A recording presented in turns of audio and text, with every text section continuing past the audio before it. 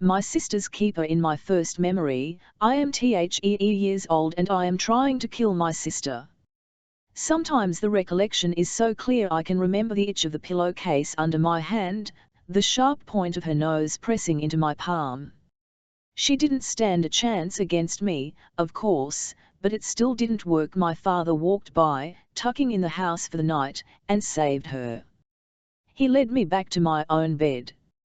That, he told me, never happened. As we got older, I didn't seem to exist, except in relation to her. I would watch her sleep across the room from me, one long shadow linking our beds, and I would count the ways. Poison, sprinkled on her cereal.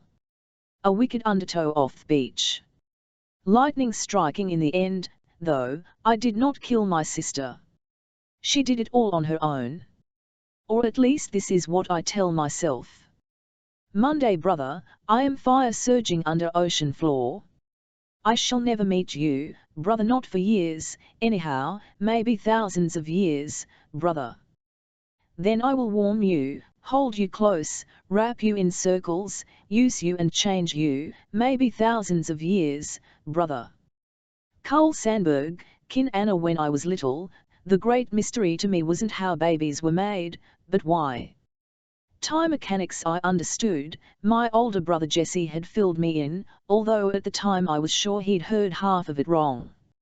Other kids my age were busy looking up the words penis and vagina in the classroom dictionary when the teacher had her back turned, but I paid attention to different details.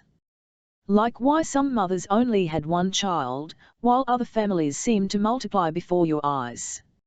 Or how the new girl in school, Sedona, told anyone who'd listened that she was named for the place where her parents were vacationing when they made her. Good thing they weren't staying in Jersey City, my father used to say. Now that I am 13, these distinctions are only more complicated. The 8th grader who dropped out of school because she got into trouble, a N.E. Attlebore who got herself pregnant in the hope it would keep her husband from filing for divorce. I'm telling you, if aliens landed on Earth today and took a good hard look at why babies get born, they'd conclude that most people have children by accident, or because they drink too much on a certain night, or because birth control isn't 100%, or for 1,000 other reasons that really aren't very flattering. On the other hand, I was born for a very specific purpose. I wasn't the result of a cheap bottle of wine or a full moon or the heat of the moment. I was born because a scientist managed to hook up my mother's eggs and my father's sperm to create a specific combination of precious genetic material. In fact, when Jessie told me how babies get made and I, the great disbeliever, decided to ask my parents the truth, I got more than I bargained for. They sat me down and told me all the usual stuff, of course, but they also explained that they chose little embryonic me, specifically, because I could save my sister, Kate. We loved you even more, my mother made sure to say, because we knew what exactly we were getting. It made me wonder, though, what would have happened if Kate had been healthy. Chances are, I'd still be floating up in heaven or wherever, waiting to be attached to a body to spend some time on Earth. Certainly I would not be part of this family. See, unlike the rest of the free world, I didn't get here by accident. And if your parents have you for a reason, then that reason better exist. Because once it's gone, so are you. Pawn shops may be full of funk, but they are also a breeding ground for stories, if you ask me, not that you did. What happened to make a person trade in the never-before-worn diamond solitaire, who needed money so badly they'd sell a teddy bear missing an eye? As I walk up to the counter, I wonder if someone will look at the locket I'm about to give up, and ask these same questions. The man at the cash register has a nose the shape of a turnip, and eyes sunk so deep I can't imagine how he sees well enough to go about his business. Need something? He asks. It's all I can do to not turn around and walk out the door, pretend I've come in by mistake. The only thing that keeps me steady is knowing I am not the first person to stand in front of this counter holding the one item in the world I never thought I'd part with. I have something to sell, I tell him. Am I supposed to guess what it is? Oh, swallowing, I pull the locket out of the pocket of my jeans. The heart falls on the glass counter in a pool of its own chain. It's 14-karat gold I pitch hardly ever worn. This is lie, until this morning, I haven't taken it off in 7 years. My father gave it to me when I was after the bone marrow harvest, because he said anyone who was giving her sister such a major present deserved one of her own. Seeing it there, on the counter, my neck feels shivery and naked. The owner puts a loop up to his eye, which makes it seem almost normal size. I'll give you $20. No, pesos. What did you think? It's worth 5 times that. I'm guessing. The owner shrugs. I'm not the one who needs THK money. I pick up the locket, resigned to sealing the deal, and the strangest thing happens, my hand, it just clamps shut like the jaws of life. My face goes red with the effort to peel apart my fingers. It takes what seems like an hour for that locket to spill into the owner's outstretched palm. His eyes stay on my face, softer now. Tell them you lost it, he offers, advice tossed in for free. If NLR. Webster had decided to put the word freak in his dictionary, Anna Fitzgerald would be the best definition he could give. If's more than just the way I look, refugee skinny with absolutely no chest to speak of, hair the color of dirt, connect the dot freckles on my cheeks that, let me tell you, don't fade with lemon juice or sunscreen or even, sadly, sandpaper. No, God was obviously in some kind of mood on my birthday, because he added to this fabulous physical combination the bigger picture, the household into which I was born. My parents tried to make things normal, but that's a relative term. The truth is, I was never really a kid. To be honest, neither were Kate and Jessie. I guess maybe my brother had his moment in the sun for the 4 years he was alive before Kate got diagnosed, but ever since then, we've been too busy looking over our shoulders to run headlong into growing up. You know how most little kids think they are like cartoon characters, if an anvil drops on their heads they can peel themselves off the sidewalk and keep going? Well, I never once believed that. How could I, when we practically set a place for death at the dinner table? Kate has acute promyelocytic leukemia. Actually, that's not quite true, right now she doesn't have it, but it's hibernating under her skin like a bear, until it decides to roar again. She was diagnosed when she was 2, she's 16 now. Molecular relapse and granulocyte and poor takath, these words are part of my vocabulary, even though I'll never find them on any SAT. I'm an allogenic donor, a perfect sibling match when Kate needs leukocytes or stem cells or bone marrow to fool her body into thinking it's healthy. I'm the one who provides them nearly every time Kate's hospitalized. I wind up there, too. None of which means anything, except that you shouldn't believe what you hear about me, least of all that which I tell you myself. As I am coming up the stairs, my mother comes out of her room wearing another ball gown. Ah, she says, tuning her back to just the girl I wanted to see. I zip it up and watch her twirl. My mother could be beautiful, if she were parachuted into someone else's life. She has long dark hair and the fine collarbones of a princess, but the corners of her mouth turn down, like she's swallowed bitter news. She doesn't have much free time, since a calendar is something that can change drastically if my sister develops a bruise or a nosebleed. But what she does have she spends at bluefly.com, ordering ridiculously fancy evening dresses for places she is never going to go. What do you think? She asks. The gown is all the colors of a sunset, and made out of material that swishes when she moves. If strapless, what a star might wear sashaying down a red carpet, totally not the dress code for a suburban house in Upper Darby, RI. My mother twists her hair into a knot and holds it in place. 01 Her bed are 3 other dresses, one slinky and black, one bugle beaded, one that seems impossibly small. You look tired. The word bubbles right under my lips. My mother goes perfectly still, and I wonder if I've said it without meaning to. She holds up hand, shushing me, her ear cocked to the open doorway. "Did you hear that?" "Hear what?" "Kate." "I didn't hear anything." But she doesn't take my word for it, because when it comes to Kate she doesn't take anybody's word for it. She marches upstairs and opens up our bedroom door to find my sister hysterical on her bed, and just like that the world collapses again. My father, a closet astronomer, has tried to explain black holes to me, how they are so heavy they absorb everything, even light, right into their center. Moments like this are the same kind of vacuum, no matter what you cling to, you wind up being sucked in, Kate. My mother sinks down to the floor, that stupid skirt a cloud around her. "Kate, honey, what hurts?" Kate hugs a pillow to her stomach, and tears keep streaming down her face.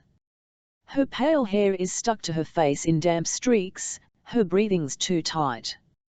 I stand frozen in the doorway of my own room, waiting for instructions. "Call Daddy." "Call 911. Call Dr. Chance." My mother goes so far as to shake better explanation out of Kate. "It's Preston," she sobs. "He's leaving Serena for good." That's when we notice the TV. On the screen, a blonde hottie gives a longing look to a woman crying almost as hard as my sister, and then he slams the door. "But what hurts?" my mother asks, certain there has to be more to it than this. "Oh my God," Kate says, sniffing. "Do you have any idea how much Serena and Preston Harvey been through? Do you?" That fist inside me relaxes, now that I know if's all right. Normal, in our house, is like a blanket too short for a bed. Sometimes it covers you just fine, and other times it leaves you cold and shaking, and worst of all, you never know which of the two it's going to be. I sit down on the end of Kate's bed. Although I'm only 13, I'm taller than her, and every now and then people mistakenly assume I'm the older sister. At different times this summer she has been crazy for Callahan, Wyatt, and Liam, the male leads on this soap. Now, I guess, it's all about Preston. There was the kidnapping scare, volunteer. I actually followed that storyline. Kate made me tape the show during her dialysis sessions. And the time she almost married his twin by mistake. Kate adds, "Don't forget when he died in the boat accident." For 2 months, anyway. My mother joins the conversation, and I remember that she used to watch this soap, too, sitting with Kate in the hospital. For the first time, Kate seems to notice my mother's outfit. "What are you wearing?" "Oh, something I'm sending back." She stands up in front of me so that I can undo her zipper. This mail order compulsion, for any other mother, would be a wake-up call for therapy. For my mom, it would probably be considered a healthy break. I wonder if it's putting on someone else's skin for a while that she likes so much, or if it's the option of being able to send back a circumstance that just doesn't suit you. She looks at Kate, hard. "You're sure nothing hurts?"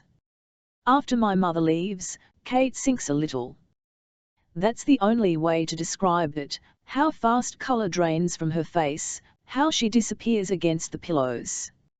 As she gets sicker, she fades a little more, until I am afraid one day I will wake up and not be able to see her at all. "Move," Kate orders, "you're blocking the picture." So I go to sit on my own bed. It's only the coming at fractions. Well, if I die tonight I want to know what I'm missing. I fluff my pillows up under my head. Kate, as usual, has swapped so that she has all the funchy ones that don't feel like rocks under your neck. She's supposed to deserve this, because she's 3 years older than me, or because she's sick, or because the moon is in Aquarius. There's always a reason. I squint at the television, wishing I could flip-fruff the stations, knowing I don't have 8 prayer. Preston looks like he's made out of plastic. Then why did I hear you whispering his name last night into your pillow? Shut up, I say. You shut up. Then Kate smiles at me. He probably is gay, though quite a waste, considering the Fitzgerald sisters are. Wincing, she breaks off mid-sentence, and I roll toward her. Kate. She rubs her lower back. It's nothing, it's her kidneys. Want me to get Mom? Not yet. She reaches between our beds, which are just far apart enough for us to touch each other if we both try. I hold out my hand, too. When we were little we'd make this bridge and try to see how many bubbies we could get to balance on it. Lately, I have been having inattentions, where I'm cut into so many pieces that there isn't enough for me to be put back together. My father says that a fire will burn itself out, unless you open a window and give it oil. I suppose that's what I'm doing, when you get right down to it, but then again, my dad also says that when flames are licking at your heels you've got to break a wall or two if you want to escape. So when Kate falls asleep from her meds I take the leather binder I keep between my mattress and BM spring and go into the bathroom for privacy. I know Kate's been snooping. I read up a red thread between the zipper's teeth to let me know who was prying into my stuff without my permission, but even though the thread's been torn there's nothing missing inside. I turn on the water in the bathtub so it sounds like I'm in there for a reason, and sit down on the floor to count. If you add in the $20 from the pawn shop, I have $136.87. It's not going to be enough, but there's got to be a way around that. Jesse didn't have $2,900 when he bought his beat-up Jeep, and the bank gave him some kind of loan. Of course, my parents had to sign the papers, too, and I doubt they are going to be willing to do that for me, given the circumstances. I count the money a second time, just in case the bills have miraculously reproduced, but math is math and the total stays the same. And then I read the newspaper clippings. Campbell Alexander. It's a stupid name. In my opinion it sounds like a bar drink that costs too much, or a brokerage firm, but you can't deny the man's track record. To reach my brother's room you actually have to leave the house, which is exactly the way he likes it. When Jesse turned 16 he moved into the attic over the garage, a perfect arrangement, since he didn't want my parents to see what he was doing and my parents didn't really want to see. Blocking the stairs to his place are 4 snow tires, a small wall of cartons, and an oak desk tipped onto its side. Sometimes I think Jesse sets up these obstacles himself, just to make getting to him more of a challenge. I crawl over the mess and up the stairs, which vibrate with the bass from Jesse's stereo. It takes nearly 5 whole minutes before he hears me mimicking. "What?" he snaps, opening the door a crack. "Can I in?" He thinks twice, then steps back to let me enter. The room is a sea of dirty clothes and maggots and leftover Chinese takeout cartons. It smells like the sweaty tongue of a hockey skate. The only neat spot is the shelf where Jesse keeps his special collection, a Jaguar silver mascot, a Mercedes symbol, a Mustang's horse, hood ornaments that he told me he just found lying around. Although I'm not dumb enough to believe him, don't get me wrong, it isn't that my parents don't care about Jesse or whatever trouble he's gotten himself mixed up in. It's just that they don't really have time to care about it, because it's a problem somewhere lower on the totem pole. Jesse ignores me, going back to whatever he was doing on the far side of the mess. My attention is caught by a crock pot, one that disappeared out of the kitchen a few months ago, which now sits on top of Jesse's TV with a copper tube threaded out of its lid and drawn through a plastic milk jug filled with ice, emptying into a glass mason jar. Jesse may be a borderline delinquent, but he's brilliant. Just as I'm about to touch the contraption, Jesse turns around. "Hey!" He fairly flies over the couch. "TC, knock my hand away. You'll screw up the condensing coil." "Is this what I think it is?" A nasty grin itches over his face. "Depends on what you think it is."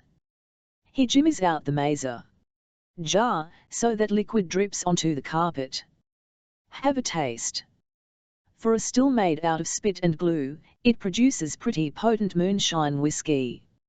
An inferno races so fast through my belly and legs I fall back onto the couch. "Disgusting," I gasp. Jesse laughs and takes a swig, 2, although for him it goes down easier. So what do you want from me? How do you know I want something? Because no one comes up here on a social call, he says, sitting on the arm of the couch, and 2, it was something about Kate. You would have already told it is about Kate. Sort of. I press the newspaper clippings into my brother's hand. They'll do better job explaining than I ever could. He scans Thenu, then looks me right in the eye. His are the palest shade of silver, so surprising that sometimes when he stares at you, you can completely forget what you were planning to say. Don't mess with the sister, you Anna, he says bitterly. We've all got our scripts down pat. Kate plays the martyr. I'm the lost cause. And you're the peacekeeper. He thinks he knows me, but that goes both ways, and when it comes to friction, Jessie is an addict. I look right at him, says who? Jessie agrees to wait for me in the parking lot. It's one of the few times I can recall him doing anything I tell him to do. I walk around to the front of the building, which has 2 gargoyles guarding its entrance. Can't Bill Alexander, Esquire's office is on the 3rd floor. The walls are panelled with wood the colour of a chestnut mare's coat, and when I step onto the thick oriental rug on the floor, my sneakers sink an inch. The secretary is wearing black pumps so shiny I can see my own face in them. I glance down at my Q-tafs and the kids that I tattooed last week with magic markers when I was bored. The secretary has perfect skin and perfect eyebrows and honeybee lips, and she's using them to scream bloody murder at whoever's on the other end of the phone. You cannot expect me to tell a judge that. Just because you don't want to hear Clement rant and rave doesn't mean that / have to. No, actually, that raise was for the exceptional job I do and the crap I put up with on a daily basis, and as a matter of fact, while we're on, she holds the phone away from her ear. I can make out the buzz or disconnection. Bastard, she mutters, and then seems to realize I'm standing 3 feet away. Can I help you? She looks over from head to toe, rating on a general scale of first impressions, and finding me severely lacking. I lift my chin and pretend to be far more cool than I actually am. I have an appointment with Mr. Alexander. At 4 o'clock, your voice, she says. On the phone, you didn't sound quite so young. She smiles uncomfortably. We don't fry juvenile cases, as a rule. If you'd like, I can offer you the names of some practicing attorneys who, I take a deep breath. Actually, I interrupt, you're wrong.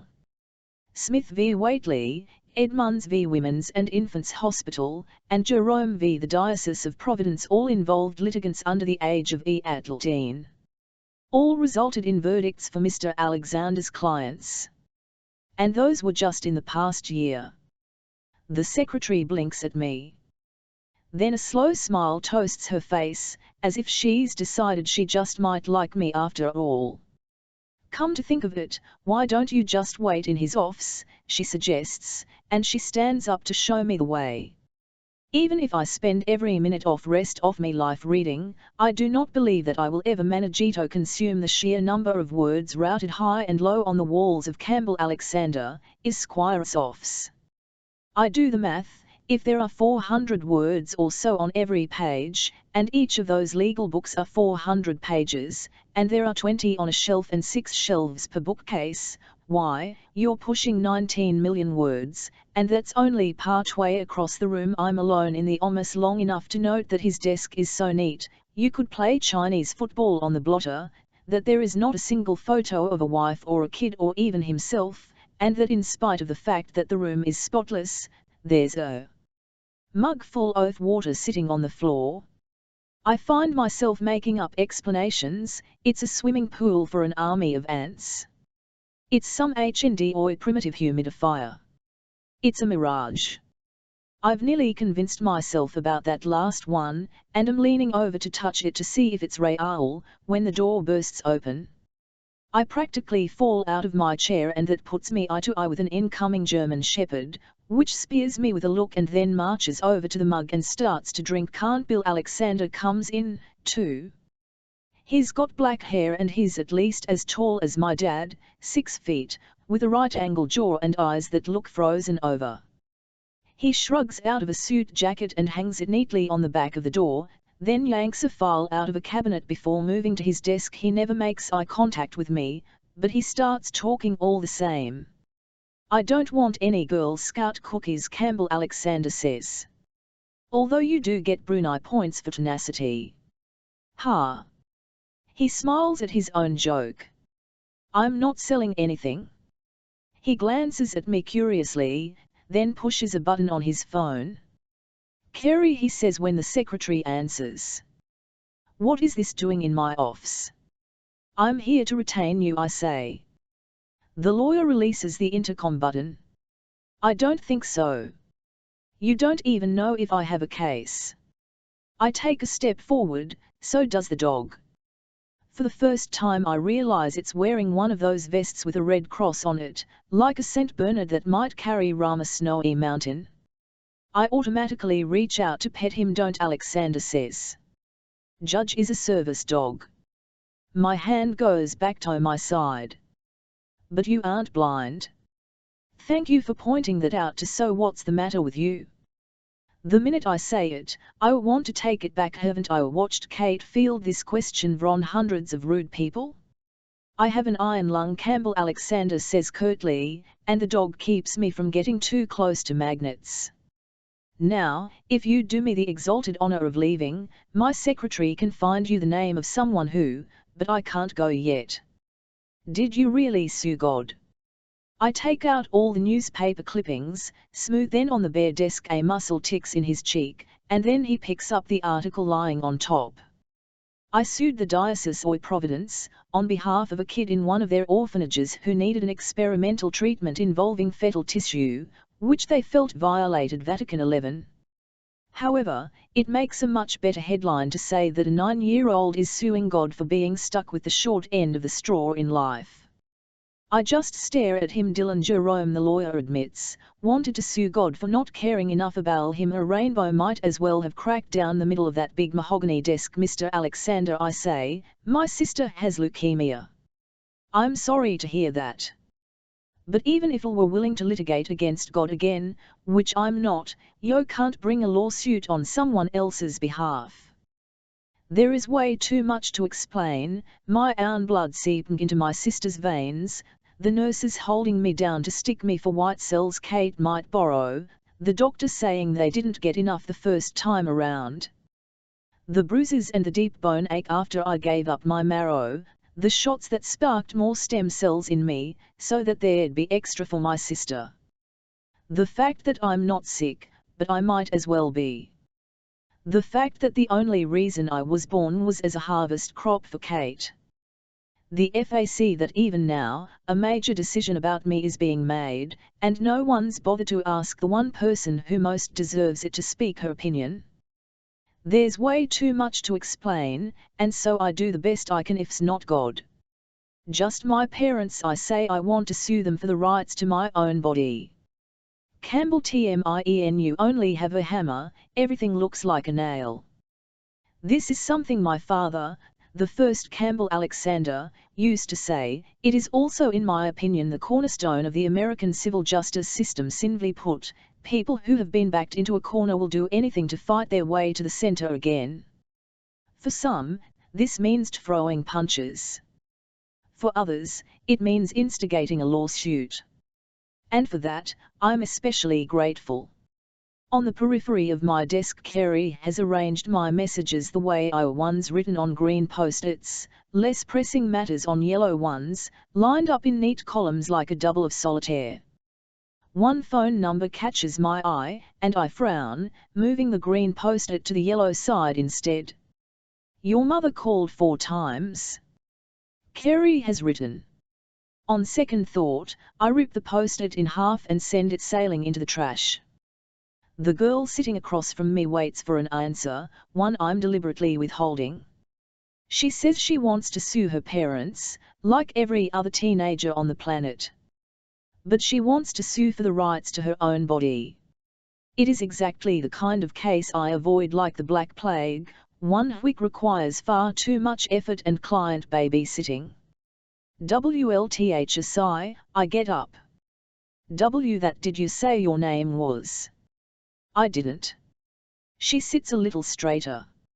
It's Anna Fitzgerald. I open the door and bellow for my secretary. Kerry. Can you get the Planned Parenthood number for Miss Fitzgerald? What? When I turn around, the kid is standing. Planned Parenthood. Look, Anna, here's a little advice.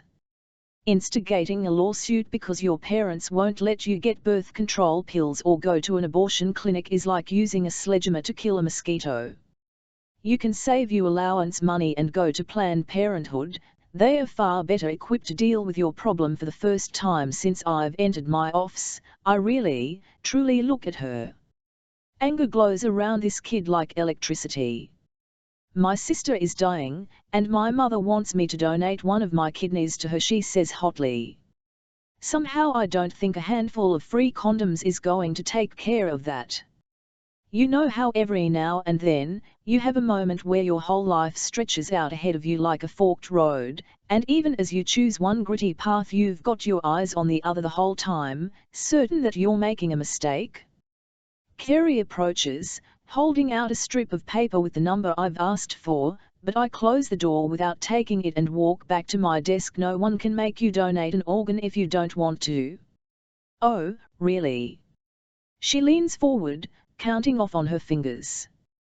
The first time I gave something to my sister, it was cord blood, and I was a newborn. She has leukemia, APL, and my cells put hell into remission. The next time she relapsed, I was 5 and I had lymphocytes drawn from me, 3 times over, because the doctors never seemed to get enough of them the first time around. Then that stopped working, they took bone marrow for a transplant. When Kate got infections, I had to donate granulocytes. When she relapsed again, I had to donate peripheral blood stem cells. This girl's medical vocabulary would put some off-me paid experts to shame. I pull a legal pad out of a drawer. Obviously, you've agreed to be a donor for your sister before. She hesitates, then shakes her head. Nobody ever asked. Did you tell your parents you don't want to donate a kidney? They don't listen to and they might, if you mention this. She looks down, so that her hair covers her face. They don't really pay attention to me, except when they need my blood, or I wouldn't even be alive, if it wasn't for Kate being sick and heir and a spare. This was a custom that went back to my ancestors in England. It sounded callous, having a subsequent child just in case the first one happens to die, yet it had been eminently practical. Being an afterthought might not sit well with this kid, but the truth is that children are conceived for less than admirable reasons every single day: to glue a bad marriage together, to keep the family name alive, to mold in a parent's own image. They had me so that I could save Kate, the girl of Lynn's. They went to special doctors and everything, and picked the embryo that would be a perfect genetic match. There had been ethics courses in law school, but they were generally regarded as either a gut or an oxymoron, and I usually skipped them. Still, anyone who tuned in periodically to CNN will know about the controversies of stem cell research. Spare parts babies, designer infants, the science of tomorrow to save the children of today. I tap my pen on the desk, and Judge, my dog, sidles closer. What happens if you don't give your sister a kidney? She'll die. And you're okay with that? Anna's mouth sets in a thin line. I'm here, aren't I? Yes, you are. I'm just trying to figure out what made you want to put your foot down, after all this time. She looks over at the bookshelf. Because, she says simply, it never stops. Suddenly, something seems to jog her. She reaches into her pocket and puts a wad of crumpled bills and change onto my desk. You don't have to worry about getting paid, either. That's $136.87. I know it's not enough, but I'll figure out a way to get RM. I charge $200 an hour. Worn palm doesn't fit in the ATM deposit slot, I say. Maybe I could walk your dog, or something. Service dogs get walked by their owners. I shrug. We'll work something out. You can't be my lawyer for free, she insists. Fine, then. You can polish my doorknobs. It's not that I'm a particularly charitable man, but rather that legally, this case is a lock. She doesn't want to give a kidney. No court in its right mind would force her to give a kidney. I don't have to do any legal research. The parents will cave in before we go to trial, and that will be that. Plus, the case will generate a ton of publicity for me, and will jack up my pro bono for the whole damn decade. I'm going to file a petition for you in family court, legal emancipation for medical purposes, I say. Then what? There will be a hearing, and the judge will appoint a guardian ad litem, which is, a person trained to work with kids in the family court, who determines what's in the child's best interests, Anna recites. Or in other words, just another grown-up deciding what happens to Will. That's the way the law works, and you can't get around it. But a gal is theoretically only looking out for you, not your sister or your parents. She watches me take out a legal pad and scrawl a few notes. Does it bother you that your name is backward? What? I stop writing, and stare at her. Can't Bill Alexander? Your last is a first name, and your first name is a last name. She pauses. Or a soup. And how does that have any bearing on your case? It doesn't, Anna admits, except that it was a pretty bad decision your parents made for you. I reach across my desk to hand her card. If you have any questions, call me. She takes it, and runs her fingers over the raised lettering of my name. My backward name. FOI, the love of God. Then she leans across the desk, grabs my pad, and tears the bottom off the page. Borrowing my pen, she writes something down and hands it back to me. I glance down at the note in my hand, Anna 555-3211. If you have any questions, she says when I walk out to the reception area. Anna is gone and Carrie sits at her desk, a catalogue spread eagled across it. Did you know they used to use those LL Bean canvas bags to carry ice? Yeah, and vodka and Bloody Mary mix. Toted from the cottage to the beach every Saturday morning. Which reminds me, my mother called. Carrie has an aunt who makes her living as a psychic, and every now and then this genetic predisposition rears its head. Or maybe she's just been working for me long enough to know most of my secrets. At any rate, she knows what I am thinking. She says your father's taken up with a 17-year-old and that discretion isn't in his vocabulary and that she's checking herself into the pines unless you call her by. Carrie glances at the watch. Oops. How many times has she threatened to commit herself this week? Only 3, Carrie says. We're still way below average. I lean over the desk and close the catalogue. Time to earn a living, Miss Anatelli. What's going on? That girl, Anna Fitzgerald, Planned Parenthood? Not quite, I say. We're representing her. I need to dictate a petition for medical emancipation, so that you can file it with the family court by tomorrow. Get out. You're representing her. I put a hand over my heart. I'm wounded that you think so little of me. Actually, I was thinking about your wallet. Do her parents know? They will by tomorrow. Are you a complete idiot? Excuse. Carrie shakes her head. Where's she going to live? The comment stops me. In fact, I hadn't really considered it. But a girl who brings a law sway against her parents will not be particularly comfortable residing under the same roof, once the papers are served. Suddenly Judge is at my side, pushing against my thigh with his nose. I shake my head, annoyed. Timing is everything. Give 15 minutes, I tell Carrie. I'll call you when I'm ready. Can't Bill? Carrie presses, relentless. You can't expect a kid to fend for herself. I head back into my office. Judge follows, pausing just inside. "That's not my problem," I say, and then I close the door, lock it securely, and wait. Sarah the bruise is the size and shape of a four-leaf clover, and sits square between Ka's shoulder blades. Jesse is the one to find it, while they are both in the bathtub.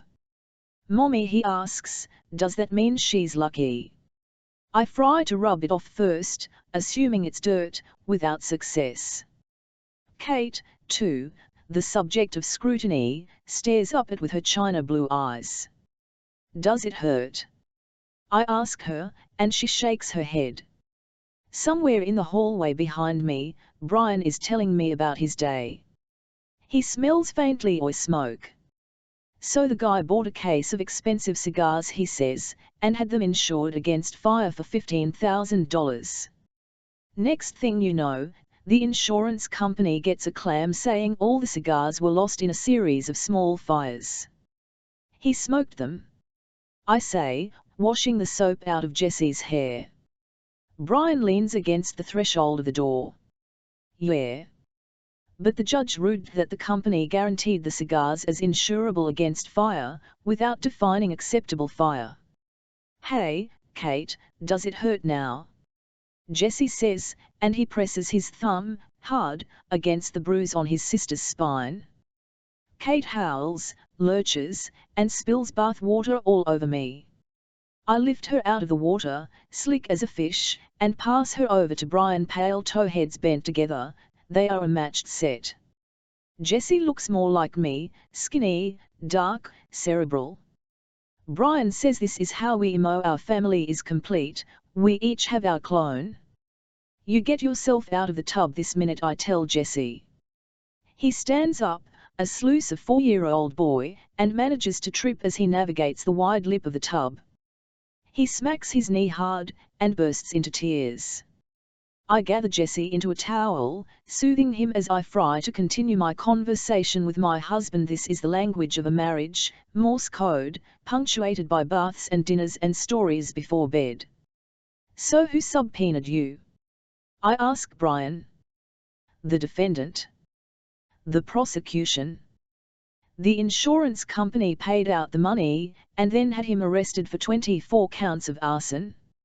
I got to be their expert." Brian, a career firefighter, can walk into a blackened structure and find the spot where the flames began, a charred cigarette butt, an exposed wire. Every Holocaust starts with an ember. You just have to know what to look for. The judge threw out the case, right? The judge sentenced him to 24 consecutive one-year terms, Brian says. He puts Kat down on the floor and begins to pull her pajamas over her head. "In my previous life, I was a civil attorney.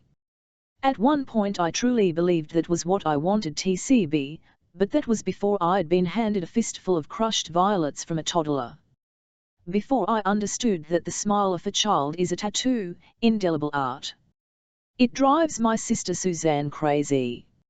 She's a finance whiz who decimated the glass ceiling at the Bank of Boston, and according to her, I am a waste of cerebral evolution. But I think half the battle is figuring out what works for you, and I am much better at being a mother than I ever would have been as a lawyer. I sometimes wonder if it is just me, or if there are other women who figure out where they are supposed to be by going nowhere." I look up from drying Jesse off, and find Brian staring at me. "Do you miss it, Sarah?" he asked quietly. I wrap our son in the towel and HSS him on the crown of his head. Like I'd miss a root canal, say. By the time I wake up the next morning, Brian has already left for work. He's on 2 days, there are 2 nights, and then off for 4, before the cycle repeats again. Glancing at the clock, I realize I've slept past 9. More amazingly, my children have not woken me up. In my bathrobe, I run downstairs, where I find Jesse playing on the floor with blocks. "I eat at breakfast," he informs me.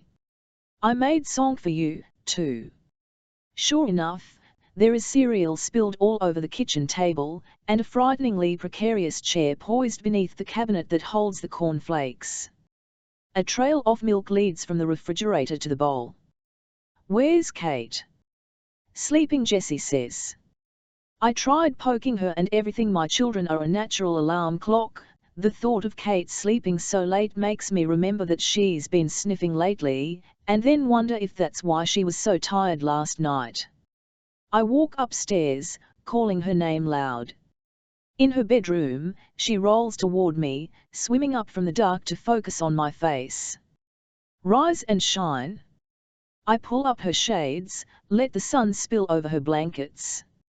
I sit her and rub her back. Let's get you dressed, I say, and I peel her pajama top over her head. Trailing her spine, like a line of small blue jewels, are a string of bruises. Anemia, right? I ask the pediatrician. Kids her age don't get mono, do they? Dr. Wayne pulls his stethoscope away from Kate's narrow chest and tugs down her pink shirt. It could be a virus. I'd like to draw some blood and run a few tests. Jessie, who has been patiently playing with a G.I. Joe that has no head, perks up at this news. You know how they draw blood, Kate? Crayons. With needles. Great big long ones that they stick in like a shot. Jessie, I warn, shot. Kate shrieks. Ouch. My daughter, who trusts me to tell her when it's safe to cross the street, to cut her meat into tiny pieces, and to protect her from all sorts of horrible things like large dogs and darkness and loud firecrackers, stares at me with great expectation. Only a small one, I promise. When the pediatric nurse comes in with her tray, her syringe, her vials, and her rubber tourniquet, Kate starts to scream. I take a deep breath. Kate, look at me. Her cries bubble down into small hiccups. It's just going to be a tiny pinch. Lie, Jessie whispers under his breath. Kate relaxes, just the slightest bit. The nurse lays her down on the examination table and asks me to hold down her shoulders. I watch the needle break the white skin of her arm. I hear the sudden scream, but there isn't any blood flowing. Sorry, sugar, the nurse says. I'm going to have to fry again. She removes the needle, and sticks Kate again, who howls even louder. Kate strolls in earnest through the first and second vials. By the third, she has gone completely limp. I don't know which is worse. We wait for the results of the blood test.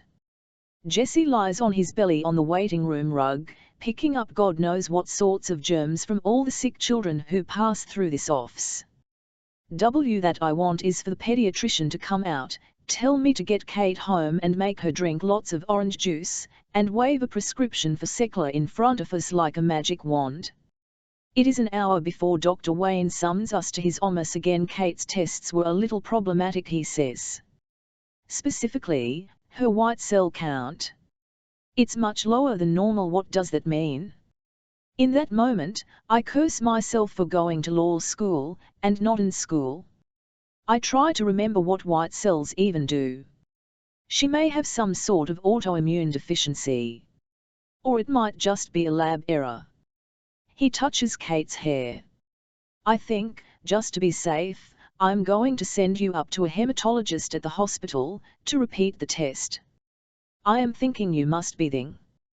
But instead, I watch my hand remove of its own accord to take the piece of paper Dr. Wayne offers. Not a prescription, as I'd hoped, but a name. Ileana Farkad. Providence Hospital, Hematology Oncology. Oncology. I shake my head. But that's cancer. I wait for Dr. Wayne to assure me it's only part of the physician's title, to explain that the blood lab and the cancer ward simply share a physical location, and nothing RMR. He doesn't. The dispatcher at the fire station tells me that Brian is on a medical call. He left with the rescue truck 20 minutes ago. I hesitate, and look down at Kate, who's slumped in one of the plastic seats in the hospital waiting room. And call. I think there are crossroads in our lives when we make grand, sweeping decisions without even realizing it. Like scanning the newspaper headline at a red light, and therefore missing the rogue van that jumps the line of traffic and causes an accident. Entering a coffee shop on a whim and meeting the man you will marry one day, while he's digging for change at the counter. All this one, instructing your husband to meet you, when for hours you have been convincing yourself this is nothing important at all. Radio high new I say. Tell him we're at the hospital. There is a comfort to having Brian beside me, as if we are now a pair of sentries, a double line or defence. We have been at Providence Hospital for hours, and with every passing minute it gets more difficult to deceive myself into believing that Dr. Wayne made a mistake. Jessie is asleep in a plastic chair. Kate has undergone another traumatic blood draw, and a chest X-ray, because I mentioned that she has a cold. 5 months, Brian says carefully to the resident sitting in front of him with a clipboard. Though he looks at me. Isn't that when she rolled over? I think so. By now the doctor has asked us everything from what we were wearing the night Kate was conceived to when she first mastered holding a spoon. Her first word, he asks. Brian smiles. Da-da. I meant when he frowns. I think she was just shy of 1. Excuse me, I say. Can you tell me why any of this is important? It's just a medical history, Mrs. Fitzgerald. We want to know everything we can about your daughter, so that we can understand what's wrong with her. Mr. and NLRS. Fitzgerald. A young woman approaches, wearing a lab coat. I'm a phlebotomist. Dr. Farquhar wants me to do a coag panel on Kate. At the sound of her name, Kate blinks up from my lap. She takes one look at the white coat and slides her arms inside the sleeves of her own shirt. Can't you do a finger stick? No, this is really the easiest way. Suddenly I remember how, when I was pregnant with Kate, she would get the hiccups. For hours at a time, my stomach would twitch. Every move she made, even ones that small, forced me to do something I could not control. Do you think I say quietly, that's what I want to hear? Then you go down to the cafeteria and ask for coffee. Would you like it if someone gave you Coke, because it's easier to reach? I'll go to pay by credit card. Would you like it if you were told that's too much hassle, so you'd better break out your cash? Sarah. Brian's voice is a distant wind. Do you think that it's easy for me to be sitting here with my child and not have any idea what's going on or why you're doing all these tests? Do you think it's easy for her? Since when does anyone get the option to do what's easiest? Sarah.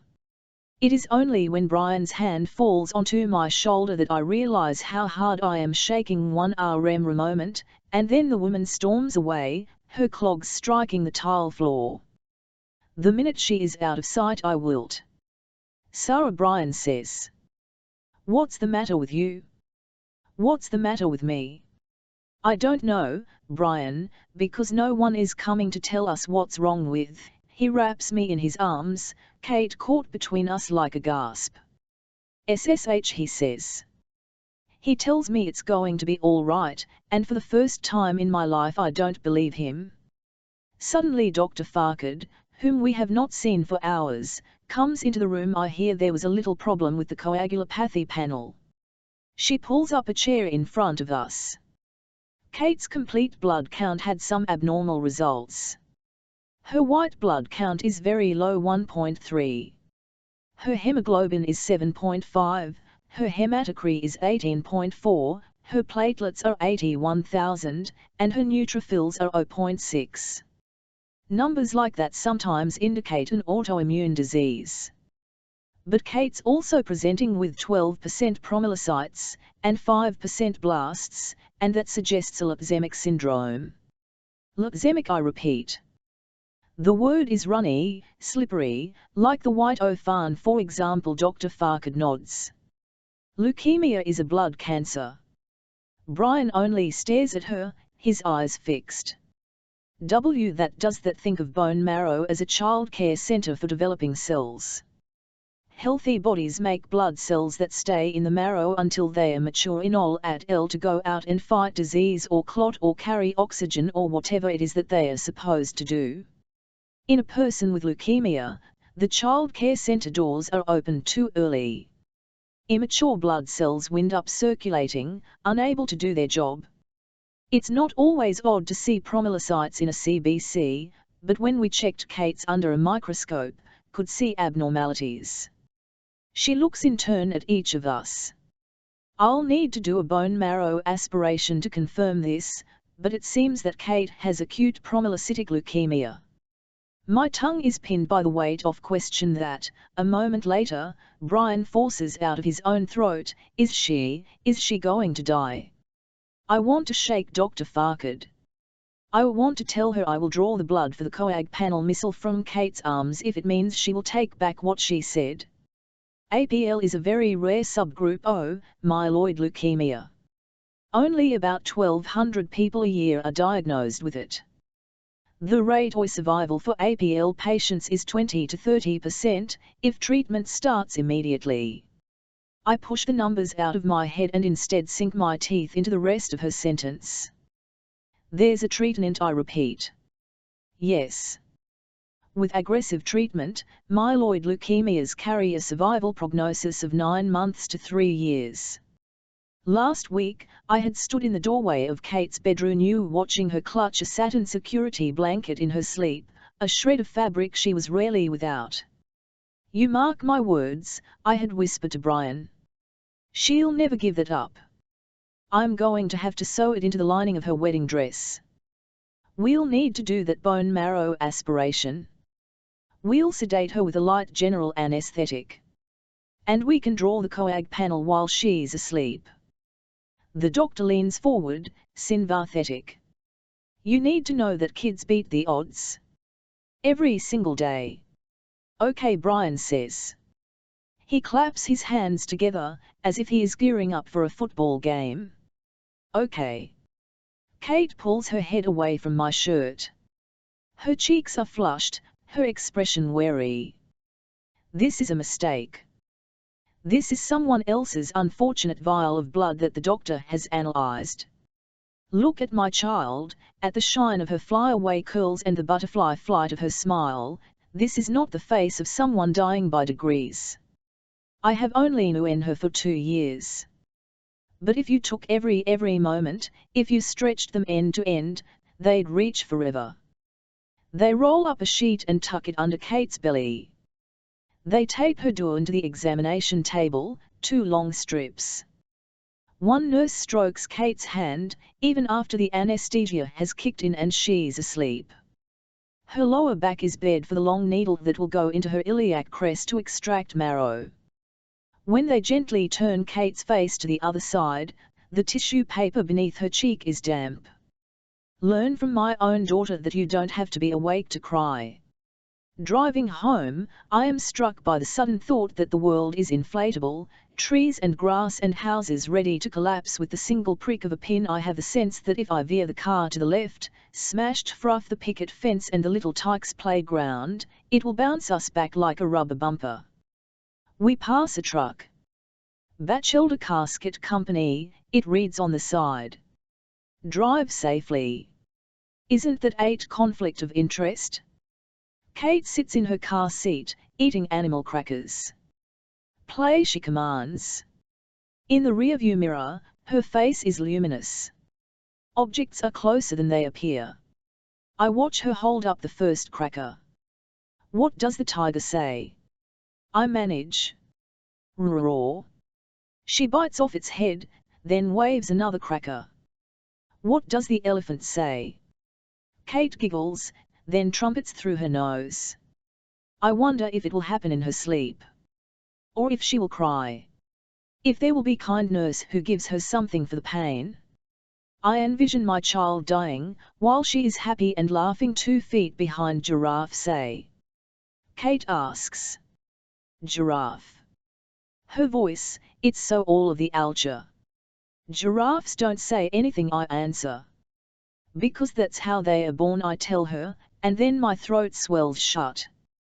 The phone rings just as I in from the neighbor's house, having arranged for her to take care of Jessie while we take care of Kate. We have no protocol for this situation. Our only babysitters are still in high school, all 4 grandparents are deceased, we've never dealt with daycare providers, taking care of the children is my job. By the time I come into the kitchen, Brian is well in conversation with the caller. The phone cord is wrapped around his knees, an umbilicus. Yeah, he says, hard to believe. I haven't made it into a single game this season, no point, now that they've traded him. His eyes meet mine as I put on the kettle for tea. Oh, Sarah's great. And the kids, how they are fine. Right. You give my best to Lucy. Thanks for calling, Don. He hangs up. Don Thurman, he explains. From the Fire Academy, remember? Nice guy. My sister's keeper. As he stares at me, the genial smile sloughs off his face. The tea kettle starts to whistle, but neither of us makes a motion to move it off the burner. I look at Brian, cross my arms. I couldn't, he says quietly. Sarah, I just couldn't. In bed that night, Brian is an obelisk, another shape breaking the darkness. Although we have not spoken for hours, I know that he is every bit as awake as I am. This is happening to us because I yelled at Jessie last week, yesterday, moments ago. This is happening because I didn't buy Kate the M&Ms she wanted at the grocery store. This is happening because once, for a split second, I wondered what my life would have been like if I'd never had children. This is happening because I did not realize how good I have it. Do you think we did it to her? Brian asks. Did it to her? I turn to him. How? Like, our genes. You know. I don't respond. Providence Hospital doesn't know anything, he says fiercely. Do you remember when the chief's son broke his left arm and they put a cast on the right one? I stare at the ceiling again. Just so you know, I say, more loudly than I've intended, I'm not going to let Kate die. There is an air sound beside me, an animal wounded, a drowning gasp. Then Brian presses his face against my shoulder, sobs into my skin. He wraps his arms around me and holds on as if he's losing his balance. I'm not, I repeat, but even to myself, it sounds like I am trying too hard. Brian, for every 19 degrees hotter a fire burns, it doubles in size. This is what I am thinking while I watch sparks shoot out of the incinerator chimney, 1,000 new stars. The Dean of Brown University's medical school wrings his hands beside me. In my heavy coat, I am sweating. We've brought at LT an engine, a ladder, and a rescue truck. We have assessed all 4 sides of the building. We've confirmed that no one is inside. Well, except for the body that got stuck in the incinerator, and caused this. He was a large Moor, the Dean says. This is what we always do with the subjects when the anatomy classes are through. Hey, Cap, Paulie yells. Today, he's my man pump operator. Red's got the hydrant dressed. You want me to charge a line? I am not certain, yet, that I will take a hose up. This furnace was designed to consume remains at 1,600 degrees Fahrenheit. There is fire above and below the body. Well, the Dean says. Aren't you going to do something? It is the biggest mistake rookies make, the assumption that fighting a fire means rushing in with a stream of water. Sometimes, that makes it worse. In this case, it would spread biohazardous waste all over the place. I'm thinking we need to keep the furnace closed, and make sure the fire doesn't get out of the chimney. A fire can't burn forever. Eventually, it consumes itself. Yes, I tell him I'm going to wait and see. When I work the night shift, I eat dinner twice. The first meal is early, an accommodation made by my family so that we can all sit around a table together. Tonight, Sarah makes a roast beef. It sits on the table like a sleeping infant as she calls us for supper.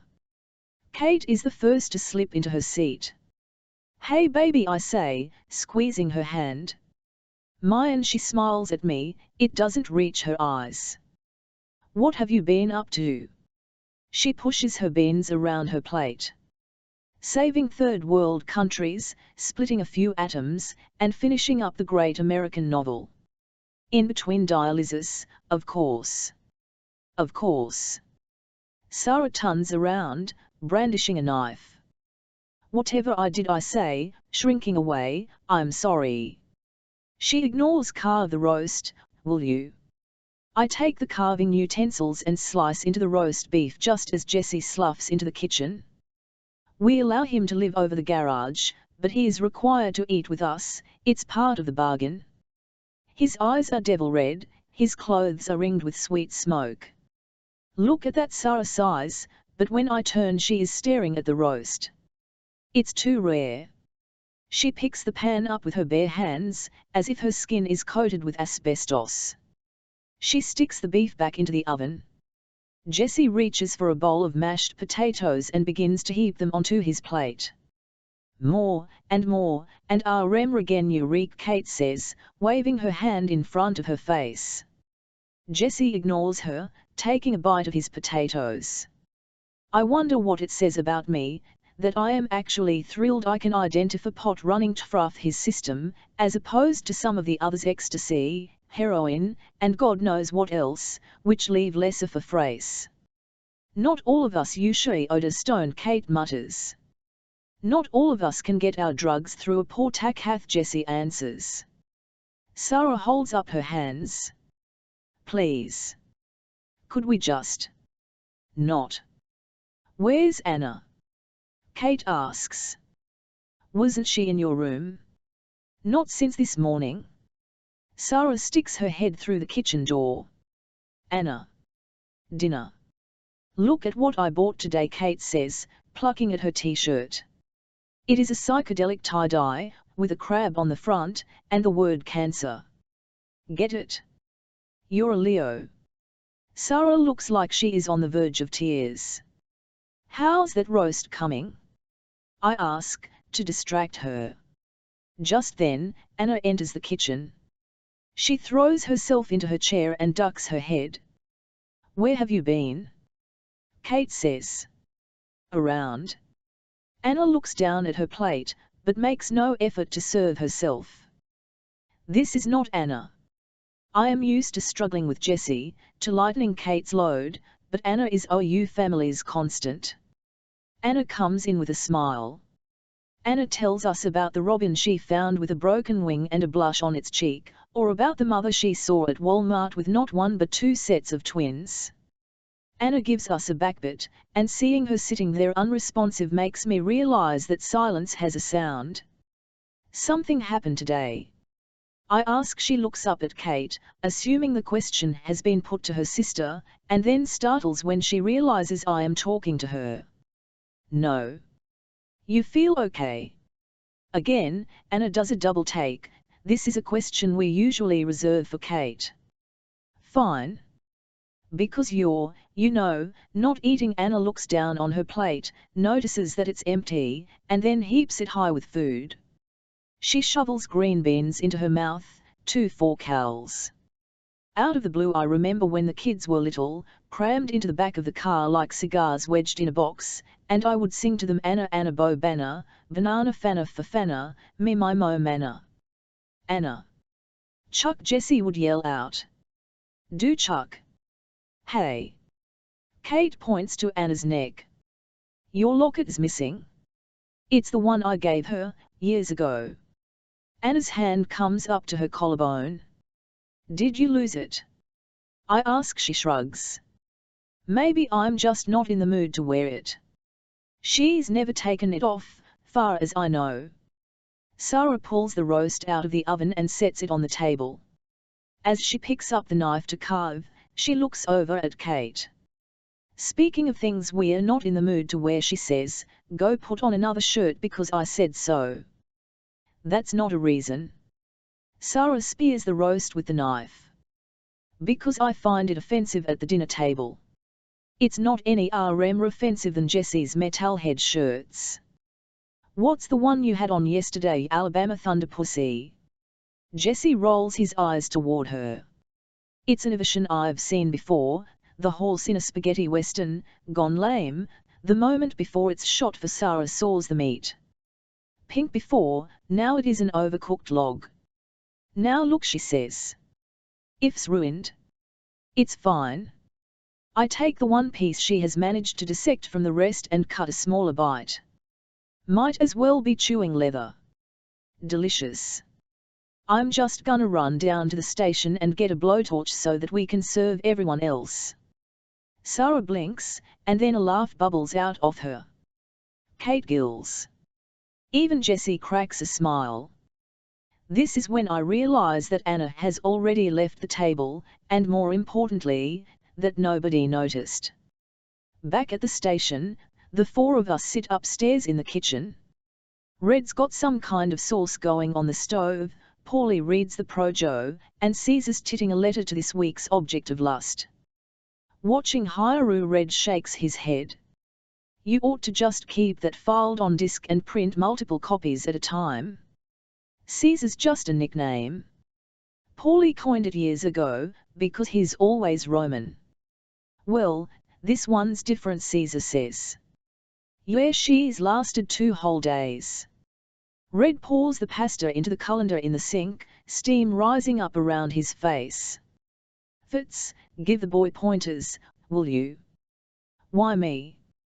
Paulie glances up over the rim of paper. Default, he says, and it's true. Paulie's wife left him 2 years ago for a cellist who'd swung through Providence on a Psi 11 Bonnie tour. Red's such a confirmed bachelor he wouldn't know what a lady was if she came up and bit him. On the other hand, Sarah and I have been married 20 years. Red sets a plate down in front of me as I start to talk. A woman, I say, isn't all that different from a bonfire. Paulie tosses down the paper and hoots. Here we go, the Tao of Captain Fitzgerald. I ignore him. A fire's a Busha thing, right? Something you can't take your eyes off, when it's burning.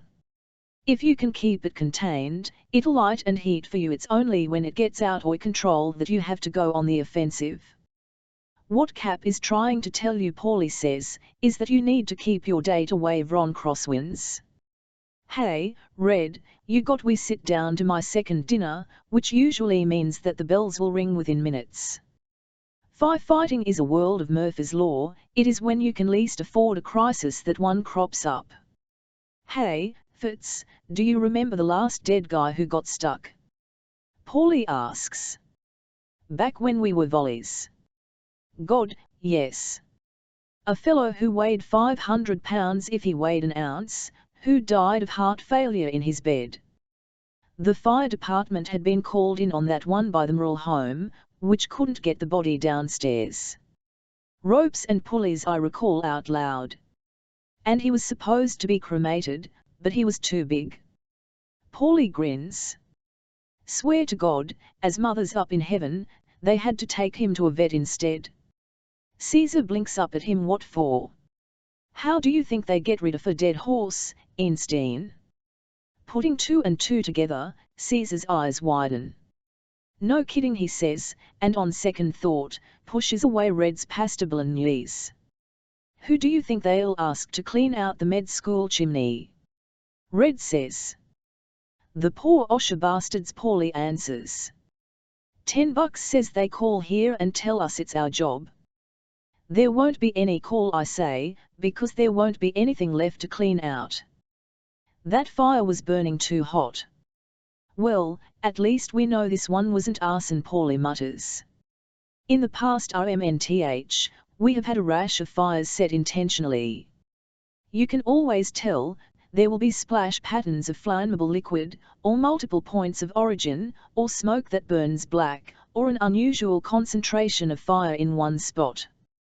Whoever is doing this is smart, too. At several structures the combustibles have been put beneath stairs, to cut off our access to the flames. Arson fires are dangerous because they don't follow the science we use to combat them. Arson fires are the structures most likely to collapse around you while you're inside fighting them, Caesar snorts. Maybe it was. Maybe the fat guy was really a suicide arsonist. He crawled into the chimney and lit himself on fire. Maybe he was just desperate to lose weight, Paulie adds, and the other guys crack up. Enough, I say. Or, Fitz, you gotta admit it's pretty amny not to that man's parents. Not to his family. There is that uncomfortable silence as the other men grasp at words. Finally Paulie, who has known me the longest, speaks. Something going on with Kate again, Fitz. There is always something going on with my eldest daughter. The problem is, it never seems to end. I push away from the table and set my plate in the sink. I'm going up to the roof. We all have our hobbies. Caesar's got his girls, Paulie his BA4, Ipes, Red his cooking, and me, have my telescope. I mounted it years ago to the roof of the fire station, where I can get the best view of night sky. If I weren't a fireman, I'd be an astronomer. It takes too much math for my brain, I know that, boo. There's always been something about charting the stars that appeals to me. On a really dark night, you can see between 1,000 and 1,500 stars, and there are millions more that haven't been discovered. It is so easy to think that the world revolves around you, but all you have to do is stare up at the sky to realize it isn't that way at all. Anna's real is Andromeda. It's on her birth certificate, honest to God. The constellation she's named after tells the story of a princess, who was shackled to a rock as a sacrifice to a sea monster, punishment for her mother Cassiopeia, who had bragged to Poseidon about her own beauty. Perseus, flying by, fell in love with Andromeda and saved her. In the sky, she is pictured with her arms outstretched and her hands chained. The way I saw it, the story had a happy ending. Who wouldn't want that for a child? When Kate was born, I used to imagine how beautiful she would be on her wedding day. Then she was diagnosed with APL, and instead, I'd imagine her walking across a stage to get her high school diploma. When she relapsed, all this went out the window. I pictured her making it to her 5th birthday party.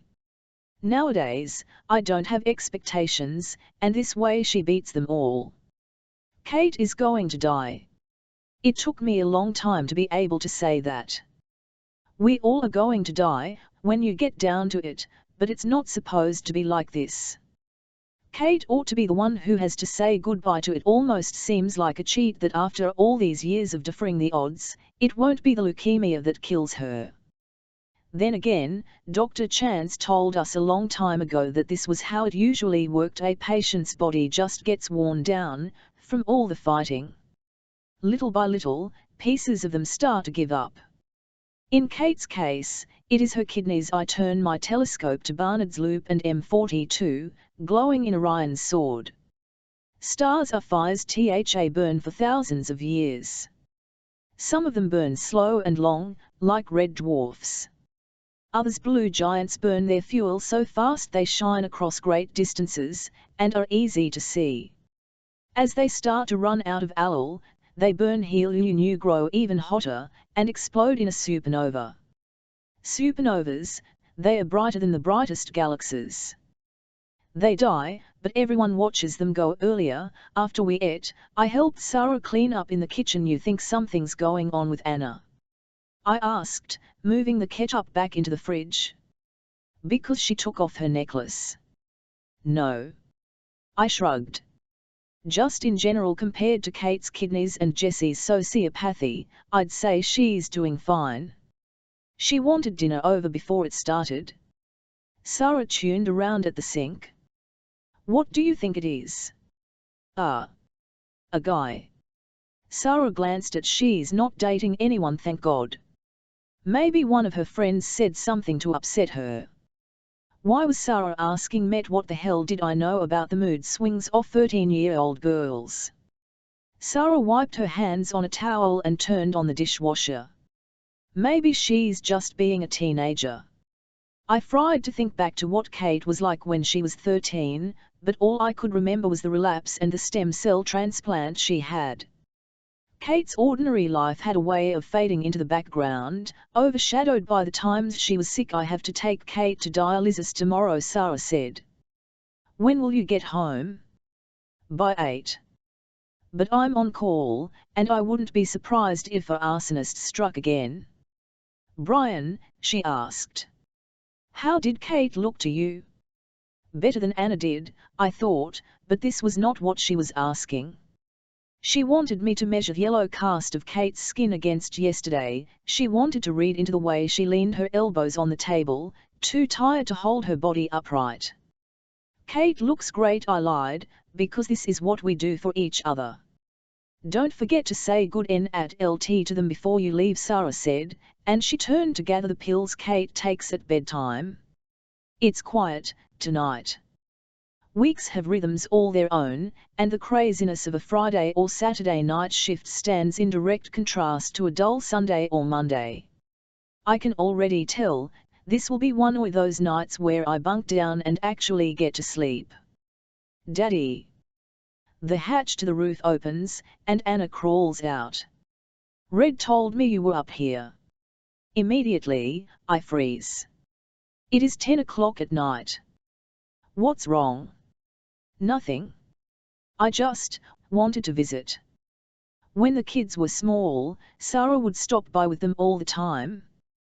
They'd play in the bays around the sleeping giant engines. They'd fall asleep upstairs in my bunk sometimes. In the warmest part of the summer, Sarah would bring along an old blanket and we would spread it here on the roof, lie down with the kids between us, and watch the night rise.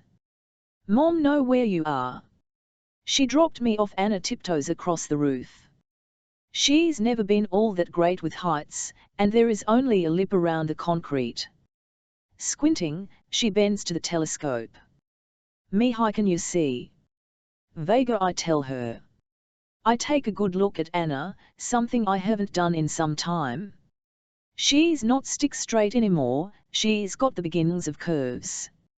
Even her motions, tucking her hair behind her ear, peering into the telescope, have a sort of grace I associate with full-grown women. Got something you want to talk about? Her teeth snag on her bottom lip, and she looks down at her sneakers. Maybe instead you could talk to me, Anna suggests. So I sit her down on my jacket and point to the stars.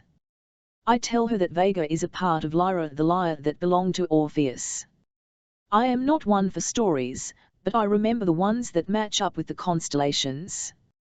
I tell her about this son of the sun god, whose music charmed animals and softened boulders. A man who loved his wife, Eurydice, so much that he wouldn't let death take her away. By the time I finish, we are lying flat on our backs. Can I stay here with you? Anna asks. I kiss the top of her head. You bet. Daddy, Anna whispers, when I think for sure she has fallen asleep. Did it work? It takes me a moment to understand she is talking about Orpheus and Eurydice. No, I admit. She lets loose a sigh. Figures, she says. Tuesday my candle burns at both ends. It will not last the night, but my foes, and oh, my friends, it gives a lovely light. Edna STVMCENTNFLLLAY. First fig, a few figs from thistles. Anna, I used to pretend that I was just passing this family on my way to my real one. Isn't too much of a stretch, really. There's Kate, the spitting image of my dad, and Jessie, the spitting image of my mom, and then there's me, a collection of recessive genes that came out of left field. In the hospital cafeteria, eating rubberized French fries and red jello, I'd glance around from table to table, thinking my bona fide parents might be just a tray away. They'd sob with sheer joy to find me, and whisk me off to our castle in Monaco or Romania and give me a maid that smelled like fresh sheets, and my own Bernese mountain dog, and a private phone line. The thing is, the first person I'd have called to crow over my new fortune would be Kate. Kate's dialysis sessions run times a week, for 2 hours at a time. She has a Mahuka catheter, which looks just like her central line used to look and protrudes from the same spot on her chest. This gets hooked up to a machine that does the work her kidneys aren't doing. Kate's blood, well, it's my blood if you want to get technical about it, leaves her body through one needle, gets cleaned, and then goes into her body again through a second needle. She says it doesn't hurt. Mostly, it's just boring. Kate usually brings a book or her CD player and headphones. Sometimes we PLA, go out into the hall and tell me about the first gorgeous guy you find Kate'll instruct, or sneak up on the janitor who surfs the net and see whose naked pictures he's downloading. Me or she is tied to the bed, I am her eyes and her ears. Today, she is reading a Leo magazine. I wonder if she even knows that every V-necked model she comes across she touches at the breastbone, in the place where she has a catheter and they don't. Well, my mother announces out of the blue, this is interesting. She waves a pamphlet she's taken from the bulletin board outside Kate's room, you and your new kidney. Did you know that they don't take out the old kidney? They just transplant the new one into you and hook it up. That creeps me out, Kate says. Imagine the coroner who cuts you open and sees you've got 3 instead of 2. I think the point of a transplant is so that the coroner won't be cutting you open anytime soon, mother replies. This fictional kidney she's discussing resides right now in my own body. I've read that pamphlet, too.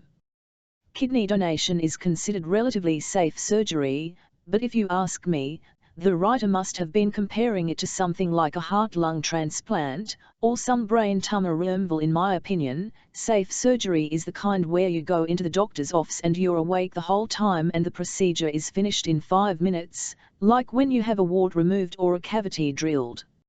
On the other hand, when you donate a kidney, you spend the night before the operation fasting and taking laxatives.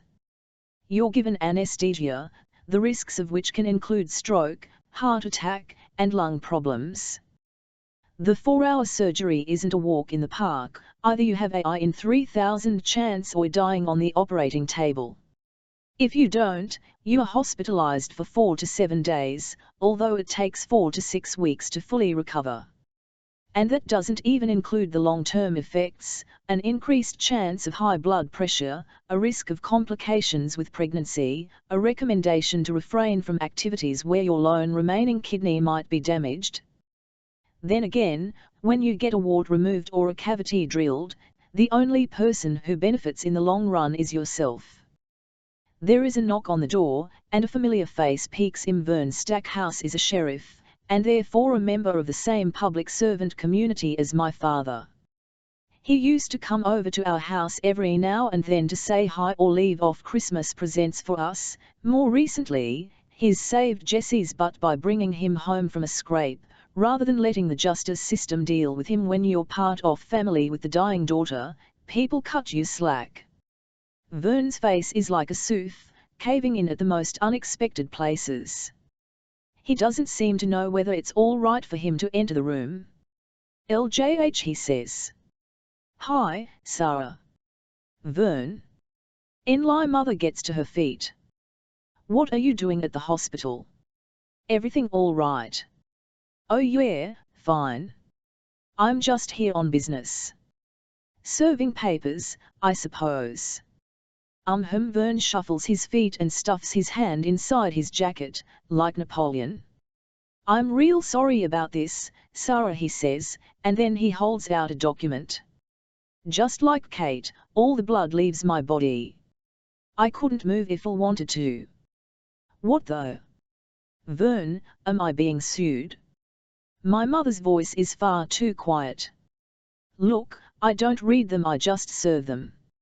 And your name, it was right there on my list. If there's anything He doesn't even finish his sentence. With his hat in his hands, he ducks back out the door. Mom? Kate asks. What's going on? I have no idea. She unfolds the papers. I'm close enough to read them over her shoulder. The state of Rhode Island and Providence Plantations, it says right across the off-seal as can be. Family Court for Providence County. In re, Anna Fitzgerald aka Jane Doe. Petition for medical emancipation. Oh shit, I think my cheeks are on fire, my heart starts to pound. I feel like I did the time THK principal sent home a disciplinary notice because I drew a sketch of Mrs. Tuhey and her colossal butt in the margin of my math textbook. No, actually, scratch that, it's a million times worse. That she gets to make all ultra medical decisions. That she not be forced to submit to medical treatment which is not in her best interests or for her benefit. That she not be required to undergo any more treatment for the benefit of her sister, Kate. My mother lifts her face to mine. Anna, she whispers, what the hell is this? It feels like a fist in my gut, now that it's here and happening. I shake my head. What can I possibly tell her? Anna. She takes a step toward 11K. Behind her, Kate cries out. Mom, ow, Mom, something hurts, get the nurse. My mother turns halfway. Kate is curled onto her side, her hair spilling over her face. I think that through the fall of it, she is looking at me, but I cannot be sure. Mommy, she moans, please. For a moment, my mother is caught between us, a soap bubble. She looks from Kate to and back again. My sister's in pain, and I'm relieved. What does that say about the last thing I see as I run out of the room is my mother pushing the nurse's call button over and over, as if it's the trigger to a bomb. I can't hide in the cafeteria, or the lobby, or anywhere else that they will expect me to go. So I take the stairs to the 6th floor, the maternity ward. In the lounge, there is only one phone, and it is being used. £6 11 ounces, the man says, smiling so hard I think his face might splinter. She's perfect. Did my parents do this when I came along? Did my father send out smoke signals? Did he count my fingers and toes, sure he'd come up with the finest number in the universe? Did my mother kiss the top of my head and refuse to let the nurse take me away to be cleaned up? Or did they simply hand me away, since the real prize had been clamped between my belly and the placenta? The new father finally hangs up the phone, laughing at absolutely nothing. Congratulations, I say, when what I really want to tell him is to pick up that baby of his and hold her tight, to set the moon on the edge of her crib and to hang her name up in stars so that she never, ever does to him what I have done to my parents. I call Jesse collect. 20 minutes later, he pulls up to the front entrance. By now, Deputy Stackhouse has been notified that I've gone missing. He's waiting at the door when I exit. Anna, you RMMs are fairly worried about you. She's paged your dad. He's got the whole hospital being turned inside out. I take a deep breath. Then you better go tell her I'm okay, I say, and I jump into the passenger door that Jesse's opened for me. He peels away from the curb and it's a merit, although I know for a fact he told my mother he stopped smoking. He cranks up his music, hitting the flat of his hand on the edge of the steering wheel.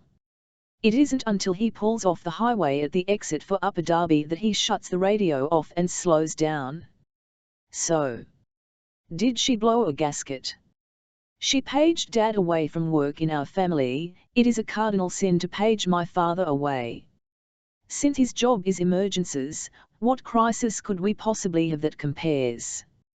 Last time she paged Dad, Jesse informs me, Kate was getting diagnosed. Great. I cross my arms. That makes me feel infinitely better. Jesse just smiles. He blows a smoke ring. Sis, he says, welcome to the dark side. They come in like a hurricane.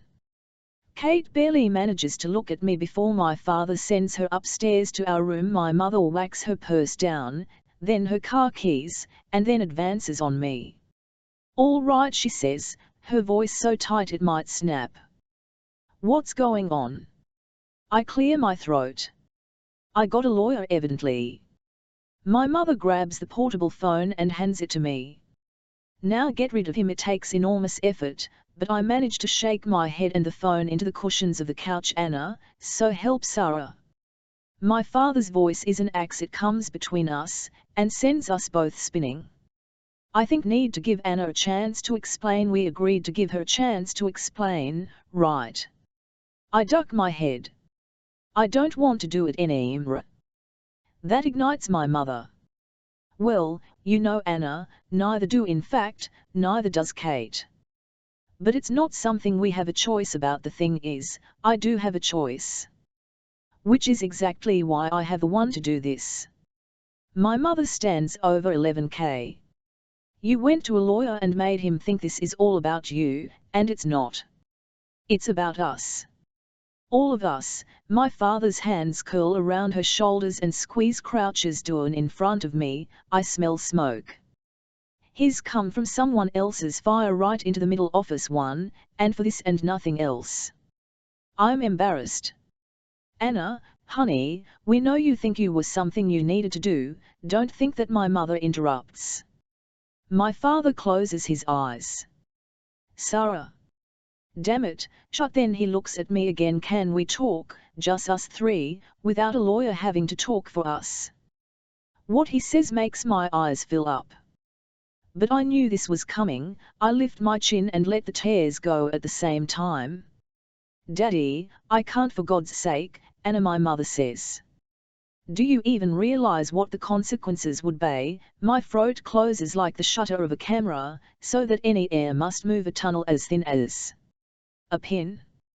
I'm invisible, I think, and realize too late I have spoken out loud. My mother moves so fast I do not even see it coming. But she slaps my face hard enough to make my head snap backward. She leaves a print that stains me long after it's faded. Just so you know, Sean is 5-fingered. Once, when Kate was 8 and I was 5, we had a fight and decided we no longer wanted to share a room given the size of our house, though, and the fact that Jessie lived in the other spare bedroom, knew we didn't have anywhere else to go. So Kate, being older and wiser, decided to split our space in half. Which side do you want? She asked diplomatically. I'll even let you pick. Well, I wanted the part with my bed in it. Besides, if you divided the room in two, the half with my bed would also, by default, have the box that held all our Barbie dolls and the shelves where we kept our arts and crafts supplies. Kate went to reach for a marker there, but I stopped her. That's on my side, I pointed out. Then give me one, she demanded, so I handed her the red. She climbed up onto the desk, reaching as high as she could toward the ceiling. Once we do this, she said, you stay on your side, and I stay on my side, right? I nodded, just as committed to keeping up this bargain as she was. After all, I had all the good toys. Kate would be begging me for a visit long before I'd be begging her. Swear it, she asked, and we made a pinky promise. She drew a jagged line from the ceiling, over the desk, across the tan carpet, and back up over the nightstand up the opposite wall. Then she handed me the marker. Don't forget, she said. Only cheats go back on a promise. I sat on the floor on my side of the room, removing every single Barbie we owned, dressing and undressing them, making a big fuss out of the fact that I had them and Kate didn't. She perched on her bed with her knees drawn up, watching me. She didn't react at all. Until, that is, my mother called us down for lunch. Then Kate smiled at me, and walked out the door of the bedroom, which was on her side. I went up to the line she had drawn on the carpet, kicking at it with my toes. I didn't want to be a cheat. But I didn't want to spend the rest of my life in my Ro'oru either. I do not know how long it took my mother to wonder why I wasn't coming to the kitchen for lunch, but when you are 5, even a second can last forever. She stood in the doorway, staring at the line of marker on the walls and carpet, and closed her eyes for patience. She walked into our room and picked me up, which was when I started fighting her. Don't, I cried. I won't ever get back in. A minute later she left, and returned with pot holders, dish towels, and throw pillows. She placed these at odd distances, all along Kate's side of the room. "Come on," she urged, but I did not move. So she came and sat down beside me on my bed. "It may be Kate's pond," she said, "but these are my lily pads." Standing, she jumped onto a dish towel, and from there, onto a pillow. She glanced over her shoulder, until I climbed onto the dish towel. From the dish towel, to the pillow, to a pot holder Jessie had made in first grade, all the way across Kate's side of the room following my mother's footsteps was the surest way out. "I am taking a shower when Kate Jim is the lock and into the bathroom I want to talk to you," she says. I poke my head out from the side of the plastic curtain. "When I'm finished," I say, trying to buy time for the conversation I don't really want to have. "No, now." She sits down on the lid-off toilet and sighs. "Anna, what you're doing, it's already done," I say. "You can undo it, you know, if you want." I am grateful for all the steam between us, because I couldn't bear the thought of her being able to see my face right now. "I know," I whisper. For a long time, Kate is silent. Her mind is running in circles, like a gerbil on a wheel, the same way mine is. Chase every rung off possibility, and you still get absolutely nowhere. After a while, I peek my head out again. Kate wipes her eyes and looks up at 11K. "You do realize," she says, "that you're the only friend I've got?" "That's not true," I immediately reply, "but we both know I'm lying." Kate has spent too much time out of organized school to find a group she fits into. Most of the friends she has made during her long stretch of remission have disappeared, a mutual thing. It turned out to be too hard for an average HD to know how to act around someone on the verge of dying, and it was equally as difficult for Kate to get honestly excited about things like homecoming and SATs, when there was no guarantee she'd be around to experience them. She's got a few acquaintances, sure, but mostly when they come over they look like they are sewing out a sentence, and sit on the edge of Kate's bed counting down the minutes until they can leave and thank God this didn't happen. To them a real friend isn't capable of feeling sorry for you. "I'm not your friend," I say, yanking the curtain back into place. "I'm your sister.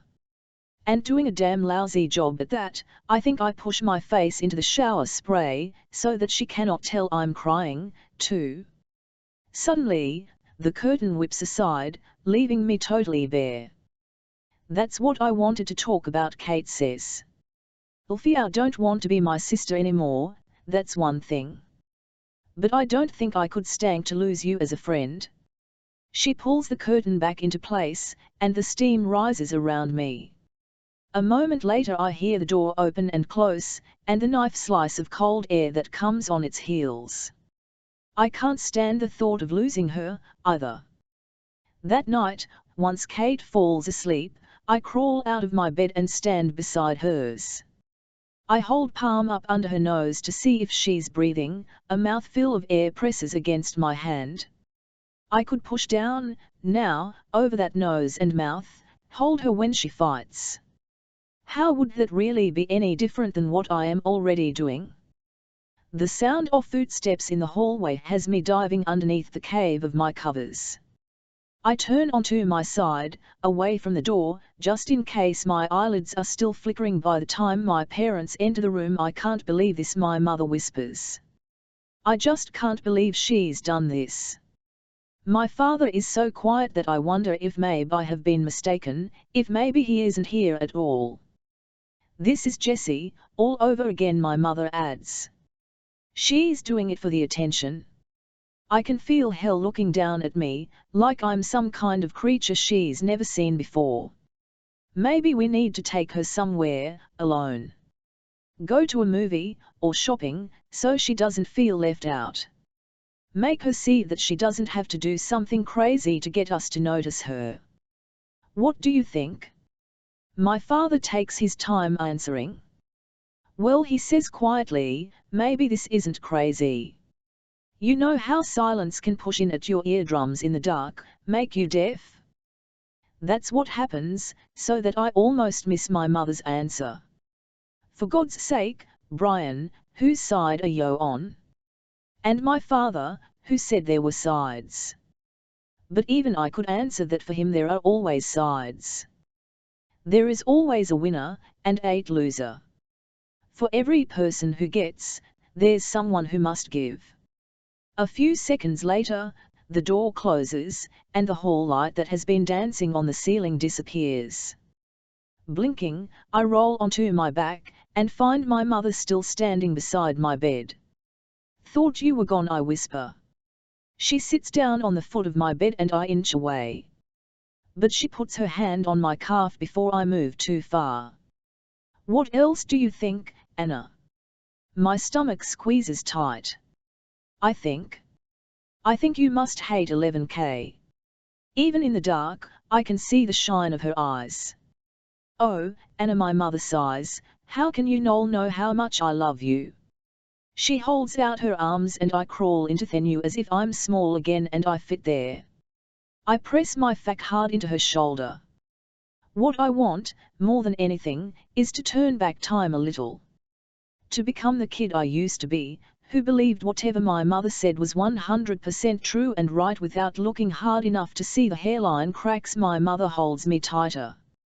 "We'll talk to the judge and explain it. We can fix this," she says. "We can fix everything." And because those words are really all I've ever wanted to hear, I nod. "Sarah, there is an unexpected comfort to being at the oncology wing of hospital, so that I am a member of the club." From the kind-hearted parking attendant who asks us if it's our first to the legions of children with pink Imez's basins tucked beneath their arms like teddy bears, these people have all been here before us, and there's safety in numbers. We take the elevator to the 3rd floor, to the office of Dr. Harrison Chance.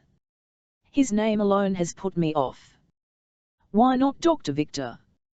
"He's late," I say to Brian, as I check my watch for the 20th time. A spider plant languishes, brown, on a windowsill. I hope he is better with people. To amuse Kate, who is starting to lose it, I inflate a rubber glove and knot it into a cockscomb balloon. On the glove dispenser near the sink is a prominent sign, warning parents not to do this very thing. We bat it back and forth, playing volleyball, until Dr. Chance himself comes in without a single apology for his delay. "Mr. and Mrs. Fitzgerald." He is tall and rail-thin, with snapping blue eyes magnified by thick glasses, and a tightly set mouth. He catches Kate's makeshift balloon in one hand and frowns at it. "Well, I can see there's already a problem." Brian and I exchange a glance. Is this cold-hearted man the one who will lead us this war, our general, our white knight? Before we can even backle-kettle with explanations, Dr. Chance takes a Sharpie marker and draws a face on the latex, complete with a set of wire-rimmed glasses to match his own. "There," he says, and with a smile that changes him, he hands it back to Kate. "I only see my sister Suzanne once or twice a year. She lives less than an hour and several thousand philosophical convictions away. As far as I can tell, Suzanne gets paid a lot of money to boss people around. Which means, theoretically, that she did her career training with me. Our father died while mowing the lawn on his 49th birthday, our mother never quite sewed herself together in the aftermath. Suzanne, 10 years my senior, took up the slack. She made sure I did my homework and filled out law school applications and dreamed big. She was smart and bourgeois and always knew what to say at any given moment. She could take any catastrophe and find the logical antidote to cure it, which is what made her such a success at her job. She was just as comfortable in a boardroom as she was joeing along the Charles. She made it all look easy. Who wouldn't want a role model like that? My first strike was marrying a guy without a college degree. My second and third were getting pregnant. I suppose that when I didn't go on to become the next Gloria Allred, she was justified in accounting a failure. And I suppose that until now, I was justified in thinking that I wasn't one. Don't get me wrong, she loves her niece and nephew. She sends them carvings from Africa, shells from Bali, chocolates from Switzerland. Jesse wants a glass office like hers when he grows up. We can't all be Aunt Zan, I tell him, when what I mean is that I can't be her. I don't remember which of us stopped returning phone calls first, but it was easier that way. There's nothing worse than silence, strung like heavy beads on too delicate a conversation, so it takes me a week before I pick up the phone. I dial direct. Suzanne Crofton's line, a man says. Yes. I hesitate. Is she available? She's in a meeting. Please. I take a deep breath. Please tell her it's her sister calling. A moment later that smooth, cool voice falls into my ear. Sarah. It's been a while. She's the person I ran to when I got my period, the one who helped me knit back together my first broken heart, the hand I would reach for in the middle of the night when I could no longer remember which side our father parted his hair on, or what it sounded like when our mother lay at lead. No matter what she is now, before all that, she was my built-in best friend. Zan. I say. How are you? 36 hours after Kate is officially diagnosed with APL, Brian and I are given an opportunity to ask questions. Kate messes with glitter glue with a child life specialist while we meet with a team of doctors, nurses, and psychiatrists. The nurses, I have already learned, are the ones who give us the answers we're desperate for. Unlike the doctors, who fidget like they need to be somewhere else, the nurses patiently answer us as if we are the first set of parents to ever have this kind of meeting with their new instead of the thousandth. The thing about leukemia, or one nurse explains, is that we haven't even inserted a needle for the first treatment when we're already thinking 3 treatments down the line. This particular illness carries a pretty poor prognosis, so we need to be thinking ahead to what happens next. What makes APL a little frickier is that it's a chemo-resistant disease. What's that? Brian asks. Normally, with myelogenous leukemias, as long as the organs hold up, you can potentially re-induce the patient into remission every time there's a relapse. You're exhausting their body, but you know it will respond to treatment over and over. However, with APL, once you've offered a given therapy, you usually can't rely upon it again. And to date, there's only so much we can do. Are you saying Brian swallows? Are you saying she's going to die? I'm saying there are no guarantees. So what do you do? A different nurse answers. Kate will start a week of chemotherapy, in the hopes that we can kill off the diseased cells and put her into remission. She'll most likely have nausea and vomiting, which we'll try to keep to a minimum with antiemetics. She'll lose her hair at this, a tiny cry escapes from me. This is such a small thing, and yet it's the banner that will let others know what's wrong with Kate. Only 6 months ago, she had her first haircut. The gold ringlets curled like coins on the floor of the supercuts. She may develop diarrhea. There's a very good chance that, with her own immune system laid low, she will get an infection that will require hospitalization. Chemo may cause developmental delays, as well. She'll have a course of consolidation chemotherapy about 2 weeks after that, and then a few courses of maintenance therapy. The exact number will depend on the results we get from periodic bone marrow aspirations. Then what? Brian asks. Then we watch her. Dr. Chance replies. WLTHAPL, you'll want to be vigilant for signs of relapse. She'll have to come into the ER if she has any hemorrhaging, fever, cough, or infection.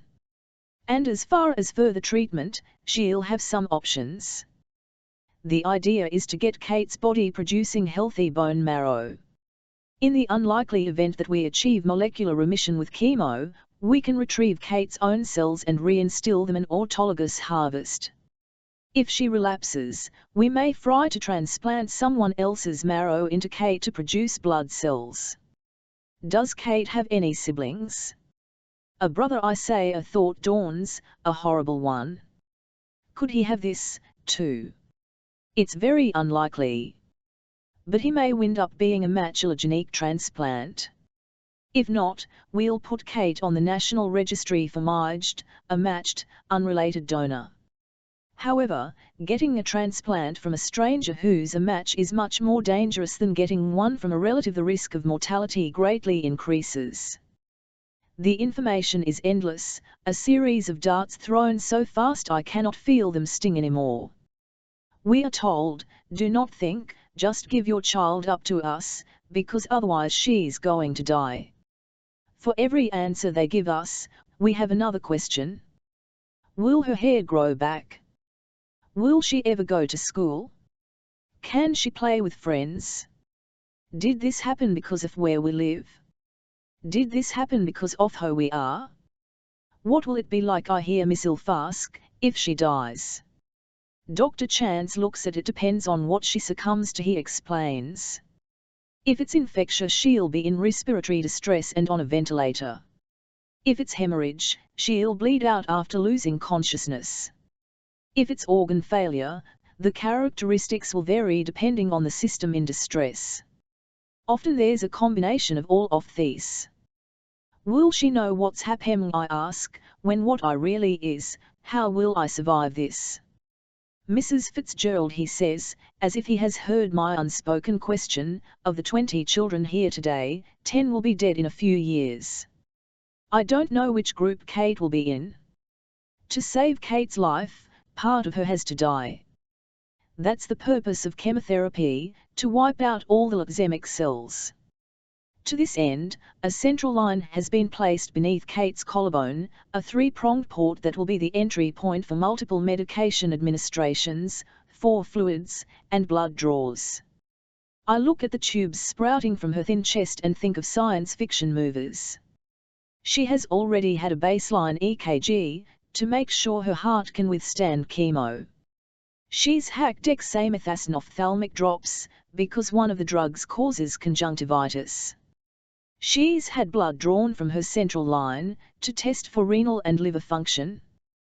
The nurse hangs the ill fission bags on the 4-pole and smooths Kate's hair. Will she feel it? I ask Nope. Hey, Kate, look here. She points to the bag of daunorubicin, covered with a dark bag TC protected from light. Spotting it are brightly colored stickers she's helped Kate make while we were waiting. I saw one teenager with a post-it note on his, Jesus saves. Chemo scores. This is what starts coursing through her veins, the daunorubicin, 50 mg in 25 ccs of D5W cytarabine, 46 mg in a D5W infeosin, a continuous 24-hour 4, allopurinol, 92 mg 4. Or in other words, poison. I imagine a great battle going on inside her. I picture shining armies, casualties that evaporate through her pores. They tell us Kate will most likely get sick within a few days, but it takes only 2 hours before she starts throwing up. Brian pushes the call button, and a nurse comes into the room. We'll get her Ruglan, she says, and she disappears. When Kate isn't vomiting, she's crying. I sit on the edge of bed, holding her half on my lap. The nurses do not have time to nurse. Short-staffed, they administer antiemetics in the 4, they stay for a few moments to see how Kate responds, but inevitably they are called elsewhere to another emergency and the rest falls to us. Brian, who has to leave the room if one of our children gets a stomach virus, is a model of efficiency, wiping her forehead, holding her thin shoulders, dabbing tissues around her mouth. You can get this, he murmurs to her each time she spits up, but he may only be talking to himself. And I, too, am surprising myself. With grim resolve I make a ballet out of rinsing the Imez's baser and bringing it back. If you focus on sandbagging the beachhead, you can ignore the tsunami that's approaching. Try it any other way, and you'll go crazy. Brian brings Jesse to the hospital for his blood test, a simple finger stick. He needs to be restrained by Brian and 2 male residents. He screams "Do" in the hospital. I stand back, and cross my arms, and inadvertently think of Kate, who stopped crying over procedures 2 days ago. Doctor will look at this sample of blood, and will be able to analyze 6 proteins, floating invisibly. If these 6 proteins are the same as Kate's, then Jesse will be an HLA match, a potential donor for bone marrow for his sister. How bad can the odds be, I think, to match 6 times over? As bad as getting leukemia in the first place. The phlebotomist goes off with her blood sample, and Brian and the doctors release Jesse. He bolts off the table into my arms. "Mommy, they stuck me." He holds up his finger, festooned with a Rugrats band-aid. His damp, bright face is hot against my skin. I hold him close. I say all the right things. But it is so hard to make myself feel sorry for him. Unfortunately, Dr. Chance says, "Your son isn't a match." My eyes focus on the houseplant, which still sits withered and brewing on the sill. Someone ought to get rid of that thing. Someone ought to replace it with orchids, with birds of paradise, and other unlikely blooms. It's possible that an unrelated donor will crop up on the National Marrow Registry. Brian leans forward, stiff and tense. "But you said a transplant from an unrelated donor was dangerous." "Yes, I did," Dr. Chance says. "But sometimes it's all we've got." I glance up. "What if you can't find a match in the registry?" "Well." The oncologist rubs his forehead. "Then we fry to keep her going until research catches up to her." He is talking about my little girl as if she were kind of machine, a car with a faulty carburetor, a plane whose landing gear is stuck. Rather than face this, I turn away just in time to see one of the misbegotten leaves on the plant make its suicide plunge to the carpet. Without an explanation, I get to my feet and pick up the planter. I walk out of Dr. Chance's office, past the receptionist and the other shell-shocked parents waiting with their sick children. At the first trash receptacle I find, I dump the plant and all its desiccated soil. I stare at the terracotta pot in my hand. And I am just thinking about smashing it down on the tile floor when I hear a voice behind me. "Sarah," Dr. Chance says. "You all right?" I turn around slowly, tears springing to my eyes. "I'm fine. I'm healthy. I'm going to live a long, long life." Handing him the planter, I apologize. He nods, and offers me a handkerchief from his own pocket. I thought it might be Jessie who could save her. I wanted it to be Jessie. We all did, Dr. Chance answers. "Listen. 20 years ago, the survival rate was even smaller. And I've known lots of families where one sibling isn't a match, but another sibling turns out to be just right. My sister's keeper, we only have those 2, I start to say, and then I realize that Dr. Chance is talking about a family I haven't yet had, of children I never intended. I turn to him, a question on my lips. Brian will wonder where we've gone. He starts to walk toward his office, holding up the pot. "What plants," he asks conversationally, "would I be least likely to kill?" It is so easy to presume that while your own world has ground to an absolute halt, so has everyone else's. But the trash collector has taken our garbage and left the cans in the road, just like always.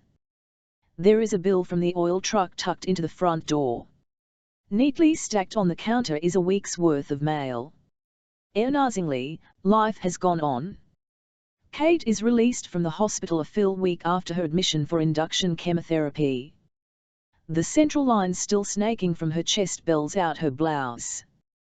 The nurses give me a pep talk for encouragement, and a long list of instructions to follow, when to and when not to call the emergency room when we are expected back for more chemotherapy, how to be careful during Kate's period of immunosuppression.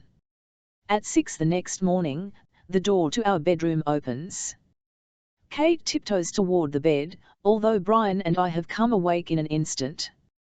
"What is it, honey?" Brian asks.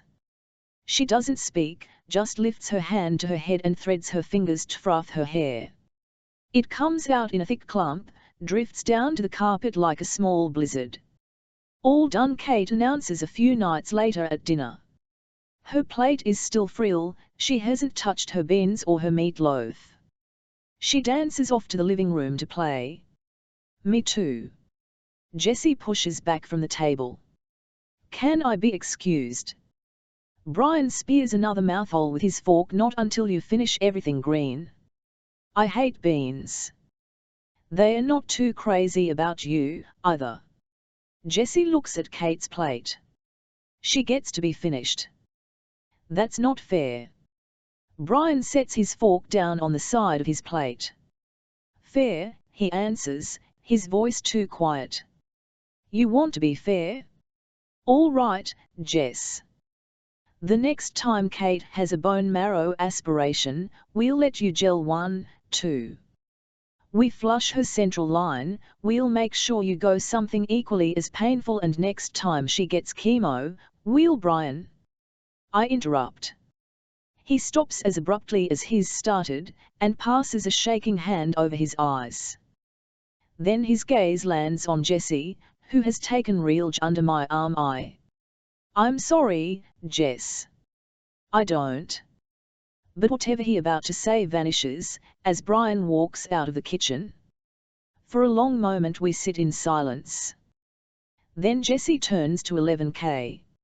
"Is Daddy sick, too?" I think hard before I answer. "We're all going to be fine," I reply.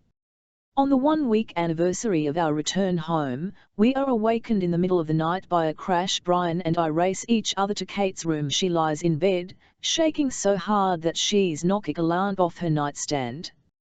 "She's burning up," I tell Brian, when I lay my hand against her forehead.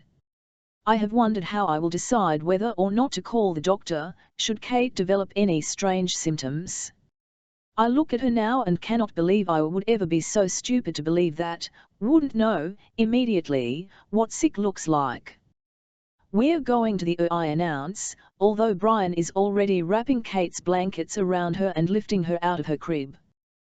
We bustle her to the car and start the engine, and then remember that we cannot leave Jessie home alone. "You go with her," Brian answers, reading my mind. "I'll stay here." But he doesn't take his eyes off Kate. Minutes later, we are speeding toward the hospital, Jessie in the back seat next to his sister, asking why we need to get up, when the sun hasn't. In the Jessie sleeps on a nest of our coats. Brian and I watch the doctors hover over Kate's feverish body, bees over a field of flowers, drawing what they can from her. She's pan-cultured and given a spinal tap to fry to isolate the cause of the infection and rule out meningitis. A radiologist brings in a portable X-ray machine to take a film of her chest, to see if this infection lives in her lungs. Afterward, he places the chest film on the light panel outside the door. Kate's ribs seem as fluent as matchsticks, and there is a large grey blot just off-center. My knees go weak, and I find myself grabbing onto Brian's arm. "It's a tumor. The cancer's metastasized." The doctor puts his hand on my shoulder. "Mrs. Fitzgerald," he says, "that's Kate's heart." Pancytopenia is a fancy word that means there is nothing in Kate's body protecting her against infection. It means, Dr. Chance says, that the chemo worked, that a great majority of white blood cells in Kate's body have been wiped out. It also means that nadir sepsis, a post-chemo infection, is not a likelihood, but a given. She is dosed with Tylenol to reduce her fever. She has blood, urine and respiratory secretion cultures taken, so that the appropriate antibiotics can be administered. It takes 6 hours before she is free of rigors, a round of violent shaking so fierce that she is in danger of shimmying off the bed. The nurse, a woman who braided Kate's hair in silky cornrows one afternoon a few weeks back, to make her smile, takes Kate's temperature and then turns to 11K. "Sarah," she says gently, "you can breathe now." Kate's face looks as tiny and white as those distant moons that Brian likes to spot in his telescope, still, remote, cold. She looks like a corpse. And even worse, this is a relief, compared to watching her suffer. Hey! Brian touches the crown of my head. He juggles Jessie in his other arm. It is nearly noon and we are all still in pajamas. We never thought to take a change of clothes. I'm gonna take him down to the cafeteria, get some lunch. You want something? I shake my head. Scooting my chair closer to Kate's bed, I smooth the covers over her legs. I take her hand, and measure it against my own. Her eyes slit open. For a moment she struggles, unsure of where she is. Kate, I whisper. LN right here. As she turns her head and focuses on me, I lift her palm to my mouth, press a kiss in its center. You are so brave, I tell her, and then I smile. When I grow up, I want to be just like you. To my surprise, Kate shakes her head hard. Her voice is a feather, a thread. No, Mommy, she says. You'd be sick in my first dream. The fluid is dripping too quickly into Kate's central line. The saline pumps her up from the inside out, a balloon to be inflated. I try to pull the infusion, but it's held fast in the central line. As I watch, Kate's features smooth, blur, obliterate, until her face is a white oval that could be anyone at all. In my second dream, I am in a maternity ward, giving birth. My body tunnels in, my heart pulses low in my belly. There is a rush of pressure, and then the baby arrives in a lightened rush and flow. It's a girl, the nurse beams, and she hands the newborn. I pull the pink blanket from her face, then stop. This isn't Kate, I say. Of course not, the nurse agrees. But she's still yours. The angel that arrives is wearing Armani and barking into a cell phone as she enters the hospital room. Sell it, my sister orders. I don't care if you have to set up a lemonade stand in Faneuil Hall and give the shares away, Peter. I said sell. She pushes a button and holds out her arms to me. Hey, Zan soothes when I burst into tears. Did you really think I'd listen to you when you told me not to? But faxes. Phones. I can work from your home. Who else is going to watch Jessie? Brian and I look at each other. We haven't thought that far. In response, Brian stands up, hugs Zan awkwardly. Jessie runs toward her at full tilt. Who's that kid you adopted, Sarah? Because Jessie can't possibly be that big. She disengages Jessie from her knees and leans down over the hospital bed, where Kate is sleeping. I bet you don't remember me, Zan says, her eyes bright. But I remember you, it's so easy, letting her take charge. Zan gets Jessie involved in a game of tic-tac-toe and bullies a Chinese restaurant that doesn't deliver into bringing up lunch. I sit beside Kate, basking in my sister's competence. I let myself pretend she can fix the things I can't. After Zan takes Jessie home for the night, Brian and I become bookends in the dark, bracketing Kate. Brian, I whisper. I've been thinking. He shifts in his seat. What about? I lean forward, so that I catch his eye. Having a baby. Brian's eyes narrow. Jesus, Sarah. He gets to his feet, turns his back to me. Jesus. I stand up, too. It's not what you think. When he faces me, pain draws every line of his features tight. We can't just replace Kate if she dies, he says. In the hospital bed, Kate shifts, rustling the sheets. I force myself to imagine her at age 4, wearing a Halloween costume, age 12, trying out lip gloss, age 20, dancing around a dorm room I know. So we have to make sure that she doesn't. I will read ashes for you, if you ask me. I will look in the fire and tell you from the grey lashes and out of the red and black tongues and stripes. I will tell how fire runs as far as the sea. Carl Sandburg, Fire Pages Campbell. We are all, I suppose, beholden to our parents. The question is, how much? This is WH runs through my mind while my mother jabbers on about my father's latest affair. Not for the first time, I wish for siblings, if only so that I would receive sunrise phone calls like this only once or twice a week, instead of 7. Mother, I interrupt, I doubt that she's actually 16. You underestimate your father, Campbell maybe, but I also know that he's a federal judge. He may leer after schoolgirls, but he'd DC anything illegal. Mom, I'm late for court. I'll check back in with you later, I say, and I hang up. Before she can protest. I am not going to court, but still. Taking a deep breath, I shake my head and find Judge staring at reason number 106. Why dogs are smarter than humans, I say. Once you leave the litter, you sever contact with your mothers. I walk into the kitchen as I am knotting my tie. My apartment, it is a work of art. Sleek ANC minimalist, but what is there is the best that money can buy, a one-of-a-kind black leather couch, a flat-screen television hanging on the wall, a locked glass case filled with signed first editions from authors like Hemingway and Hawthorne. My coffee maker comes imported from Italy, my refrigerator 01 is Sub-Zero. I open it and find a single onion, a bottle of ketchup, and 3 rolls of black and white film. This, too, is no surprise, I rarely eat at home. Judge is so used to restaurant food he wouldn't recognize kibble if it slid its way down his throat. That do you think? I ask him. Roses sound good. He barks as I fasten his service dog harness. Judge and I have been together for 7 years. Bought him from a breeder of police dogs, but he was specially trained with me in mind. As for his name, well, what attorney wouldn't want to be able to put a judge in a crate every now and then?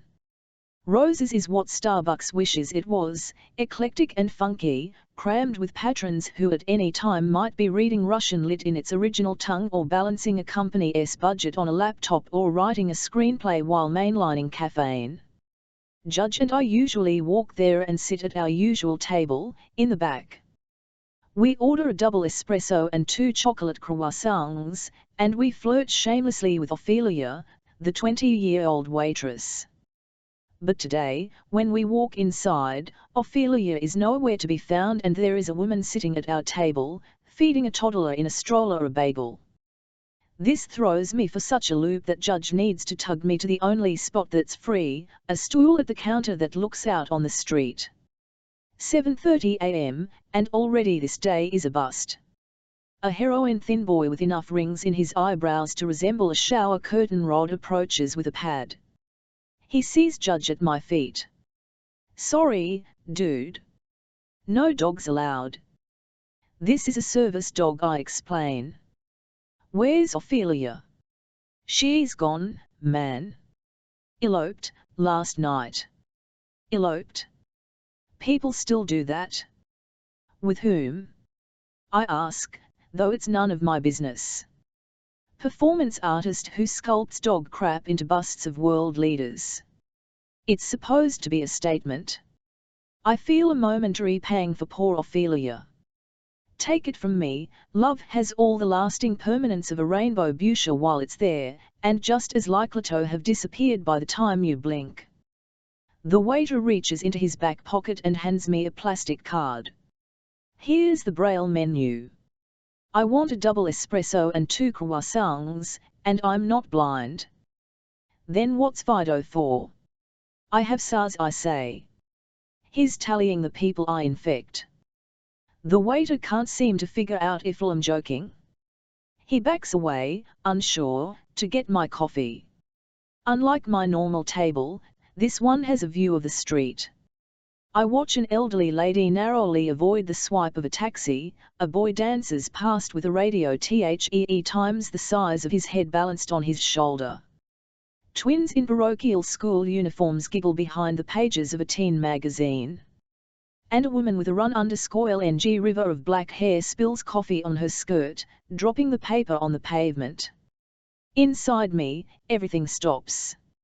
I wait for her to lift her face, to see if this could possibly be who, think it is, but she turns away from me, blotting the fabric with a napkin. A bus cuts the world in half, and my cell phone begins to ring. I glance down at the incoming number, no surprise there. Turning off the power button without bothering to take my mother's call, I glance back at the woman outside the window, but by then the bus is gone and so is she. I open the door of the office, already barking orders for Kerry. Call Austerlitz and ask him whether he's available to test $1 during the Willen trial, get a list of other convlanants who've gone up against New England Power in the past 5 years, make me a copy of the Melbourne deposition and phone Jerry at the court and ask who the judge is going to be for the Fitzgerald kids' hearing. She glances up at me as the phone begins to ring. Speaking of. She jerks her head in the direction of the door to my inner sanctum. Anna Fitzgerald stands on with a spray can of industrial cleaner and a chamois cloth, polishing the doorknob. What are you doing?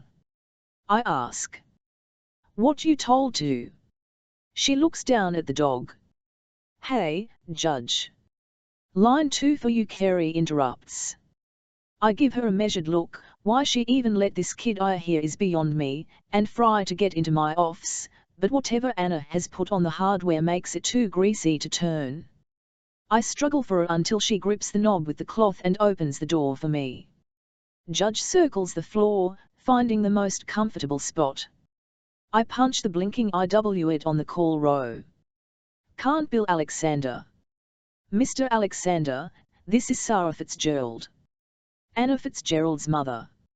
I let Floyd's information settle. Stare at her daughter, polishing a mere 5 feet away. Mrs. Fitzgerald, I answer, and as expected, Anna stops in her fracas. I'm calling because, well, you see, this is all a misunderstanding. Have you filed a response to the petition? That isn't going to be necessary. I spoke to Anna last night, and she isn't going to continue with her case. She wants to do anything she can to help Kate. Is that so? My voice falls flat. Unfortunately, if my client is planning to call off her lawsuit, I'll need to hear it directly from her. I raise a brow, catch Anna's gaze. You wouldn't happen to know where she is? She went out for a run, Sarah Fitzgerald says. But we are going to come down to the courthouse this afternoon. We'll talk to the judge, and get this straightened out. I suppose I'll see you then? I hang up the phone and cross my look at Anna. Is there something you'd like to tell? She shrugs. Not really. That's not what your mother seems to think. Then again, she's also under the impression that you're out playing Flo-Jo. Anna glances out into the reception area, where Kerry, naturally, is hanging on our words like a cat on a rope. She closes the door and walks up to my desk. I couldn't tell her I was coming here, Noel, after last night. What happened last night? When Anna goes mute, I lose my patience. Listen. If you're not going to go through with a lawsuit, if this is a colossal waste of me time, then I'd appreciate it if you had the honesty to tell me now, rather than later. Because I'm not a family therapist or your best buddy, I'm your attorney.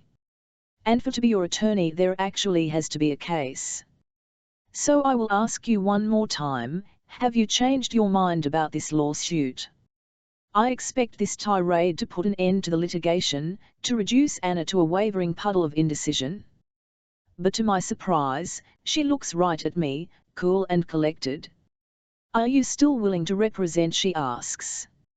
Against my better judgment, I say yes. Then no, she says, I haven't changed my mind. The first time I sailed in a yacht club race with my father I was 14, and he was dead set against it. I wasn't old enough, I wasn't mature enough, the weather was too. What he really was saying was that having me crew for him was more likely to lose him the cup than to win it. In father's eyes, if you weren't perfect, you simply weren't. His boat was a USAI class, a marvel of mahogany antique, one he'd bought from the keyboard player J. Giles up in Marblehead.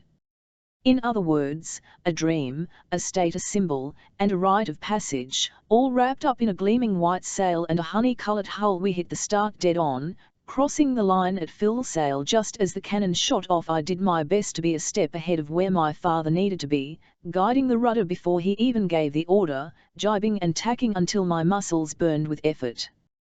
And maybe this even would have had a happy ending, but then a storm blew in from the north, bringing sheets of rain and swells that stretched 10 feet high, pitching us from height to gully.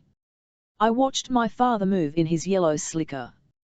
He didn't seem to notice it was raining. He certainly didn't want to crawl into a hole and clutch his sick stomach and die, like I did. "Campbell," he bellowed, "come about." But to turn into the wind meant to ride another roller coaster up and down. "Can't Bill," my father repeated, "now." A trough opened up in front of us. The boat dipped so sharply I lost my footing. My father lunged past me, grabbing for the rudder. For one blessed moment, the sails went still. Then the boom whipped across, and the boat tacked along an opposite course. "I need coordinates," my father ordered. Navigating meant going down into the hull where the charts were, and doing the math to figure out what heading we had to be on to reach the next race buoy. But being below, away from the fresh air, only made it worse. I opened a map just in time to throw up all over it. My father found me by default, because I hadn't returned with an answer. He poked his head down and saw me sitting in a puddle of my own vomit. "For Christ's sake," he muttered, and left me.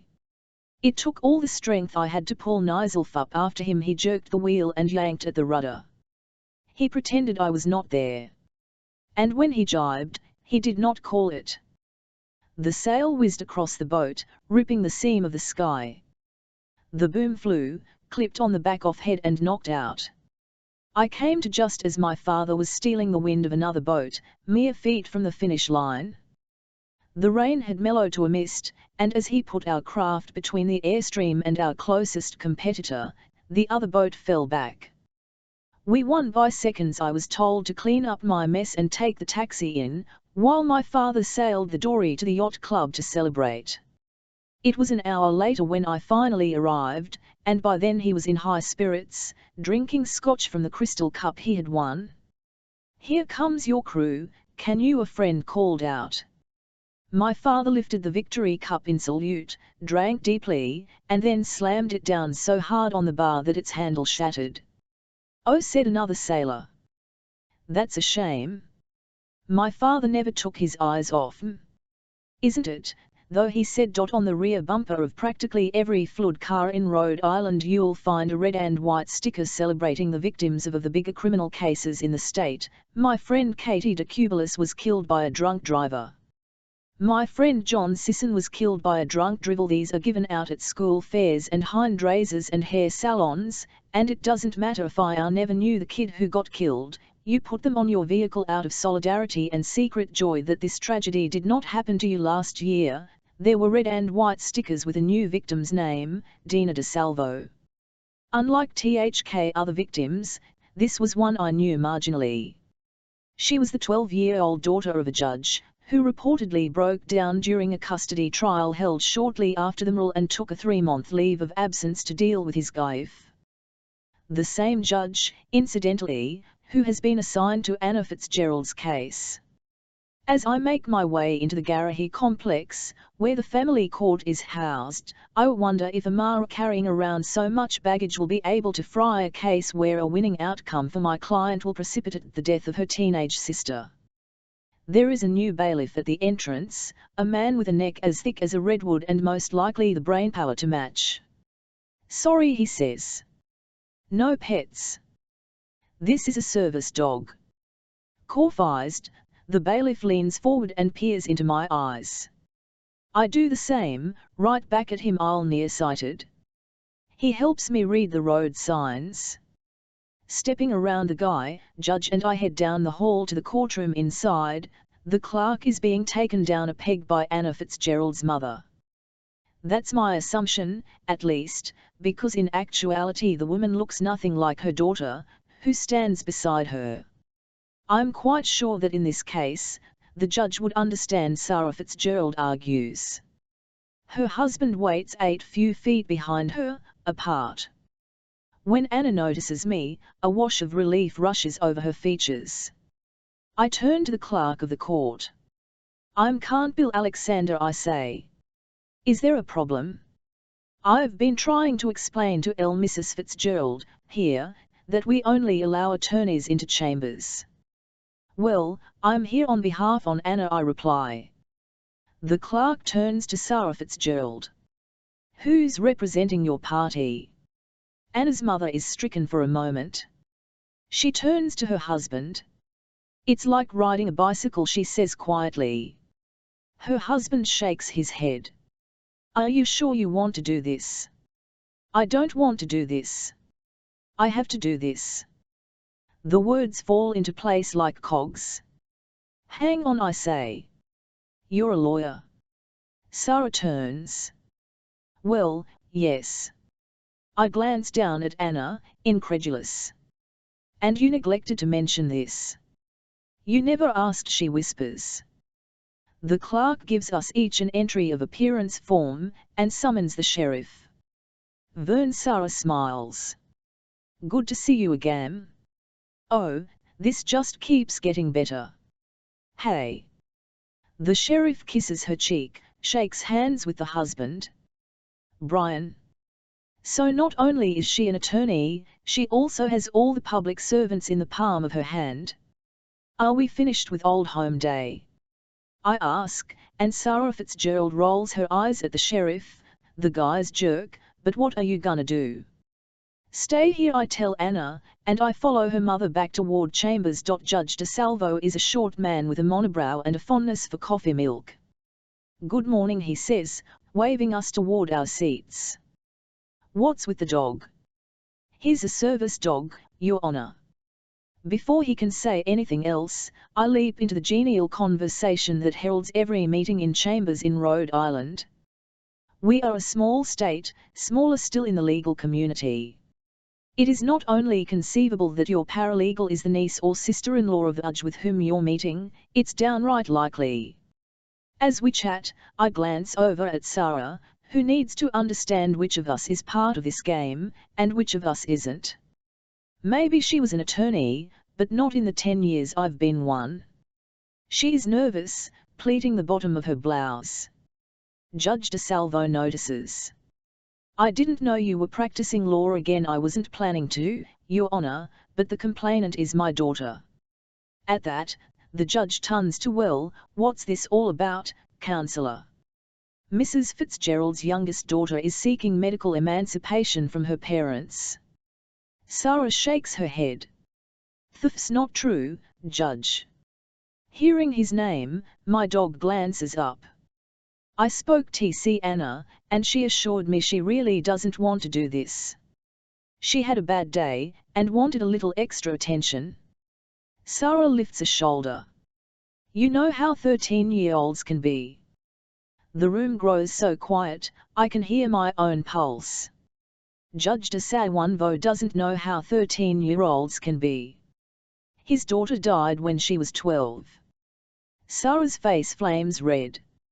Like the rest of this state, she mows about Dina DeSalvo.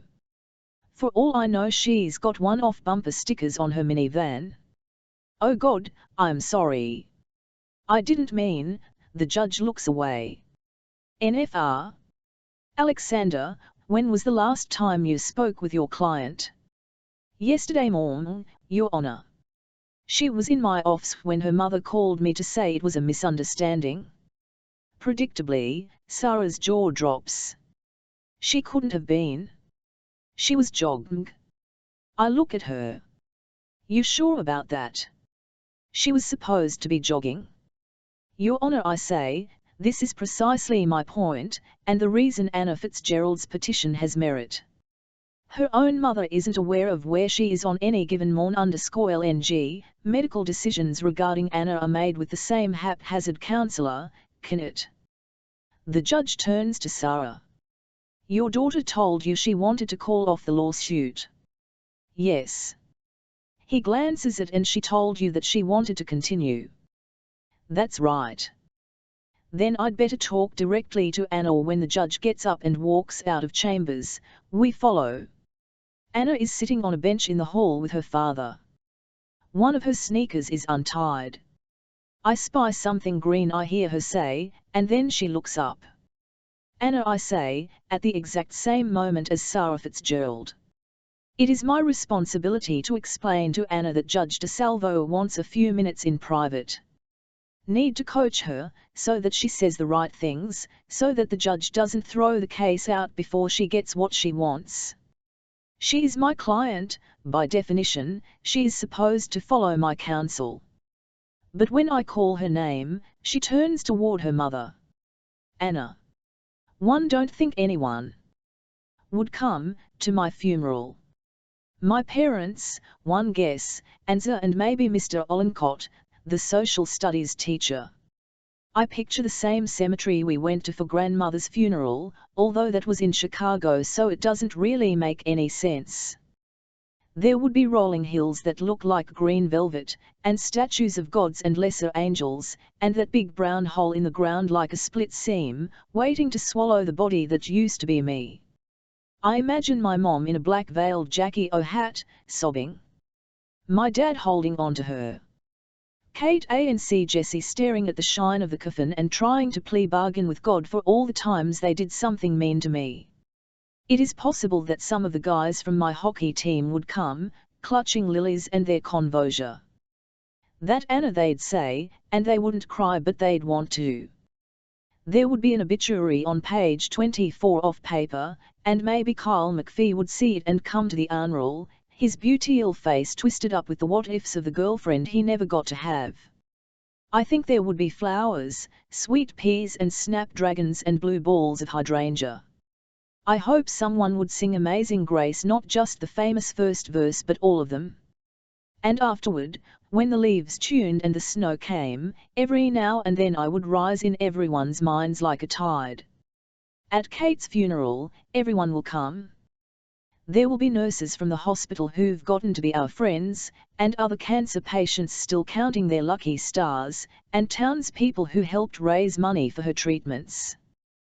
They will have to turn mourners away at the cemetery gates. There will be so many lush funeral baskets that some will be donated to charity.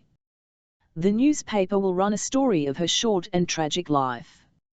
Mark my words, it will be on the front page.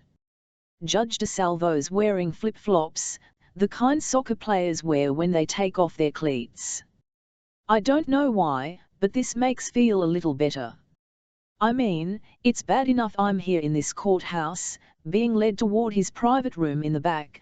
There's something nice about knowing that I'm not the only one who doesn't quite fit the part. He takes a can from a dwarf fridge and asks me what I'd like to drink. Coke would be great, say. The judge opens the can. Did you know that if you leave a baby tooth in a glass of Coke, in a few weeks it'll completely disappear? Carbonic acid. He smiles at me. My brother is a dentist, I Warwick. I owes that trick every year for the kindergartners. I take a sip of the Coke, and imagine my insides dissolving. Judge DeSalvo doesn't sit down behind his desk, but instead takes a chair right next to me. Here's the problem, Anna, he says. Your RMM is telling me you want to do one thing. And your lawyer is telling me you want to do another. Now, under normal circumstances, I'd expect your mother to know you better than some guy you met 2 days ago. But you never would have met this guy if you hadn't sought him out for his services. And that makes me think that I need to hear what you think about all this. Can I ask you something? Sure, he says. Does there have to be a trial? Well, your parents can just agree to medical emancipation, and that would be that, the judge says. Like that would ever happen. On the other hand, once someone files a petition, like you have, then the respondent, your parents, have to go to court. If your parents really believe you're not ready to make these kinds of decisions by yourself, they have to present their reasons to me, or else risk having me find in your favor by default. I nod. I have told myself that no matter what, I'm going to keep cool. If I fall apart at the seams, there's no way this judge will think I'm capable of deciding anything. I have all these brilliant intentions, but I get sidetracked by the sight of Judge lifting his can of apple juice. Not too long ago, when Kate was in the hospital to get her kidneys checked out, a new nurse handed her a cup and asked for a urine sample. "It better be ready when I come back for it," she said.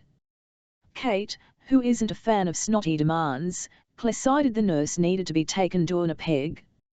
She sent me out on a mission to the vending machines, to get the very juice that the Judge is drinking now.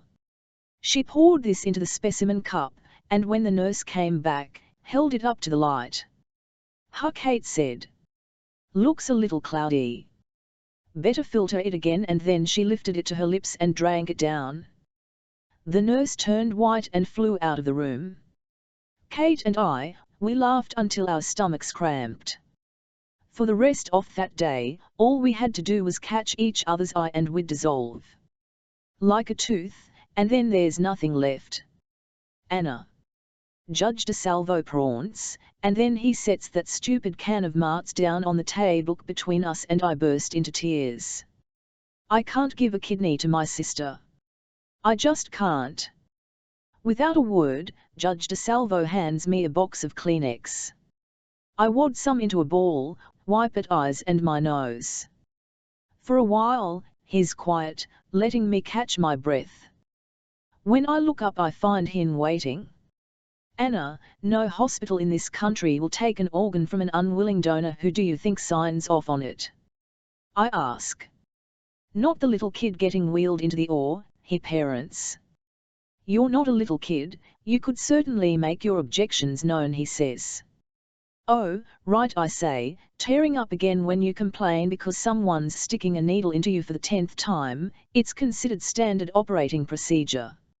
All the adults look around with fake smiles and tell each other that no one voluntarily asks for more needles. I blow my nose into a Kleenex. "The kidney, that's just today. Tomorrow it'll be something else. It's always something else. Your mother told me you want to drop the lawsuit," he says. "Did she lie to me?" "No." I swallow hard. "Then, why did you lie to her?" "There are 1,000 answers for that, I choose the easy one." "Because I love her," I say, and the tears come all over again. "I'm sorry. I'm really sorry." He stares at me hard. "You know what, Anna? I'm going to appoint someone who's going to help your lawyer tell me what's best for you. How does that sound?" My hair's fallen all over the place, I tuck it behind my ear. My face is so red it feels swollen. "Okay," I answer. "Okay." He presses an intercom button, and asks to have everyone else sent back. My mother comes into the room first and starts to make her way over to me, until Campbell and his dog cut her off. He raises his brows and gives me a thumbs up sign, but it's a question.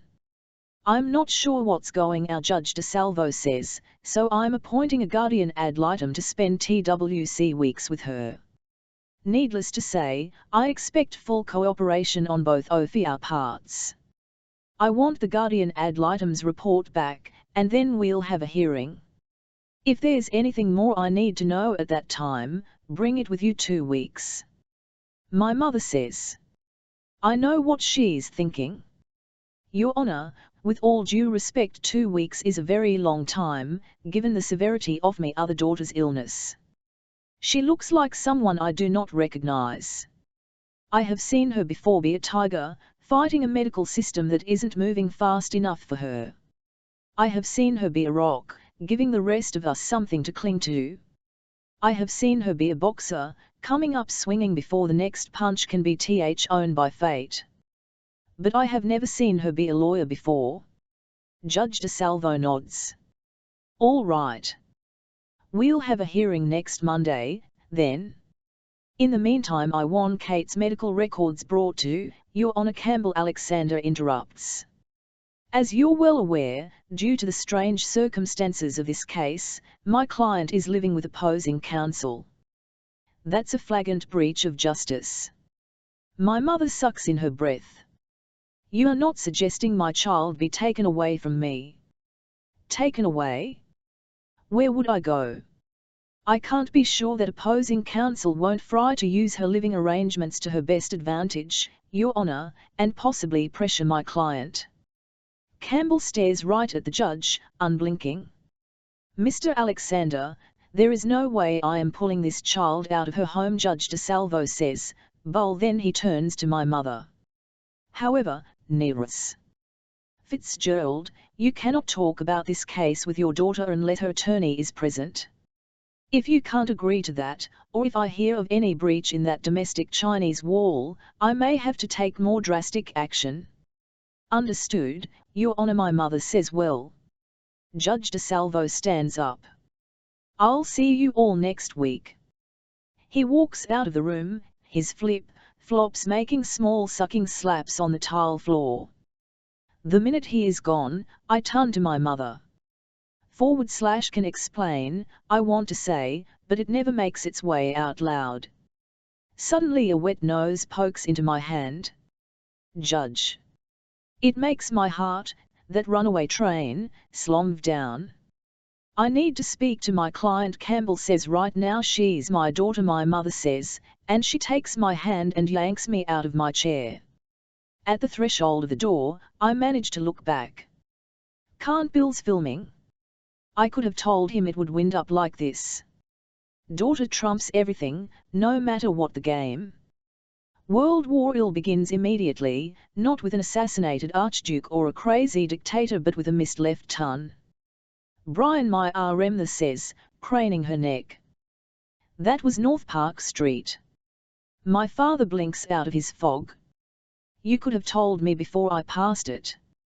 One did. Before I can even weigh the costs and benefits of entering someone else's battle game, I say, / didn't hear you. My mother's head whips around. Anna, right now, you are the last person whose input I need or want. She holds up her hand like the privacy partition in a cab. She shakes her head. On the back seat, I slide sideways and curl my feet up, facing to the rear, so that all I see is black. Brian, my mother says. You missed it again. When we walk in, my mother steams past Kate, who opened the door for us, and past Jessie. WHC is watching what looks like the scrambled Playboy channel on TV. In the kitchen, she opens cabinets and bangs them shut. She takes food from the refrigerator and smacks it onto the table. Hey, my father says to Kate. How are you feeling? She ignores Hyaru pushing into the kitchen. What happened? What happened? Well. My mother pins me with a gaze.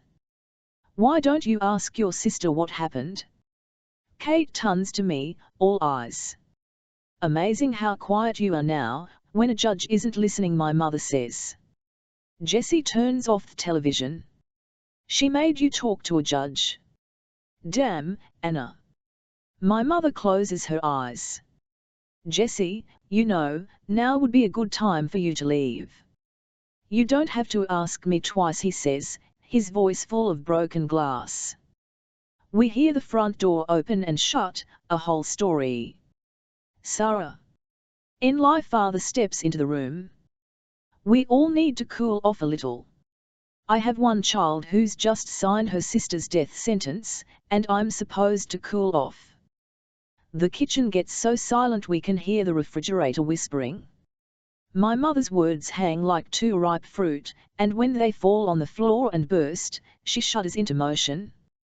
Kate, she says, hurrying toward my sister, her arms already outstretched. Kate, I shouldn't have said that. It's not what I meant. In my family, we seem to have a tortured history of not saying what we ought to and not mean what we do. Kate covers her mouth with her hand. She backs out of the kitchen door, bumping into my father, who fumbles but cannot catch her as she scrambles upstairs. I hear the door to our room slam shut.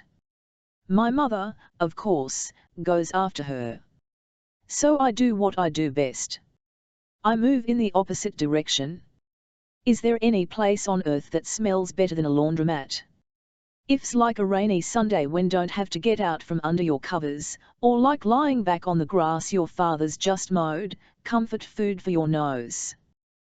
When I was little, my mom would take hot clothes out of the dryer and dump them on top of me where I was sitting on the couch. I used to pretend they were a single skin, that I was curled tight beneath them like one large heart. The other thing I like is that laundromats draw lonely people like metal to magnets. There's a passed out on a bank of chairs in the back, with army boots and a t-shirt that says Nostradamus was an optimist. A woman at the folding table sifts a heap of men's button-down shirts, sniffing back tears. Put 10 people together in a laundromat and chances are you won't be the one who's worst off. I sit down across from a bank of washers and fry to match up the clothes with the people waiting. The pink panties and lace nightgown belong to the girl who is reading a romance novel. The woolly red socks and checkered shirt are the skanky sleeping student. The soccer jerseys and kitty overalls come from the toddler who keeps handing filmy white dryer sheets to her Monu, oblivious on a cell phone. What kind of person can afford a cell phone, but not her own washer and dryer?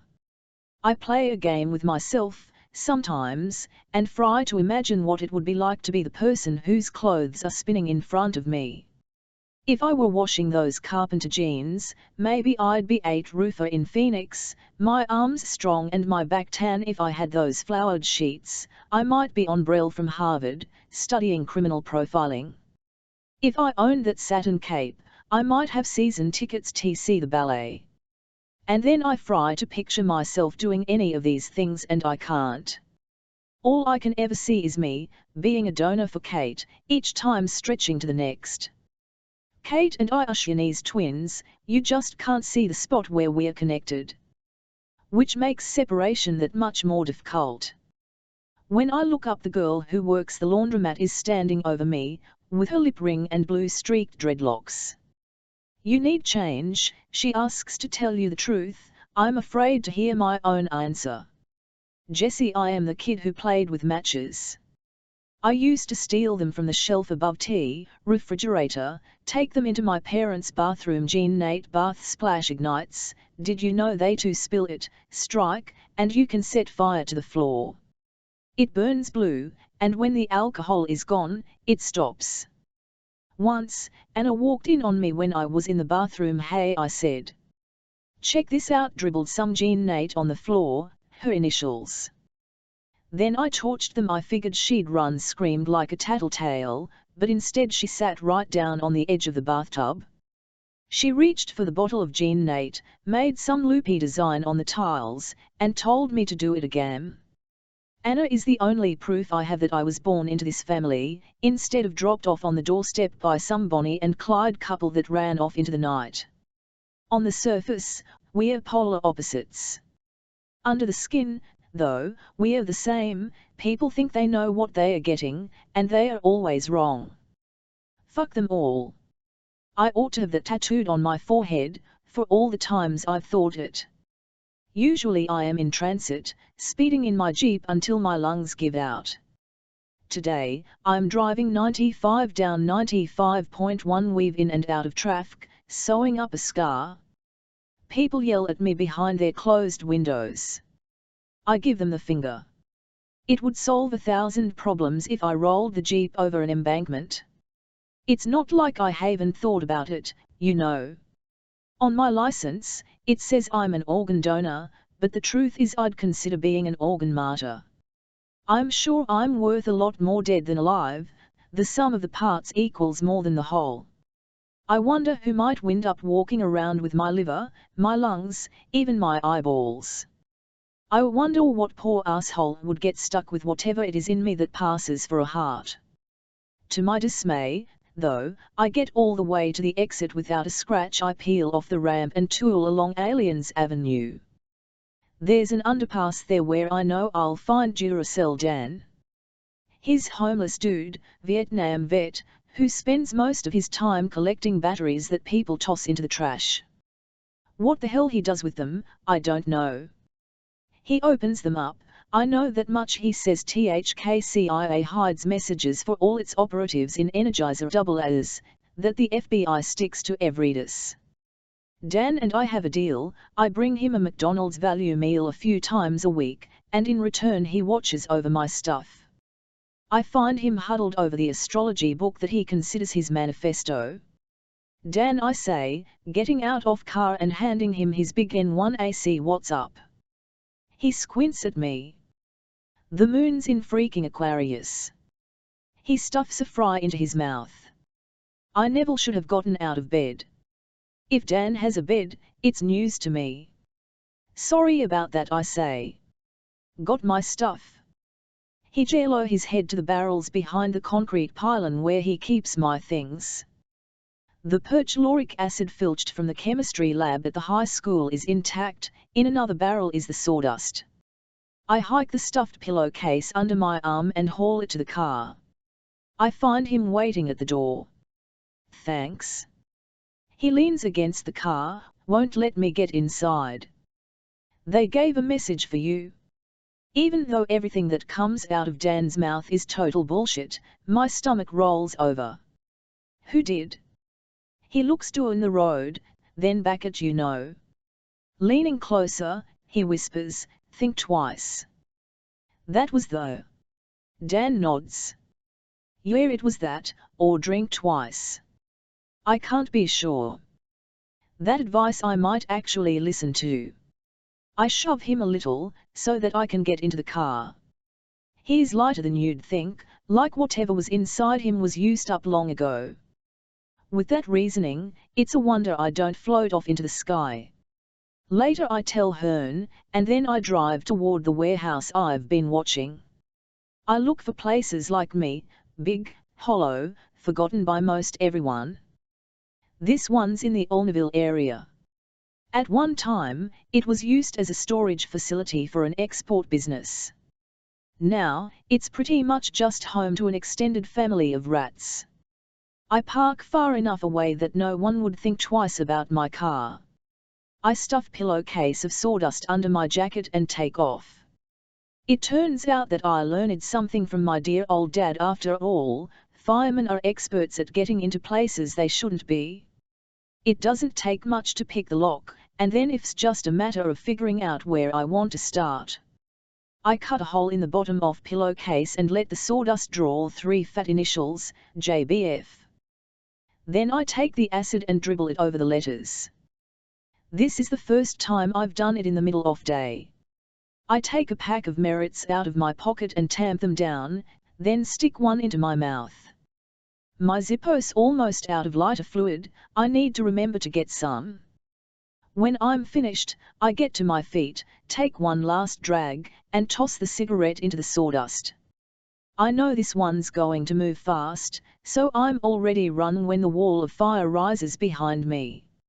Like all the others, they will look for clues. But this cigarette and my initials will have long been gone. The whole floor underneath them will melt. The walls will buckle and give. The first engine reaches the scene just as I get back to my car and pull the binoculars out of my trunk. By then, the fire's done what it wants to, escape. Glass has blown out of windows, smoke rises black, an eclipse.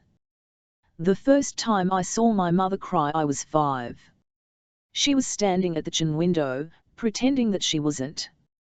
The sun was just coming up, a swollen knot. That are you doing? I asked. It was not until years later that I realized I had heard her answer all wrong. That when she said Mom, she had not been talking about the time of day. The sky, now, is thick and dark with smoke. Sparlow shower as the roof falls in. A second crew of firefighters arrives, the ones who have been called in from their dinner tables and showers and living rooms. With the binoculars, I can make out his name, winking on the back of his turnout coat like if spelled in diamonds. Fitzgerald. My father lays hands on a charged line, and I get into my car and drive away. My mother is having a nervous breakdown.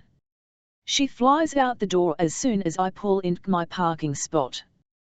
Thank God, she says. I need your help. She doesn't even look back to see if I'm following her inside, and that is how I know it's Kate. The door to my sister's room has been kicked in, the wooden frame around it splintered. My sister lies still on her bed. Then all of a sudden she bursts to life, jerking up like a tire jack and puking blood. A stain spreads over her shirt and onto her flowered comforter, red poppies where there weren't any before. My mother gets down beside her, holding back her hair and pressing a towel up to her mouth when Kate vomits again, another gush of blood. "Jessie," she says matter-of-factly, "your father's out on a call, and I can't reach him. I need you to drive us to the hospital, so that I can sit in the back with Kate." Kate's lips are slick as cherries. I pick her in my arms. She's nothing but bones, poking sharp through the skin of her t-shirt. When Anna ran off, Kate wouldn't let me into her room, my mother says, hurrying beside me. Gave her a little while to calm down. And then I heard her coughing. I had to get in there. "So you kicked it down, I think, and it doesn't surprise me." We reach the car, and she opens the door so that I can slide Kate inside. I pull out of the driveway and speed even faster than normal through town, onto the highway, toward the hospital. Today, when my parents were at court with Anna, Kate and I watched TV. She wanted to put on her soap and I told her A1CK off and put on the scrambled Playboy channel instead. Now, as I roar through red lights, I'm wishing that I'd let her watch that retarded soap. I'm trying not to look at her little white coin of a face in the rearview mirror. You'd think, with all the time I've had to get used to it, that moments like this wouldn't come as such a shock. The question we cannot ask pushes through my veins with each beat: is this it? Is this it? Is this it? The minute we hit the driveway, my mother's out of the car, hurrying me to get Kate. We are quite a picture walking through the automatic doors, me with Kate bleeding in my arms, and my mother grabbing the first nurse who walks by. "She needs platelets," my mother orders. They take her away from me, and for a few moments, even after the team and my mother have disappeared with Kate behind closed curtains, I stand with my arms buoyed, trying to get used to the fact that there's no longer anything in them. Dr. Chance, the oncologist IK10W, and Dr. Nguyen, some avert I don't, tell us what we've already figured out: these are the death of end-stage kidney disease. My mother stands next to the bed, her hand tight around Kate's forepaw. "Can you still do a transplant?" she asks, as if Anna never started her lawsuit, as if it absolutely nothing. "Kate's in a pretty grave clinical state," Dr. Chance tells her. "I told you before I didn't know she was strong enough to survive that level of surgery. The odds are even slighter now." "But if there was a donor," she says, "would you do it?" Wait. You'd think my throat had just been paved with straw. Would mine work? Dr. Chance shakes his head. A kidney donor doesn't have to be a perfect match, in an ordinary case. But your sister isn't an ordinary case. When the doctors leave, I can feel my mother staring at Jessie. She says, "It wasn't like I was volunteering. I just wanted to, you know." But inside, I'm burning just as hot as I was when that fire caught at the warehouse. What made me believe IRN at LTB Wurtle something, even now? What made me think I could save my sister, when I can't even save myself? Kate's eyes open, so that she's staring right at me. She licks her lips, they are still caked with blood, and it makes her look like a vampire. The undead. If only. I lean closer, because she doesn't have enough in her right now to make the words creep across the air between us. "Tell," she remuffs, so that my mother won't look up. I answer, just as silent. "Tell? I want to make sure I've got it right.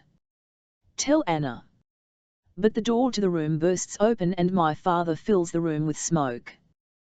His hair and clothes and skin reek of it, so much so that I look up, expecting the sprinklers to go off. "What happened?" he asks, going right to the bed. I slip out of the room, because nobody needs me there anymore. In the elevator, in front of the no smoking sign, I light a cigarette. "Tell Anna what?" Sarah 1991 by pure chance, or maybe karmic distribution, all 3 clients at the hair salon are pregnant. We sit under the dryers, hands folded over our bellies like a row of Buddhas. My top choices are Fried New Low, and Jack says the girl next to me, who is getting her hair dyed pink. My sister's keeper. What if it's not a boy? Asks the woman sitting on my other side. Oh, those are meant to be for either. I hide a smile. I vote for Jack. The girl squints, looking out the window at the rotten weather. Sleet is nice, she says absently, and then tries it on for size. Sleet, pick up your toys. Sleet, honey, come on, or we're gonna be late for the Uncle Tupelo concert. She digs a piece of paper and a pencil stub out of her maternity overalls and scribbles down the name. The woman on my left grins at me. Is this your first? In line 3rd. In line 2. I have 2 boys. I'm keeping my fingers crossed. I have a boy and a girl, I tell her. 5 and 3. Do you know what you're having this time? I know everything about this baby, from her sex to the very placement of her chromosomes, including the ones that make her a perfect match for Kate. I know exactly what I am having, a miracle. It's a girl, I answer. Ooh, I'm so jealous. My husband and we didn't find out at the ultrasound. I thought if I heard I was another boy, I might never finish out the last 5 months. She shuts off her hairdryer and pushes it back. You have any picked? It strikes me that I don't. Alt 01 at 11. I'm 9 months pregnant, although I have had plenty of time. TC Dre knew I have not really considered the specifics of this child. I have thought of this daughter only in terms of what she will be able to do for the daughter I already have. I haven't admitted this even to Brian, who lies at night with his head on my considerable belly, waiting for the twitches that herald he Fluinks, the first female place kicker for the Patriots. Then again, my dreams for her are no less exalted. I plan for her to save her sister's life. We're waiting, I tell the woman. Sometimes I think it is all we ever do. There was after Kate's 3 months of chemotherapy last year, that I was stupid enough to believe we had beaten the odds. Dr. Chance said that she seemed to be in remission, and that we would just keep an eye on what came next. And for a little while, my life even got back to normal, chauffeuring Jessie to soccer practice and helping out in Kate's preschool class and even taking a hot bath to relax. And yet, there was a part of me that knew the other shoe was bound to drop. This part scoured Kate's pillow every morning, even after her hair started to grow back with its frizzy, burned ends, just in case it started falling out again. This part went to the geneticist recommended by Dr. Chance. Engineered an embryo given the thumbs up by scientists to be a perfect match for Kate. Took the hormones for FVF and conceived that embryo, just in case. It was during a routine bone marrow aspiration that we learned Kate was in molecular relapse. On the outside, she looked like any other 3-year-old girl. On the inside, the cancer had surged through her system again, steamrolling the progress that had been made with chemo. Now, in the back seat with Jessie, Kate's kicking her feet and playing with a toy phone. Jessie sits next to her, staring out the window. Mom? Do buses ever fall on people? Like out of trees? No. Like, just over. He makes a flipping motion with his hand. Only if the weather's really bad, or if the driver's going too fast. He nods, accepting my explanation for his safety in this universe. Then, Mom? Do you have favorite number? 31. I tell him this is my due date. How about you? 9. Because it can be a number, or how old you are, or a 6 standing on its head. He pauses only long enough to take a breath. Mom? Do we have special scissors to cut meat? We do. I take a right and drive past a cemetery, headstones canted forward and back like a set of yellowed teeth. Mom? Jessie asks, is that where Kate will go? The question, just as innocent as any of others Jessie would ask, Makes my legs go weak. I pull the car over and put on my hazard lights. Then I unbuckle my seat belt and turn around. No, just tell him she's staying with us. Mr. and NFRS. Fitzgerald, the producer says. This is where we'll put you. We sit down on the set at the TV studio. We've been invited here because of our baby's unorthodox conception. Somehow, in an effort to keep Kate healthy, we've unwittingly become the poster children for scientific debate. Brian reaches for my hand as we are approached by Nadia Carter, the reporter for the news magazine. We're just about ready. I've already taped an intro about Kate. All I'm going to do is ask you a few questions, and we'll be finished before you know it. Just before the camera starts rolling, Brian wipes his cheeks on the sleeve of his shirt. The makeup artist, standing behind the lights, Armans. Well, for God's sake, he whispers to me. I'm not going on national TV wearing blush. The camera to life with far less ceremony than I've expected, just a little hum that runs up my arms and legs. Mr. Fitzgerald, Nadia says, can you explain to us why you chose to visit a geneticist in the first place? Brian looks at me. Our 3-year-old daughter has a very aggressive form of leukemia. Her oncologist suggested we find a bone marrow donor, but our oldest son wasn't a genetic match. There's a national registry, but by the time the right donor comes along for Kate, she might not be around. So we thought it might be a good idea to see if another sibling of Kate's matched up. A sibling, Nadia says, who doesn't exist. Not yet, Brian replies. What made you turn to a geneticist? Time constraints, I say bluntly.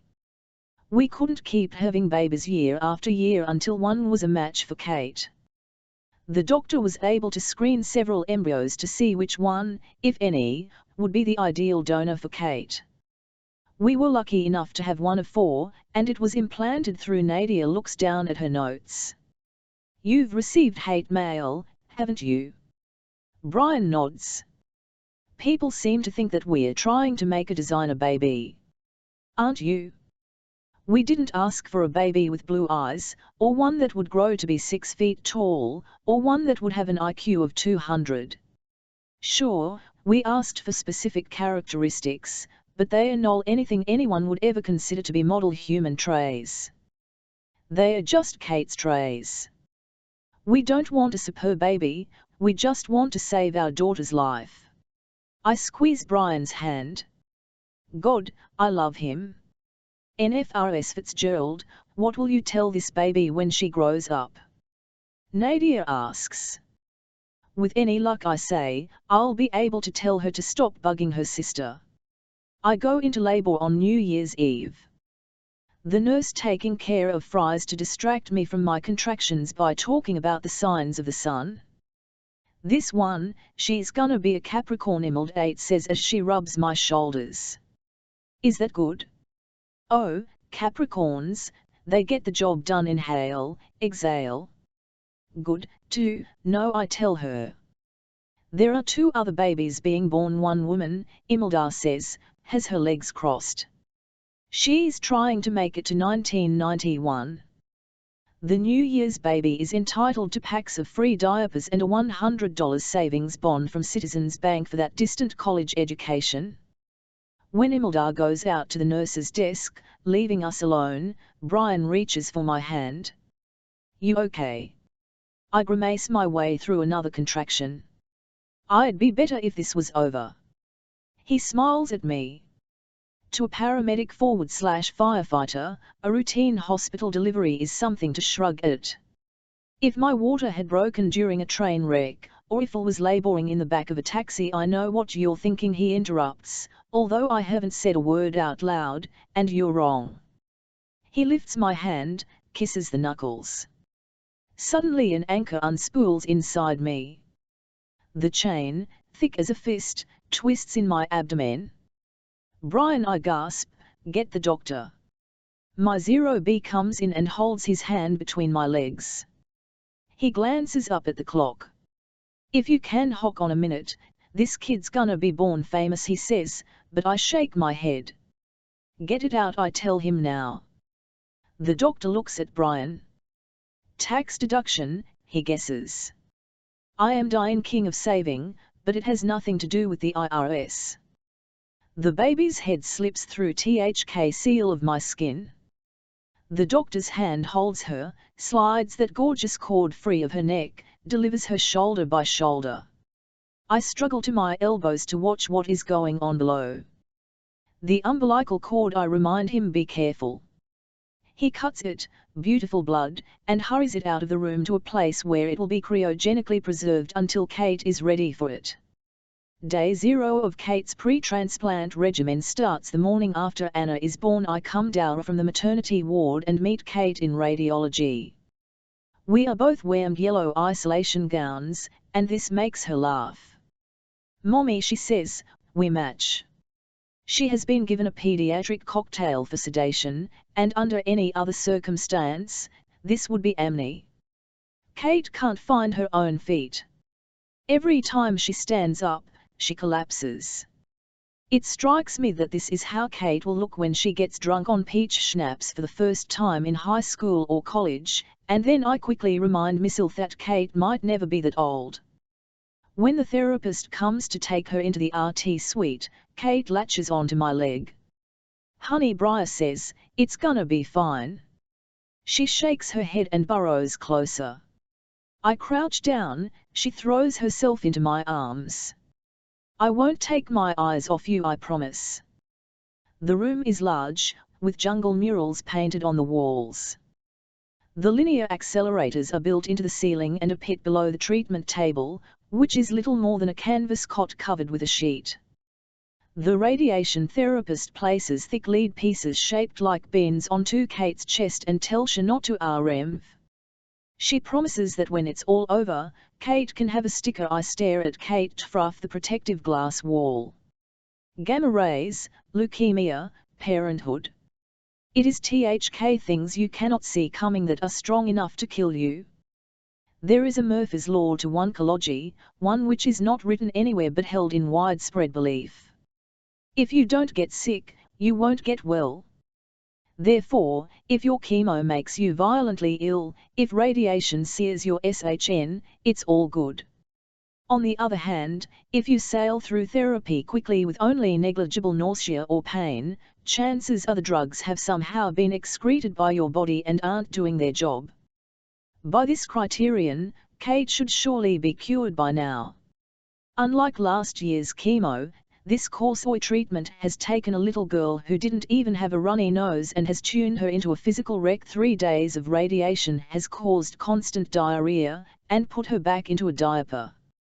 At first, this embarrassed her, now she is so sick she doesn't care. The following 5 days of chemo have lined her throat with mucus, which keeps her clutching at a suction tube as if it is a life preserver. When she is awake, all she does is cry.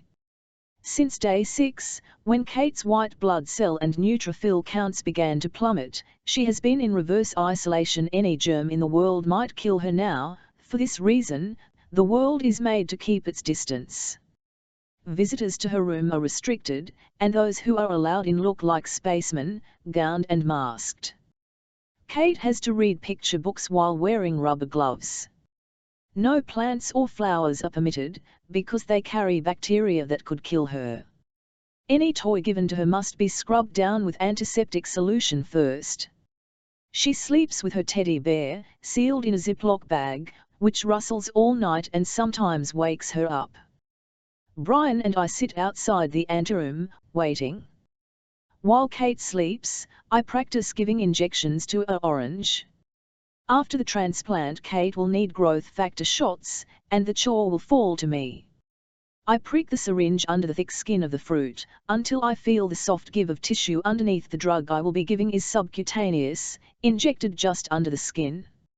I need to make sure the angle is right and that I am giving the proper amount of pressure. The speed with which you push the needle down can cause more or less pain. The orange, of course, doesn't cry when I make a mistake. But the nurses still tell me that you eating Kate won't feel much different. Brian picks up a second orange and begins to peel it. Put that down. I'm hungry. He nods at the fruit in my hands. And you've already got a patient. For all you know, that was someone else's. God knows what it's doped up with. Suddenly Dr. Chance turns the corner and approaches us. Donna, an oncology nurse, walks behind Hyaru brandishing an 4-bag filled with crimson liquid. Drum roll, she says. I put down my orange, follow them into the anteroom, and suit up so that I can come within 10 feet of me daughter. Within minutes Donna attaches the bag to a pole, and connects the drip to Kate's central line. It is so anticlimactic that Kate doesn't even wake up. I stand on one side, as Brian goes TC the other. I hold my breath. I stare down at Kate's hips, the iliac crest, where bone marrow is made. Through miracle, these stem cells of Anna's will go into Kate's bloodstream in her chest, but will find their way to the right spot. Well, Dr. Chance says, and we all watch the cord blood slowly slide through the tubing, a crazy straw of possibility. After 2 hours of limb with my sister again, I'm finding it hard to believe we comfortably shared a womb. Isabel has already organized my CDS by year of release, swept under the couch, and tossed out half the food in my refrigerator. Dates are our friend, Julia. She sighs. You have yogurt in here from when Democrats ruled the White House. I slam the door shut and count to 10, but when Izzy moves toward the gas oven and starts looking for the cleaning controls, I lose my cool. Sylvia doesn't need cleaning. That's another thing, Sylvia the oven, Smilla the fridge. Do we really need to name our kitchen appliances? Michin appliances. Mine, not ours, goddammit. I'm totally getting why Janet broke up with you, I mutter. At that, Izzy looks up. Strickim, you are horrible, she says. You are horrible, and after I was born I should have sewed Mom shut. She runs to the bathroom in tears. Isabel is minutes older than me, but I've always been the one who takes care of her. I'm her nuclear bomb. When there's something upsetting her, I go in and lay waste to it, whether that's one of our 6 older brothers teasing her or the evil Janet, who decided she wasn't gay after 7 years into a committed relationship with Izzy. Growing up, Izzy was the goody two-shoes and I was the one who came up fighting, swinging my fists or shaving my head to get a rise out of our parents, or wearing combat boots with my high school uniform. Yet now that we're 32, I'm a card-carrying member of the rat race, while Izzy is a lesbian who builds jewelry out of paper clips and bolts. Go figure. The door to the bathroom doesn't lock, but Izzy doesn't know that yet. So I walk in and wait till she finishes splashing cold water on her face, and I hand her a towel. LZ. I didn't mean it. I know. She looks at in the mirror. Most people can't tell us apart now that I have a real job that requires conventional hair and conventional clothes. At least you had a relationship, I point out. The last time I had a date was when I bought that yogurt. Izzy's lips curve, and she turns to me. Does the toilet have a? I was thinking of Janet, I say, and my sister cracks up. The telephone rings, and I go into THK living room to answer it. Julia? This is Judge DeSalvo calling. I've got a case that needs a guardian ad litem and I'm hoping you might be able to help me out. I became a guardian ad litem a year ago, when I realized that non-profit work wasn't covering my rent. A gal is appointed by a court to be a child's advocate during legal proceedings that involve a minor. You don't have to be a lawyer to be trained as a gal, but you do have to have a moral compass and a heart. Which, actually, probably renders most lawyers unqualified for the job. Julia? Are you there? I would turn cartwheels for Judge DeSalvo. He pulled strings to get me a job when I first became a gal. Whatever you need, I promise. What's going on? He gives me background information, phrases like medical emancipation and 13 and mother with legal background float by me. Only 2 items stick fast, the word urgent, and the name of the attorney. God, I can't do this. I can be there in an hour, I say. Good. Because I think this kid needs someone in her corner. Who's that? Izzy asks. She's unpacking the box that holds her work supplies, tools and wire and little containers of metal bits that sound like teeth gnashing when she sets them down. A judge, I reply. There's a girl who needs help. What I don't tell my sister is that I'm talking about me. Nobody's home at the Fitzgerald house. I ring the doorbell twice, certain this must be a mistake from what Judge DeSalvo's led me to believe. This is a family in crisis. But I find myself standing in front of a well-kept cape, with carefully tended flower gardens lining the walk. When I turn around to go back to my car, I see the girl. She still has that knobby, calf-like look or preteens. She jumps over every sidewalk crack. Hi, I say, when she is close enough to hear me. Are you Anna? Her chin snaps up. Maybe. I'm Julia Romano. Judge DeSalvo asked me to be your guardian ad litem. Did he explain to you what that is? Anna narrows her eyes. There was a girl in Brockton who got kidnapped by someone who said they'd been asked by her mom to pick her up and drive her to the place where her mom worked. I rummage in my purse and pull out my driver's license, and a stack of papers. Here, I say. Be my guest. She glances at me, and then at the Godea picture on my license. She reads the copy of the emancipation petition I picked up at the family court before I came here.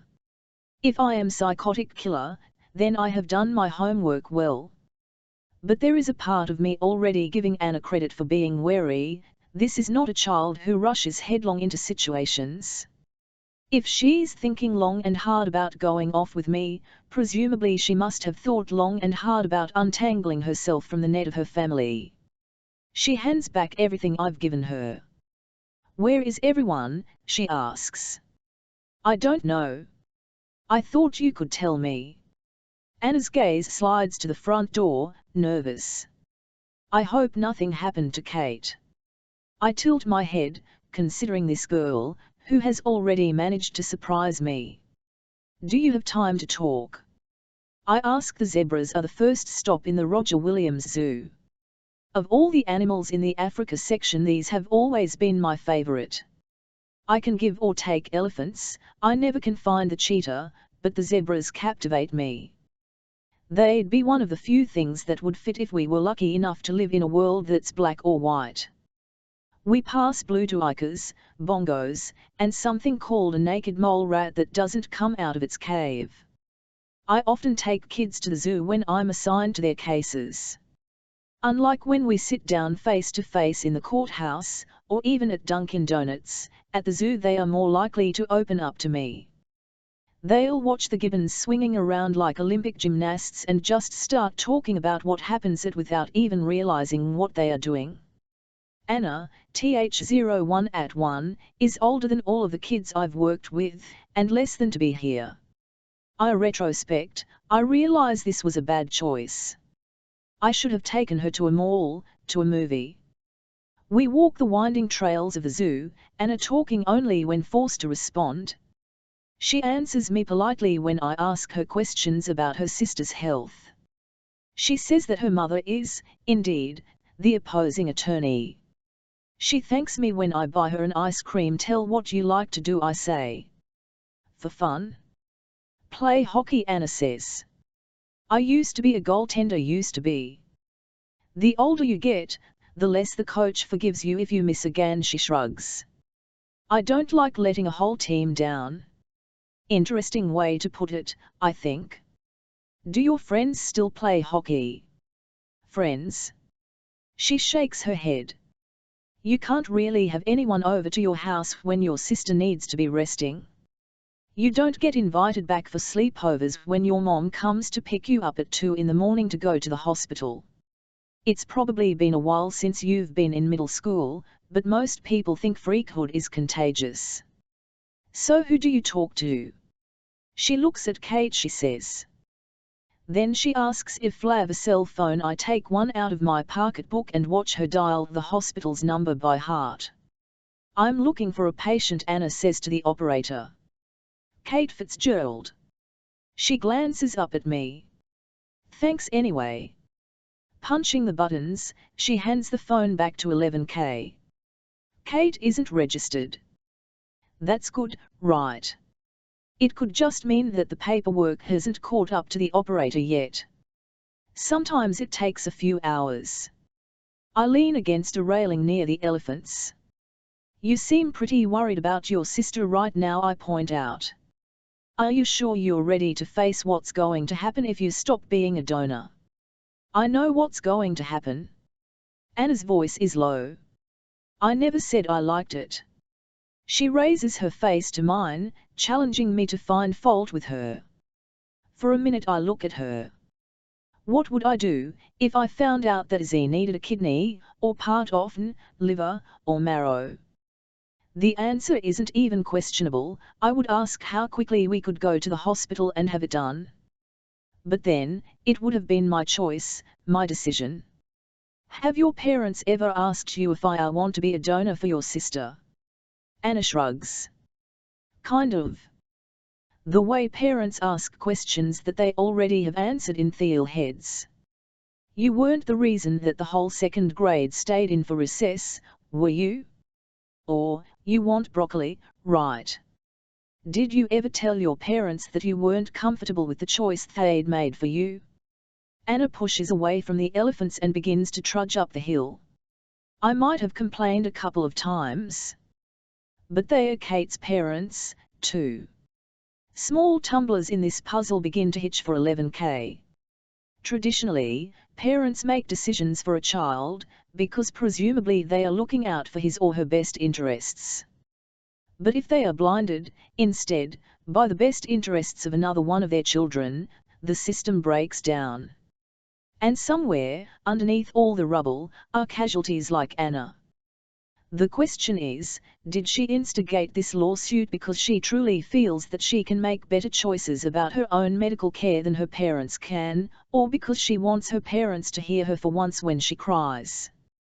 We wind up in front of the polar bears, Trixie and Norton. For the first time since we've gotten here, Anna's face lights up. She watches Kobe, Trixie's cub, the newest addition to the zoo. He swats at his mother as she lies on the rocks, trying to get her to play. The last time there was a polar bear baby, Anna says, they gave it to another zoo. She is right, memories of the articles in the Pro-Joe swim into my mind. It was a big public relations move for Rhode Island. Do you think he wonders what he did to get himself sent away? We are trained, as guardians ad litem, to see the signs of depression.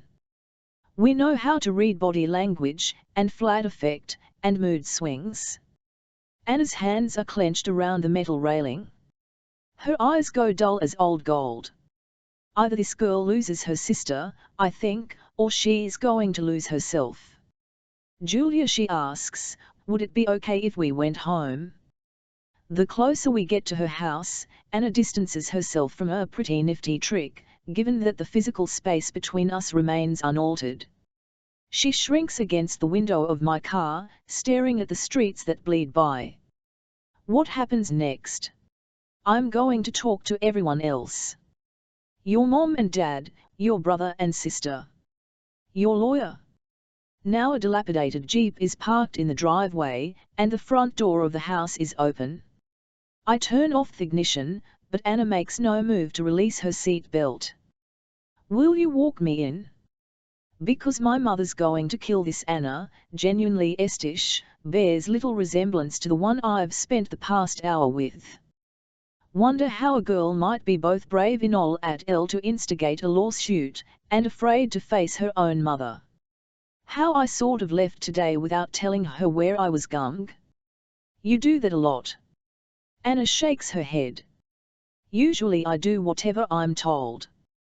Well, I am going to have to speak to Sarah Fitzgerald sooner or later. I get out of the car, and wait for Anna to do the same.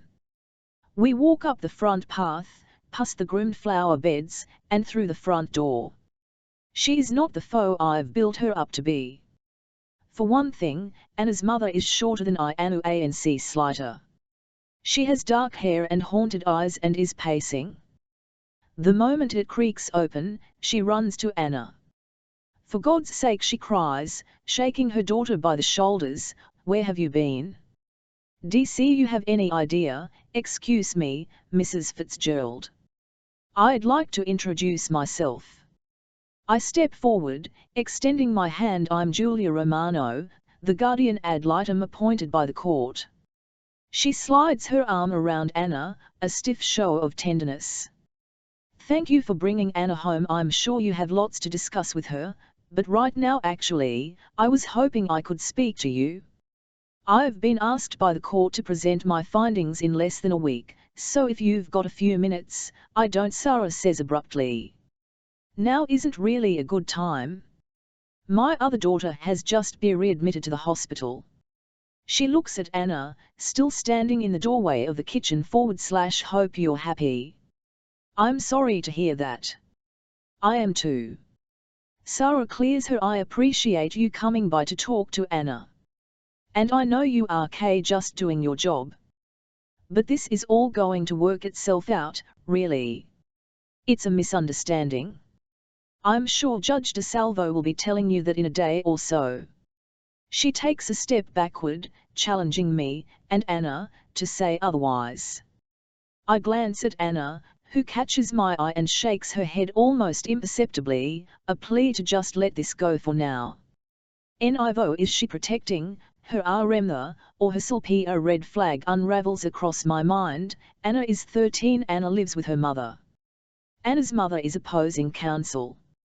How can Anna possibly live in the same home and not be swayed by Sarah Fitzgerald? Anna, I'll call you tomorrow. Then, without saying goodbye to Sarah Fitzgerald, I leave her house, headed for the one place on earth I never wanted to go. The law offices of Campbell Alexander look exactly the way I've pictured them, at the top of 8 building cast in black glass, at the end of a hallway lined with a Persian runner, 2 heavy mahogany doors that keep out the riffraff. Sitting at the massive receptionist's desk is a girl with porcelain features and a telephone earpiece hidden under the mane of her hair.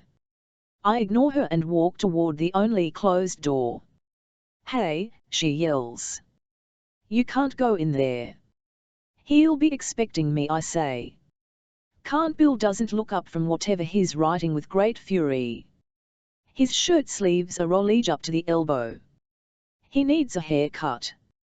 Kerry, he says, see if you can find some Jenny Jones transcript about identical twins who don't know that they, hello, can't Bill? First, he stops writing. Then he lifts his head. Julia. He gets to his feet, a schoolboy caught in an indecent act. I step inside and close the door behind me. I'm the guardian ad litem assigned to Anna Fitzgerald's case. A dog that I haven't noticed till now takes its place by Campbell's side. I'd heard that you went to law school. Harvard. On scholarship. Providence is a pretty tight place. I kept expecting. His voice trails off, and he shakes his head.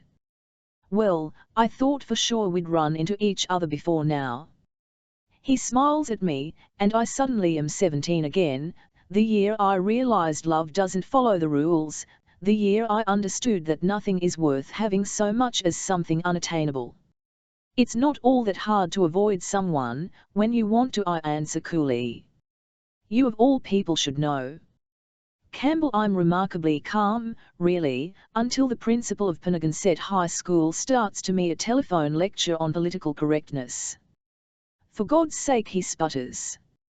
What kind of message does it send when a group of Native American students names their intramural basketball league the Whiteys? I imagine it sends the same message that you did when you picked the Chieftains as your school mascot. We've been the Pennagonset Chieftains since 1970, the principal argues. Yes, and they've been members of the Narragansett tribe since they were born. It's derogatory. and politically incorrect. Unfortunately, I point out, you can't sue a person for political incorrectness, or clearly you would have been handed a summons years ago. However, on the flip side, the Constitution does protect various individual rights to Americans, including Native Americans, one for assembly, and one for free speech, which suggest that the whiteys would be granted permission to convene even if your ridiculous TLNE of a lawsuit managed to make its way to court. For that matter, you may want to consider class action against humanity in general, since surely you'd also like to stifle the inherent racism implicit in the White House, the White Mountains, and the White Pages. There is deal silence on the other end of the phone. Shall I assume, then, that I can tell my client you don't plan to litigate after he hangs up on me? I push the intercom button. Kerry, call Ernie Fishkiller, and tell him he's got nothing to worry about.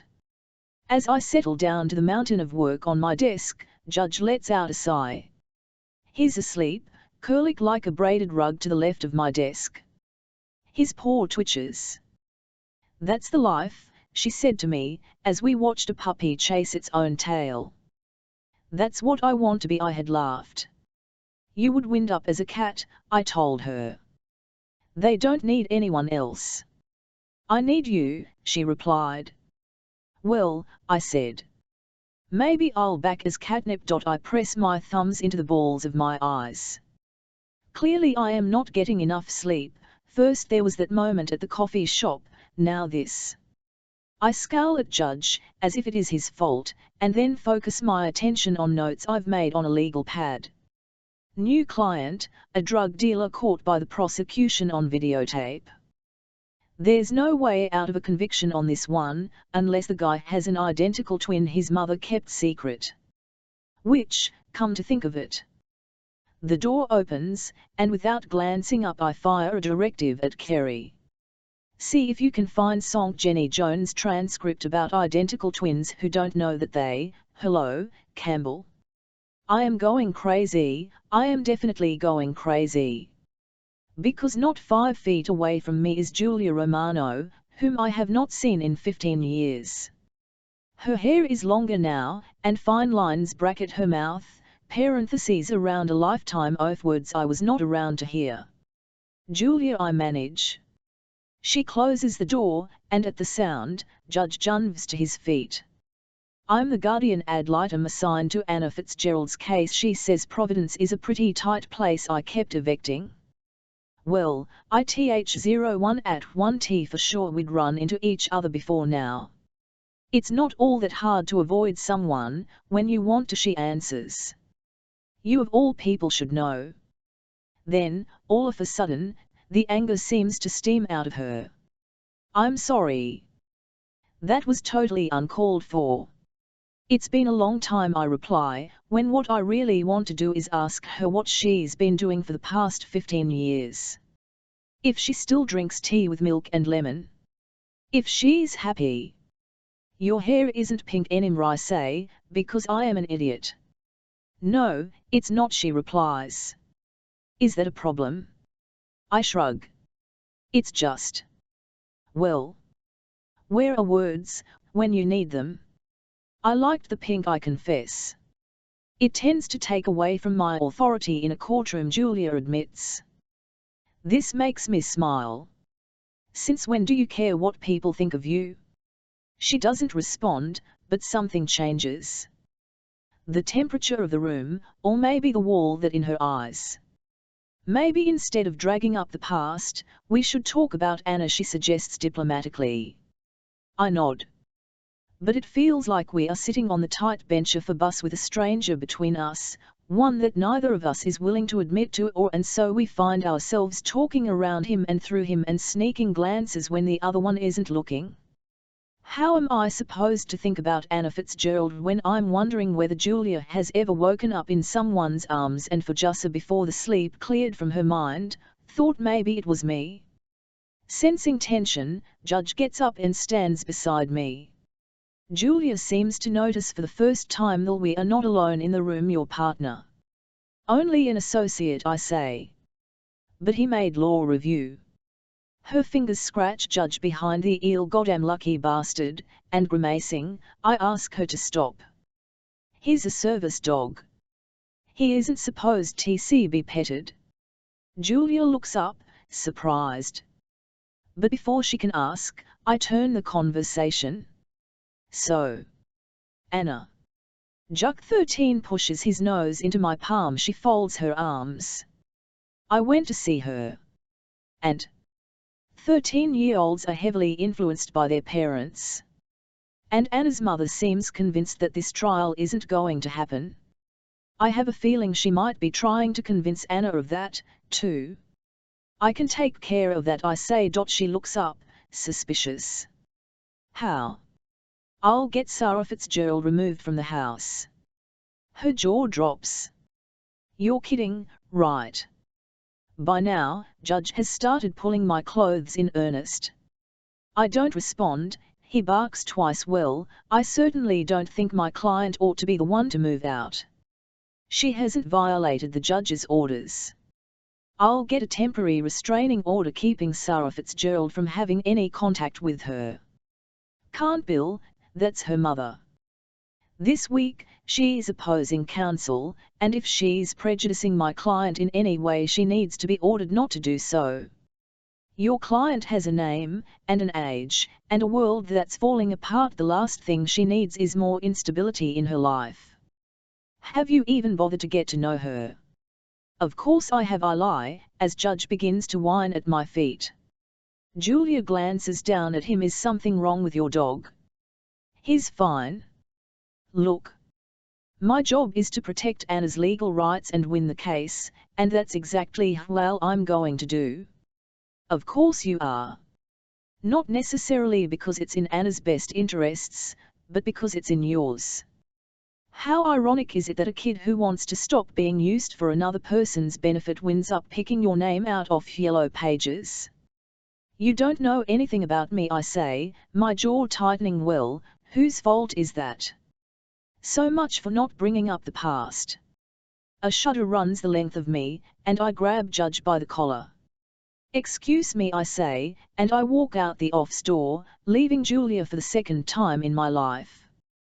When you get right down to it, the Wheeler School was a factory, pumping out debutantes and ultra investment bankers. We all looked alike and talked alike. To us, summer was a verb. There were students, of course, who broke that mold. Like the scholarship kids, who wore their collars up and learned to row, never realizing that all along we were well aware they weren't one of us. There were the stars, like Tommy Boudreau, who was drafted by the Detroit Red Wings in his junior year. Or the head cases, who tried to slit their wrists or mix booze and Valium and then left campus just as silently as they had once wandered around it. I was a sixth form the year that Julia Romano came to Wheeler. She wore army boots and cheap trick t-shirt under her school blazer. She was able to memorize entire sonnets without breaking a sweat. During free periods, while the rest of us were copping smokes behind the headmaster's back, she climbed the stairs to the ceiling of the and sat with her back against a heating duct, reading books by Henry Miller and Nietzsche. Unlike the other girls in school with their Sramath waterfalls Ophilo hair caught up in a headband like ribbon candy, hers was an absolute tornado of black curls, and she never wore those sharp features, take it or leave it. She had the thinnest hoop I'd ever seen, a silver filament, to froth her left eyebrow. She smelled like fresh dough rising. There were rumors about her. That she'd been booted out of a girls' reform school, that she was some whiz kid with a perfect PS at score, that she was 2 years younger than everyone else in our grade, that she had a tattoo. Nobody quite knew what to make of her. They called her Freak, because she wasn't one of us. One day Julia Romano arrived at school with short pink hair. We all assumed she'd be suspended, but it turned out that in the litany of rides about what one had to wear at Wheeler, coiffure was conspicuously absent. It made me wonder why there wasn't a single guy in the school with dreadlocks, and I realized it wasn't because we couldn't stand out, it's because we didn't want to. At lunch that day she passed the table where I was sitting with a bunch of guys on the sailing team and some after girlfriends. "Hey," one girl said, "did it hurt?" Julia slowed down. "Did what hurt?" "Falling into the cotton candy machine." She didn't even blink. "Sorry, I can't afford to get my hair done at Wash, Cut and Blow Jobs are us." Then she walked off to the corner of the cafeteria where she always ate by herself, playing solitaire with a deck of cards that had pictures of patron saints on the backs. "Shit, one of me friends said, that's one girl I wouldn't mess with." I laughed, because everyone else did. But I also watched her sit down, push the tray of food away from her, and begin to lay out her cards. I wondered what it would be like to not give a damn about what people thought of you. One afternoon, /went AWQL from the sailing team where I was captain, and followed her. I made sure to stay far enough behind that she wouldn't realize I was there. She headed down Blackstone Boulevard, tuned into Swan Point Cemetery, and climbed to the highest point. SHK opened her knapsack, took out her textbooks and binder, and spread herself in front of a grave. "You might as well come out," she said then, and I nearly swallowed my tongue, expecting a ghost, until I realized she was talking to "if you pay an extra quarter, you can even stare up close." I stepped out from behind a big oak, my hands dug into my pockets. Now that I was there, I had no idea why I'd come. I nodded toward the grave. "That a relative?" She looked over her shoulder. "Yeah. My grandma had the seat right next to him on the Mayflower." She stared at me, all right angles and edges. "Don't you have cricket match to go polo?" I said, breaking a smile. "I'm just waiting for me horse to get here." She didn't get the joke, or maybe she didn't find it funny. "What do you want?" I couldn't admit that I was following her. "Help," I said. Homework. In truth, I had not looked over our English assignment. I grabbed a paper on top of her binder. "ANC read aloud, you come across a horrible 4-car accident. There are people moaning in pain, and bodies strewn all over the place. Do you have an obligation to stop?" "Why should I help?" she said. "Well, legally, you shouldn't. If I pull someone out and hurt them more, you could get sued." I meant, why should I help you? The paper floated to the ground. "You don't think very much of me, do you?" "I don't fluink about any of you, period. You're a bunch of superficial idiots who wouldn't be caught dead with someone who's different from you. Isn't that what you're doing, too?" She stared at me for a long second. Then she started stuffing her backpack. "You've got a trust vehicle, right? If you need help, go pay a tutor." I put my foot down on top of a textbook. "Would you do it?" "Tutor you? No way." "Stop. At the car accident?" Her hands quieted. "Yeah, because even if the law says that no one is responsible for anyone else, helping someone who needs it is the right thing to do." I sat down beside her, close enough that the skin of her arm hummed right next to mine. "You really believe that?" She looked down at her lap. "Yeah." "Then how?" I asked. "Can you walk away from afterward?" I wiped my face with paper towels from the dispenser and fix my tie. Judge pads eye tight circles beside me, the way he always does. "You did good," I tell him, patting the thick ruff of his neck. "When I get back into my office, Julia is gone. Carrie sits at the computer in a rare moment. Oh, productivity, typing. She said that if I needed her, you could damn well come find her." Her words, not mine. "And she asked for all the medical records." Carrie glances over her shoulder at me. "You look like shit." "Thanks." An orange post-it on her desk catches my attention. "Is this where she wants the records sent?" "Yeah." I slip the address into my pocket. "I'll take care of it," I say. A week later, in front of the same grave, I enlist Julia Romano's combat boots. I peeled away her camouflage jacket. Her feet were narrow and as pink as the inside of a tulip. Her collarbone was a mystery. I knew you were beautiful under there, I said, and this was the first spot on her that I kissed.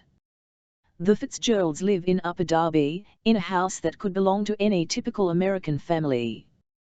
2-car garage, aluminum siding, tot finder stickers in the windows for the fire department. By the time I get there, the sun is setting behind the roofline. The whole drive over, I've tried to convince myself that what Julia said has absolutely no bearing on why I've decided to visit my client. That I was always planning to take this little day tour before, headed home for the night. But the truth is, in all the years I've been practicing, this is the first time I've paid a house call. Anna opens the door when I ring the bell. What are you doing here? Checking up on you. Does that cost extra? No, I say dryly. It's part of a special promotion I'm doing this RMNTH. Oh, she crosses her arms. Have you talked to my mother? I'm trying my best not to. I assume she's not home. Anna shakes her head. She's at the hospital. Kate got admitted again. I thought you might have gone over there. Kate's not my client. This actually seems to disappoint her. She tucks her hair behind her ears. Did you, want to in? I follow her into the living room and sit down on the couch, a palette of cheery blue stripes. Judge sniffs the edges off furniture. I heard you met the Guardian ad litem. Julia. She took me to the zoo. She seems all right. Her eyes dart to mine. Did she SM something about she's worried that your mother might be talking to you about this case? Other than Kate, Anna says, what else is there to talk about? We stare at each other for a moment. Beyond a client-attorney relationship, I am at a loss. I could ask to see her room, except that there's no way in hell any male defense attorney would ever go upstairs alone with a 13-year-old girl. I could take her out to dinner, but I doubt she'd appreciate Cafe Nuovo, one of my favorite haunts, and I don't think I could stomach a Whopper. Could ask her about school, but it isn't in session. Do you have kids? Anna asks. I laugh. What do you think? It's probably a good thing, she admits. No offense, but you don't exactly look like a parent. That fascinates. What do parents look like? She seems to think about this. You know how the tightrope guy at the circus wants everyone to believe his act is an art, but deep down you can see that he's really just hoping he makes it all the way across? Like that. She glances at me. You can relax, you know. I'm not going to tie you up and make you listen to gangster rap. Oh, well, I joke. In that case. I loosen my tie and sit back on the pillows. It makes a smile dart briefly across her face. You don't have to pretend to be my friend or anything. I don't want to pretend. I run my hand through my hair. The thing is, this is new to me. What is? I gesture around the living room, visiting a client. Shooting the breeze. Not leaving a case at the office at the end of day. Well, this is new to me, too, Anna confesses. What is? She twists a strand of hair around her pinky. Hoping she says the part of town where Julia's apartment is located is an upscale area with a reputation for divorced bachelors, a point that irritates me the whole time I am trying to find a parking spot. Then the doorman takes one look at Judge and bars my path. No dogs allowed, he says. Sorry. This is a service dog. Mine that doesn't seem to ring a bell. I spell it out for him. You know. Like seeing eye. You don't look blind. I'm a recovering alcoholic. I tell him. The dog gets between me and a beer. Julia's apartment is on the 7th floor. I knock on her door and then see an eye checking me out through the peephole. She opens it a crack, but leaves the chain in place. She has a kerchief wrapped around her head, and she looks like she's been crying. Hi, I say. Can we start over? She wipes her nose. Who the hell are you? Okay. Maybe I deserve that. I glance at the chain. Will you? She gives me a look, like I'm crazy or something. Are you on crack? There is a scuffle, and another voice, and then the door opens wide and stupidly I think, there are two of her. Can't Bill, the real Julia says, what are you doing here? I hold up the medical records, still getting over the shock. How the hell is it that she never managed to mention, that entire year at Wheeler, having a twin? Izzy, this is Campbell Alexander. Campbell, this is my sister. Can't Bill. I watch Izzy turn my name over on her tongue. At second glance, she really looks nothing like Julia at all. Her nose is a bit longer, her complexion not nearly the same shade of gold. Not to mention the fact that watching her mouth move doesn't make me hard. Not the Campbell, she says, tuning to Julia. From? Yeah, she sighs. Izzy's gaze narrows. I knew I shouldn't let him in. It's fine, Julia insists, and she takes the files from me. Thanks for bringing these. Izzy waggles her fingers. You can leave now. Stop.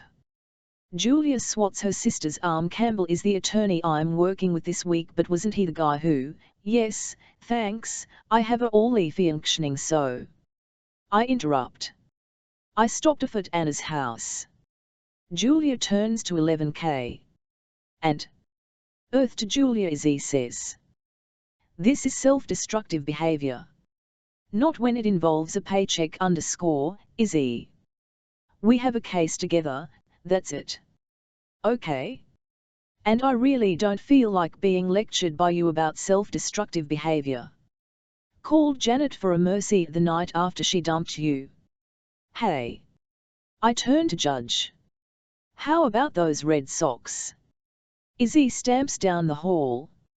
It's you, suicide, she yells, and then I hear a door slam. I think she really likes me, I say, but Julia doesn't crack a smile.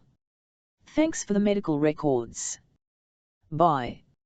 Julia, hey, I'm just saving you the trouble. It must have been hard training a dog to drag you out of a room when you need rescuing from some emotionally volatile situation, like an old girlfriend who's telling the truth. How does it work, Campbell? Hand signals. Word commands. A high-pitched whistle. I look wistfully down the empty hallway. Can I have Izzy back instead? Julia tries to push me out the door. All right. I'm sorry. I didn't mean to cut you off today in the office. But it was an emergency. She stares at what did you say the dog's for? I didn't. When she turns, Judge and I follow her deeper into the apartment, closing the door behind us. So I went to see Anna Fitzgerald. You were right. Before I took out a restraining order against her mother, I needed to talk to her. And I think back to the two of us, sitting on that striped couch, stretching a web of trust between us. Think we're on the page. Julia doesn't respond, just picks up a glass of white wine on the kitchen counter.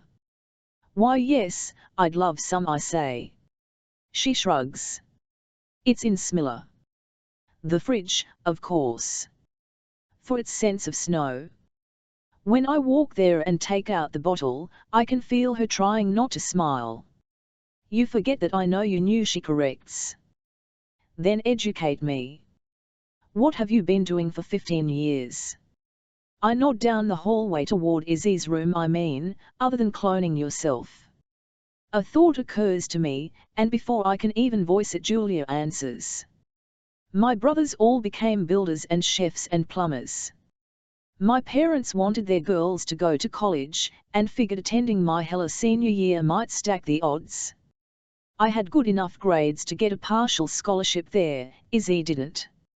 My parents could only afford to send one of us to private school. Did she go to college? Wrist, Julia says. She's a jewelry designer. A hostile jewelry designer. Having your heart broken can do that. Our eyes meet, and Julia realizes what she's said. SHK just moved in today. My eyes canvass the apartment, looking for a hockey stick, a Sports Illustrated magazine, a Larsboy chair, anything telltale and male. Is it hard getting used to a roommate? I was living alone before, can't Bill, if that's what you're asking. She looks at me over the edge of her wine glass. How about you? I have 6 wives, 15 children, and an assortment of sheep. Her lips curve. People like you always make me feel like I'm underachieving. Oh yeah, you're a real waste of space on the planet. Harvard undergrad, Harvard Law, 8 bleeding heart guardian ad litem. How do you know where I went to law school? Judge DeSalvo. I lie, and she buys it. I wonder if Julia feels like it has been moments, not years, since we've been together. If sitting at this counter with me feels as effortless for her as it does for me. If's like picking up an unfamiliar piece of sheet music and starting to stumble it, only to realize it is a melody you'd once learned by heart, one you can play without even trying. I didn't think you'd become a guardian ad literu, I admit. Neither did I. Julia smiles. I still have moments where I fantasize about standing on a soapstone in Boston Common, railing against a patriarchal society. Unfortunately, you can't pay a landlord in dogma. She glances at me. Of course, I also mistakenly believed you'd be president of United States by now. I inhaled, I confess. Had to set my sights a little lower. And you, well, actually, I figured you'd be living in the suburbs, doing the soccer mom thing with a bunch of kids and some lucky guy. Julia shakes her head. I think you're confusing me with Bitsy or Toto or whatever the hell the names of girls in Wheeler were. No, I just thought that I might be the guy. There is a thick, viscous silence. You didn't want to be that guy, Julia says finally. You made that pretty clear. That's not true, I want to argue. But how else would it look to her, when afterward, I wanted nothing to do with her? When, afterward, I acted just like everyone else. Do you remember Begin My Sister's Keeper? I remember everything, can't Bill, she interrupts. If I didn't, this wouldn't be so hard. My pulse jumps so high that Judge gets to his feet and pushes his snout into my hip, alarmed. I had believed back then that nothing could hurt Julia, who seemed to be so free. I had hoped that I could be as lucky. I was mistaken on both counts. Anna, in our living room we have a whole shelf devoted to the visual history of our family. Everyone's baby pictures are there, and some school headshots, and then various photos from vacations and birthdays and holidays. They make me think of notches on a belt or scratches on a prison wall, proof that time's passed, that we haven't all just been swimming in limbo. There are double frames, singles, 8x iOS, 4x 6s. They are made of blonde wood and inlaid wood and one very fancy glass mosaic. I pick up one of Jesse, he's about 2, in a cowboy costume. Looking at it, you'd never know what was coming down the pike. There is Kate with hair and Kate all bald, one of Kate as a baby sitting on Jesse's lap, one of mother holding each of them on the edge of a pool. There are pictures of me, too, but not many. I go from infant to about 10 years old in one fell swoop. Maybe it's because I was the 3rd child, and they were sick and tired of keeping a catalogue of life. Maybe it's because they forgot. It's nobody's fault, and it's not a big deal, but it's a little depressing all the same. A photo says, you were happy, and I wanted to catch that. A photo says, you were so important to that I put down everything else to come watch. My father calls at 11 o'clock to ask if I want him to come get me. Mom's going to stay at the hospital, he explains. But if you don't want to be alone in the house, you can sleep at the station. No, it's okay, I tell him. I can always get Jesse if he'll need something. Right, my father says. Jesse. We both pretend that this is a reliable backup plan. How's Kate? I ask, still pretty out of it. They've got her drugged up. I hear him drag in a breath. You know, Anna, he begins, but then there is a shrill bell in the background. Honey, I've got to go. He leaves me with an era of dead air. For a second I just hold the phone, picturing my dad stepping into his boots and pulling up the puddle of pants by their suspenders. I imagine the door-off station yawning like Aladdin's cave, and the engine screaming out, my father in the front passenger seat. Every time he goes to work, he has to put out fires. It's just the encouragement I need. Grabbing a sweater, I leave the house and head for the garage. There was this kid in my school, Jimmy Streb, who used to be a total loser. He got zits on top of his zits, he had a pet rat named Orphan Annie, and once in science class he puked into the fish tank. No one ever talked to Hairu in case doghood was contagious. But then one summer he was diagnosed with MS. After that, no one was to Jimmy anymore. A fire passed him in the hall, you smiled. He sat next to you at the lunch table, you nodded hello. It was as if being a walking tragedy cancelled out ever having been a geek from the moment I was born. I have been the girl with the sick sister. All my life bank tellers have given extra lollipops, principals have known me by name. No one is ever outright mean to it makes me wonder how I'd be created if I were like everyone else. Maybe I'm a pretty rotten person, not that anyone would ever have the guts to tell this to my face. Maybe everyone thinks I'm rude or ugly or stupid but they have to be nice because it could be the circumstances of my life that make that way. It makes me wonder if what I'm doing now is just my true nature. The headlights of another car bounce off the rearview mirror, lighting up like green goals around Jesse's eyes. He drives with one wrist on the wheel, lazy. He needs a haircut, in a big way. Your car smells like SRMKE, I say. Yeah, but it covers the aroma of spilled whiskey. His teeth flash in the dark. Thigh? Is it bothering you? Kind of. Jesse reaches across my body to the glove compartment. He takes out a pack of Merits and 8 Zippo, lights up, and blows smoke in my direction. Sorry, he says, though he isn't. Can I have one? One what? A cigarette. They are so white they seem to glow. You want a cigarette? Jesse cracks up. I'm not joking, I say. Jesse raises one brow, and then turns the wheel so sharply I think he might roll the Jeep. We wind up in a huff of road dust on the shoulder. Jesse turns on the interior lights and shakes the pack so that one cigarette shimmies out. It feels too delicate between my fingers, like the fine bone of a bird. I hold it the way I think 8 drama queen ought to, between the vice of me second and middle fingers. I put it up to my lips. You have to light it first. Jesse laughs, and he sparks up the Zippo. There is no freaking way I'm leaning into a flame, chances are I'll set my hair on fire instead of the cigarette. You do it for me, I say. Nope. If you're gonna learn, you're gonna learn it all. He flicks the lighter again. I touch the cigarette to the burn, suck in hard the way I have seen Jesse do.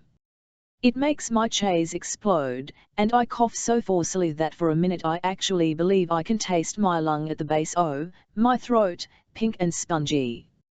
Jesse goes to pieces and plucks the cigarette out of my hand before I drop it. He takes 2 long drags and then tosses it out the window. Nice try, he says.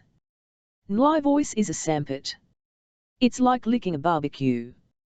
While I work on remembering how to breathe, Jesse pulls into the road again. That made want to. I shrug. I figured I might as well. If you'd like a checklist of depravity, I can make one up for you. Then I don't reply. He glances over at Anna. He says, you're not doing the wrong thing by now. He's pulled into the hospital's parking lot. I'm not doing the right thing, either, I point out. He turns off the ignition but doesn't make an attempt to leave the car. Have you thought about the dragon guarding the cave? I narrow my eyes. Speak English. Well, I'm guessing Mom's asleep about 5 feet away from Kate. Oh, shit, it is not that I think my mother would throw me out, but she certainly won't leave me alone with Kate, and right now that's what I want more than anything. Jessie looks at me. Seeing Kat isn't going to make you feel better. There's really no way to explain why I need to know that she's okay, at least now. Even TH01 at 11 have taken steps that will put an end to that. For once, though, someone seems to understand. Jessie stares out the window of the car. Leave it to me, he says. We were 11 and 14, and we were training for the Guinness Book of World Records. Surely there had never been two sisters who did simultaneous headstands for so long that their cheeks went hard as plums and their eyes saw nothing but red.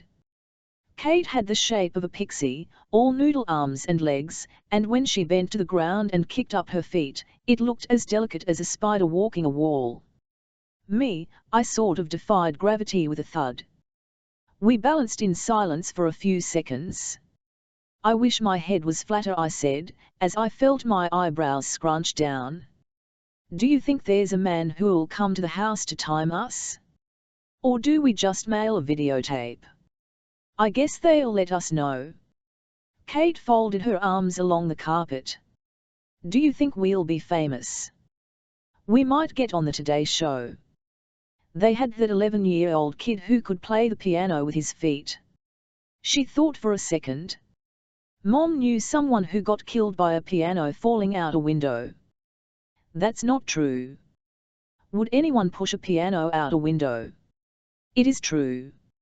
You ask her. And they weren't taking it out, they were putting it in. She crossed her legs against the wall, so that it looked like she was just sitting upside down. What do you think is the best way to die? I don't want to talk about this, I said. Why, I'm dying. You're dying? When I frowned, she said, well, you are. Then she grinned. Just happen to be more gifted at it than you are. This is a stupid conversation. Already, it was making my skin itch in places I knew I would never be able to scratch. Maybe an airplane crash, Kate mused. It would suck, you know, when you realized you were going down, but then it happens and you're just powder. How come people get vaporized, but they still manage to find clothes in trees, and those black boxes? By now my head was starting to pound. Shut up, Kate. She crawled down the wall and sat up, flushed. There's just sleeping it as you croak, but that's kind of boring. Shut up, I repeated, angry that we had only lasted about 22 seconds, angry that now we were going to have to fry for a record all over again. I tipped myself sunny side up again and tried to clear the knot of hair out of my face. UK 10W, normal people don't sit around thinking about dying. Liar. Everyone thinks about dying, everyone thinks about you dying, I said. The room went so still that I wondered if we ought to go for a different record. How long can two sisters hold their breath? Then a twitchy smile crossed her face. Well, Kate said. At least now you're telling the truth. Jessie gives me a $20 bill for cab fare home, because that's the only hitch in his plan. Once we go to Fruff with Ulis, he isn't going to be driving back. We take the stairs to the 8th floor instead of the elevator, because they let us out behind the nurse's station, not in front of it. Then he took me inside a linen closet filled with plastic pillows and sheets stamped with the hospital's nan. Wait, I blurt out, when he's about to leave me. How am I going to know when it's time? He starts to laugh. You'll know, trust me. He takes a silver flask out of his pocket. It's one my father got from the chief and thinks he lost 3 years ago, screws off the cap, and pours whiskey all over the front of his shirt. Then he starts to walk down the hall. Well, walk would be a loose approximation. Jessie slams like a billiard ball into the walls and knocks over an entire cleaning cart. Ma, he yells out. Ma, where are you? He isn't drunk, but he sure as hell can do a great imitation. It makes me wonder about the times. have looked out my bedroom window in the middle of the night and seen him puking into the rhododendrons. Maybe that was all for show, too. The nurses swarm out from their hive of a desk, trying to subdue a boy half their age and 3 times as strong, who at that very moment grabs the uppermost tier of a linen rack and pulls it forward, making a crash so loud it rings in my ears. Call buttons start ringing like an operator's switchboard behind the nurse's desk, but all of the night duty ladies are doing their best to hold Jesse down while he kicks and flails. The door to Kate's room opens, and bleary-eyed, my mother steps out. She takes a look at Jesse and for a second her whole face is frozen with the realization that, in fact, things can get worse. Jesse swings his head toward her, a big bull, and his features melt. "Hiya, Mom," he greets, and he smiles loosely up at her. "I am so sorry," my mother says to the nurses. She closes her eyes as Jesse stumbles upright and throws his sloppy arms around her. "There's coffee in the cafeteria," one nurse suggests, and my mother is too embarrassed to even answer her. She just moves toward the elevator banks with Jesse attached to her like a mussel on a crusty hull, and pushes the door button over and over in the fruitless hope that it will actually make the doors open faster. When they leave, it is almost too easy. Some of the nurses hurry off to check on the patients who've rung in, others settle back behind their desk, trading hushed commentary about Jesse and my poor mother like it's some card game. They never look my way as I sneak out of the linen closet, tiptoe down the hall, and let myself into my sister's hospital room. One Thanksgiving when Kate was not in the hospital, we actually pretended to be a regular family. We watched the parade on TV, where a giant balloon fell prey to a freak wind and wound up wrapped around a NYC traffic light. We made our own gravy. My mother brought the 2 keys wishbone out to the table, and we fought over who would be granted the @LT to snap it. Kate and I were given the honors. Before I got a good grip, my mother leaned close and whispered into my ear, "You know what to wish for." So I shut my eyes tight and thought hard of remission for Kate, even though I had been planning to ask for a personal CD player, and got a nasty satisfaction out of the fact that I did not win the tug-of-war. After we ate, my father took us outside for a game of 2-on-2 touch football while my mother was washing the dishes. She came outside when Jesse and I had already scored twice. "Tell me," she said, "that I am hallucinating." She didn't have to say anything else. We'd all seen Kate tumble like an ordinary kid and wind up bleeding uncontrollably like a sick one. Or, Sarah. My dad tuned up the wattage on his smile. "Kate's on my team, I won't let her get sacked." He swaggered over to my mother, and kissed her so long and slow that my own cheeks started to burn, because I was sure the neighbors would see. When he lifted his head, my mother's eyes were a color I had never seen before and don't think I have ever seen again. "Trust me," he said, and then he threw the football to Kate. What I remember about that day was the way the ground bit back when you sat on it, the first hint of winter. I remember being tackled by my father, who always braced himself in a push-up so that got none off weight and all off his heat. I remember my mother, cheering equally for both teams. And I remember throwing the ball to Jesse, but Kate getting in the way, an expression of absolute shock on her face as it landed in the cradle of her arms and Dad yelled her onto the touchdown. She sprinted, and nearly had it, but then Jesse took a running leap and slammed her to the ground, crushing her underneath him. In that moment everything stopped. Kate lay with her arms and legs splayed, unmoving. My father was there in a breath, shoving at Jesse. "What the hell is the matter with you?" "I forgot." My mother, "Where does it hurt? Can you sit up?" But when Kate rolled over, she was smiling. "It doesn't hurt. It feels great." My parents looked at each other. Neither of them understood like I did, like Jesse did, that no matter who you are, there is some part of you that always wishes you were someone else, and when, for a millisecond, you get that wish, it's a miracle. "He forgot," Kate said to nobody, and she lay on her back, beaming up at the cold Hawkeye sun. Hospital rooms never get completely dark. There is always some glowing panel behind the bed in the case of catastrophe, a runway strip so that the nurses and doctors can find their way. I have seen Kate 100 times in beds like this one, although the tubes and wires change. She always looks smaller than I remember. I sit down as gently as I can. The veins on Kate's neck and chest are a road map, highways don't go anywhere. I trick myself into believing that I can see those rogue leukemia cells moving like a worm through her system when she opens her eyes. I nearly fall off the bed. It's an exorcist moment. Anna, she says, staring right at me. I have not seen her look this scared since we were little, and Jessie convinced us that an old Indian ghost had back to claim the bones buried by mistake under our house. If you have a sister and she dies, do you stop saying you have one?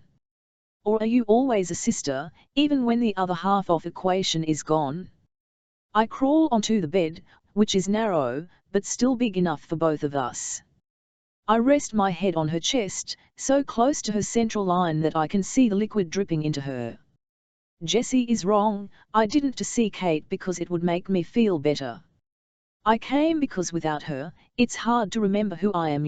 If you were sensible, when I tell you the stars flash signals, each one dreadful, you would not turn and answer the night is wonderful.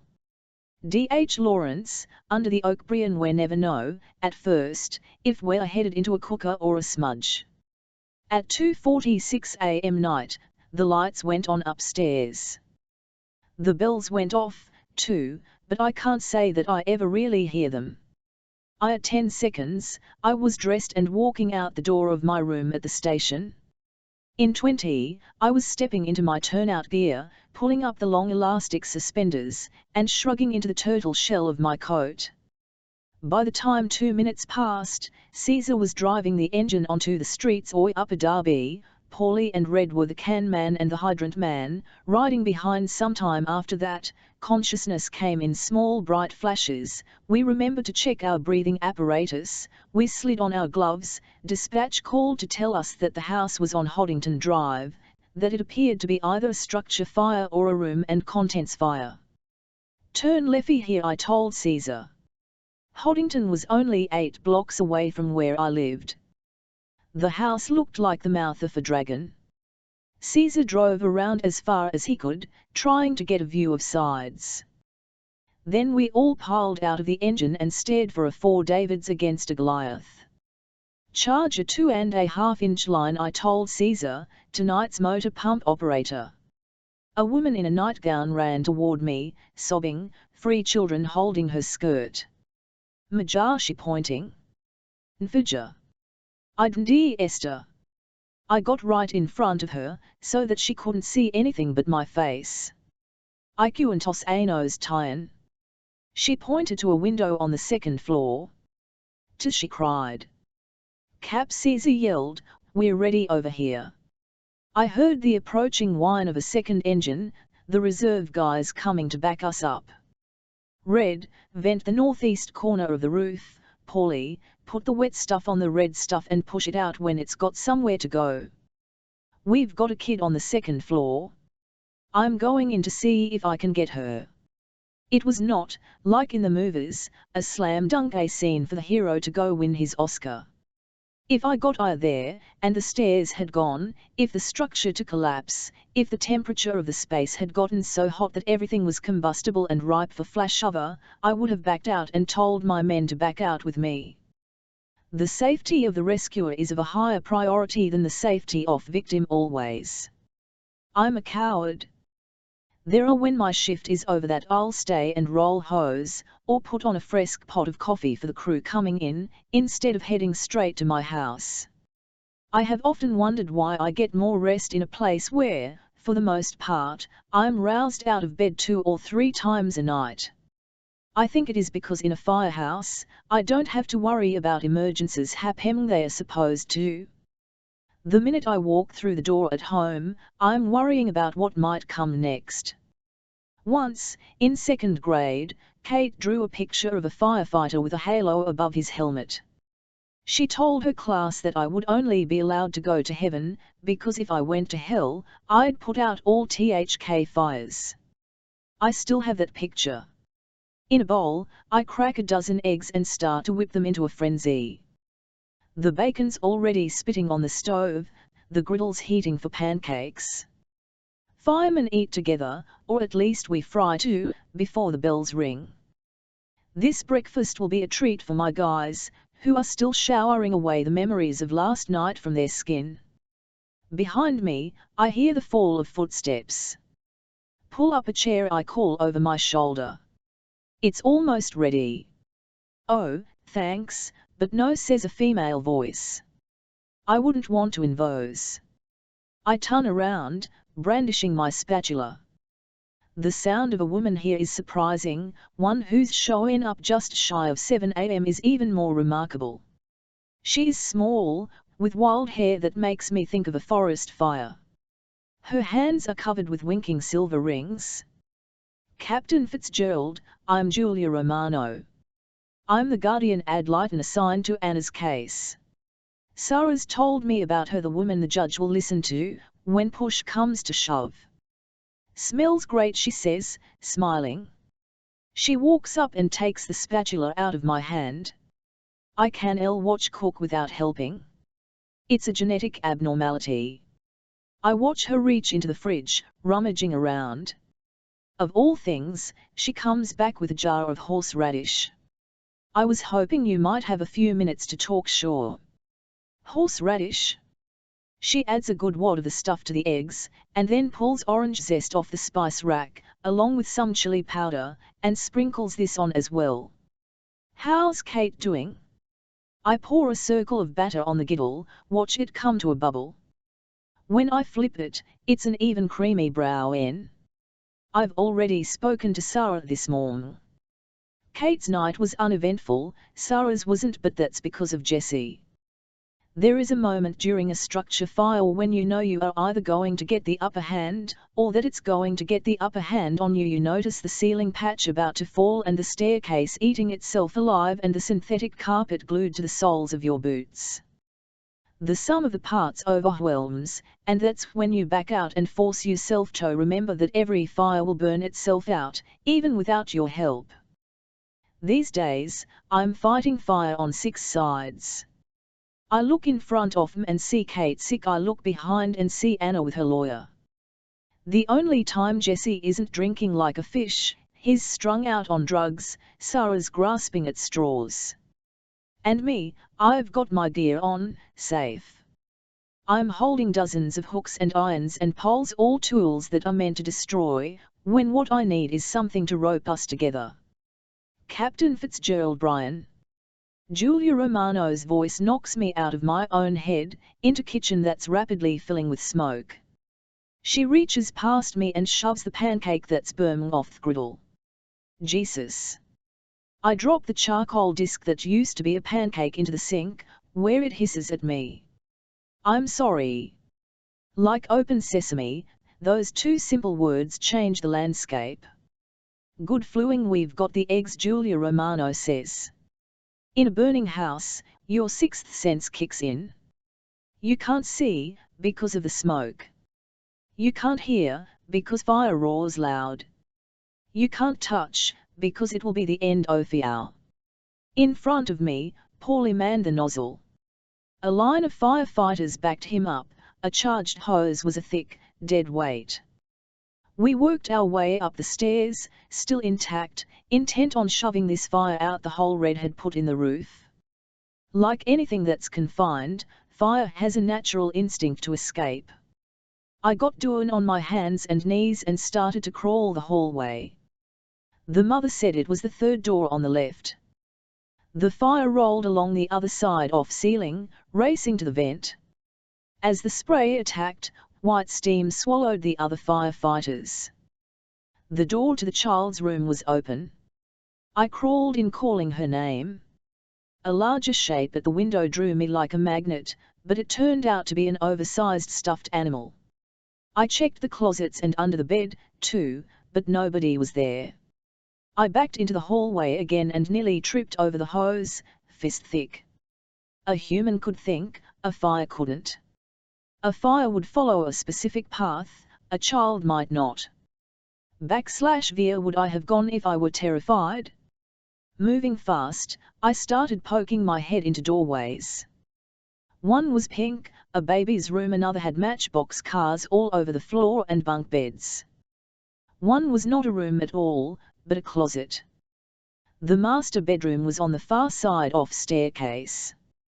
If I were a kid, I'd want my room there. Unlike the other bedrooms, this one was leaking thick, black smoke. Fire had burned a seam at the bottom of the door.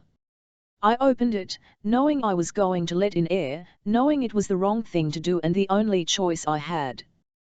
Predictably, the smoldering line ignited, flame filling the doorway. I charged through it like a bull, feeling embers rain down the back of my helmet and coat. "Louisa!"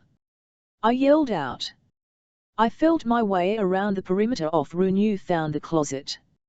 I knocked hard and called again. It was faint, but there was definitely a knockback. "We've been lucky," I tell Julia Romano, quite possibly the last words she'd ever expect to hear say. Sarah's sister watches the kids if it's going to be a long haul. For shorter runs, we swap off. Sarah stays with Kate one night at the hospital, and I go home to the other kids, or vice versa. It's easier now. They are old enough to take care of themselves. She writes something down in her little book when I say that, and it makes me squirm in my seat. Anna's only 13. Is that too young to stay alone in a house? Social services might say so, but Anna's different. Anna grew up years ago. Do you think Anna's doing okay? Julia asks. I don't think she would have filed a lawsuit if she was. I hesitate. Sarah says she wants attention. What do you think? To buy time, I take a forkful of eggs. The horseradish turned out to be surprisingly good. It brings out the orange. I tell Julia Romano this. She folds her napkin next to her own plate. You didn't answer my question, Mr. Fitzgerald. I don't think it's that simple. I very carefully set my silverware down. Do you have brothers? 01 sisters. Both 6 older brothers and a twin sister. I whistle. Your parents must have a hell of a lot of patience. She shrugs. Good Catholics. I don't know how they did it, either, but none of us fell the cracks. Did you always think so? I ask. Did you ever feel, when you were a kid, that maybe they were playing favorites? Her face tightens, just the tiniest bit, and I feel bad about putting her on the spot. We all know you're supposed to love your kids equal, but that's not always how it works out. I get to my feet. You got a little extra time? There's someone I'd like you to meet. Last winter we got an ambulance call in the dead of winter for a guy who lived up a rural road. The contractor he hired to plow his driveway had found him and called 911. Apparently the guy had gotten out of his car the night before, slipped, and froze right to the gravel. The contractor nearly ran over Hairu thinking he was adrift. When we got to the scene, he'd been outside for nearly 8 hours, and he was nothing more than an ice cube with no pulse. His knees were bent. I remember this, because when we finally pried him out and set him on a backboard, there they were, sticking straight up in the air. We got the heat cranked in the ambulance and brought him inside, starting to cut off his clothes. By the time we had our paperwork in order for the hospital transport, the guy was sitting up and talking to us. I tell you this to show you that in spite of what you'd think, miracles happen. It's a cliché, but the reason I became a firefighter in the first place was because I wanted to save people. So the moment I emerged from the fiery arched doorway with Louisa in my arms, when her mother first saw us and fell to her place, I knew I had done my job and done it well. She swooped down beside the EMT from the second crew who got a line into the girl's arm and put her on oxygen. The kid was coughing, frightened, but she would be fine. The fire was all but out. The boys were inside doing salvage and overhaul. Smoke drew a veil over the night sky. I couldn't make out a single star in the constellation Scorpio. I took off my gloves and wiped my hands across my eyes, which would sting for hours. "Good work," I said to Red, as he packed up the hose. "Good save, Cap," he called back. It would have been better, of course, if Louisa had been in her own room, as her mother expected. But kids don't stay where they are supposed to. You turn around and find her not in the bedroom but hiding in a closet. You turn around and see she's not but 13. Parenting is really just a matter of tracking, of hoping your kids do not get so far ahead you can no longer see their next moves. I took off my helmet and stretched the muscles of my neck. I looked at the structure that was once a home. Suddenly I felt fingers wrap around my hand. The woman who lived here stood with tears in her eyes. Her youngest was still in her arms. The other kids were sitting in the fire truck under Red's supervision. Silently she raised my knuckles to her lips. A streak of soot came off my jacket to stripe her cheek. "You're welcome," I said. On our way back to the station I directed Caesar the long way, so that we passed right down the street where I live. Jessie's Jeep sat in my driveway. The lights in the house were all off. I pictured Anna with the covers pulled up to her chin, like usual, Kate's bed empty. "We all set, Fitz?" Caesar asked. The truck was barely crawling, almost stopped directly in front of my driveway. "Yeah, we're set," I said. "Let's take it on home." I became a firefighter because I wanted to save people. But I should have been RMRA specific. I should have named Nanks. Brian Fitzgerald's car is filled with stars. There are charts on the passenger seat, tables jammed into the console between us. The back seat is a palette for Xerox copies of nebulae and planets. "Sorry," he says, reddening. I wasn't expecting company. I help him clear off a space for me, and in the process pick up a map made of pinpricks. "What's this?" I ask a sky atlas. He shrugs. "It's kind of a hobby. When I was little, I once tried to name every star in the sky after one of my relatives. The scan part is I hadn't run out of names by the time I fell asleep. Anna's named after a galaxy. Brian says that's much cooler than being named after a Paffron scent. I muse. Once, I asked my mom stars shine. She said they were night lights, so the angels could find their way around in heaven. When I asked my dad, he started talking about gas, and somehow I put it all together and figured that the food God served caused multiple trips to the bathroom in the middle of the night. Brian laughs out loud. And here I was trying to explain atomic fusion to my kids. Did it work? He considers for a moment. They could all probably find the Big Dipper with their eyes closed. That's impressive. Stars all look the same to 11K. It's not that hard. You spot a piece of a constellation, like Orion's belt, and suddenly it's easier to find Rigel in his foot and Betelgeuse in his shoulder. He hesitates. But 90% of the universe is made of stuff we can't even see.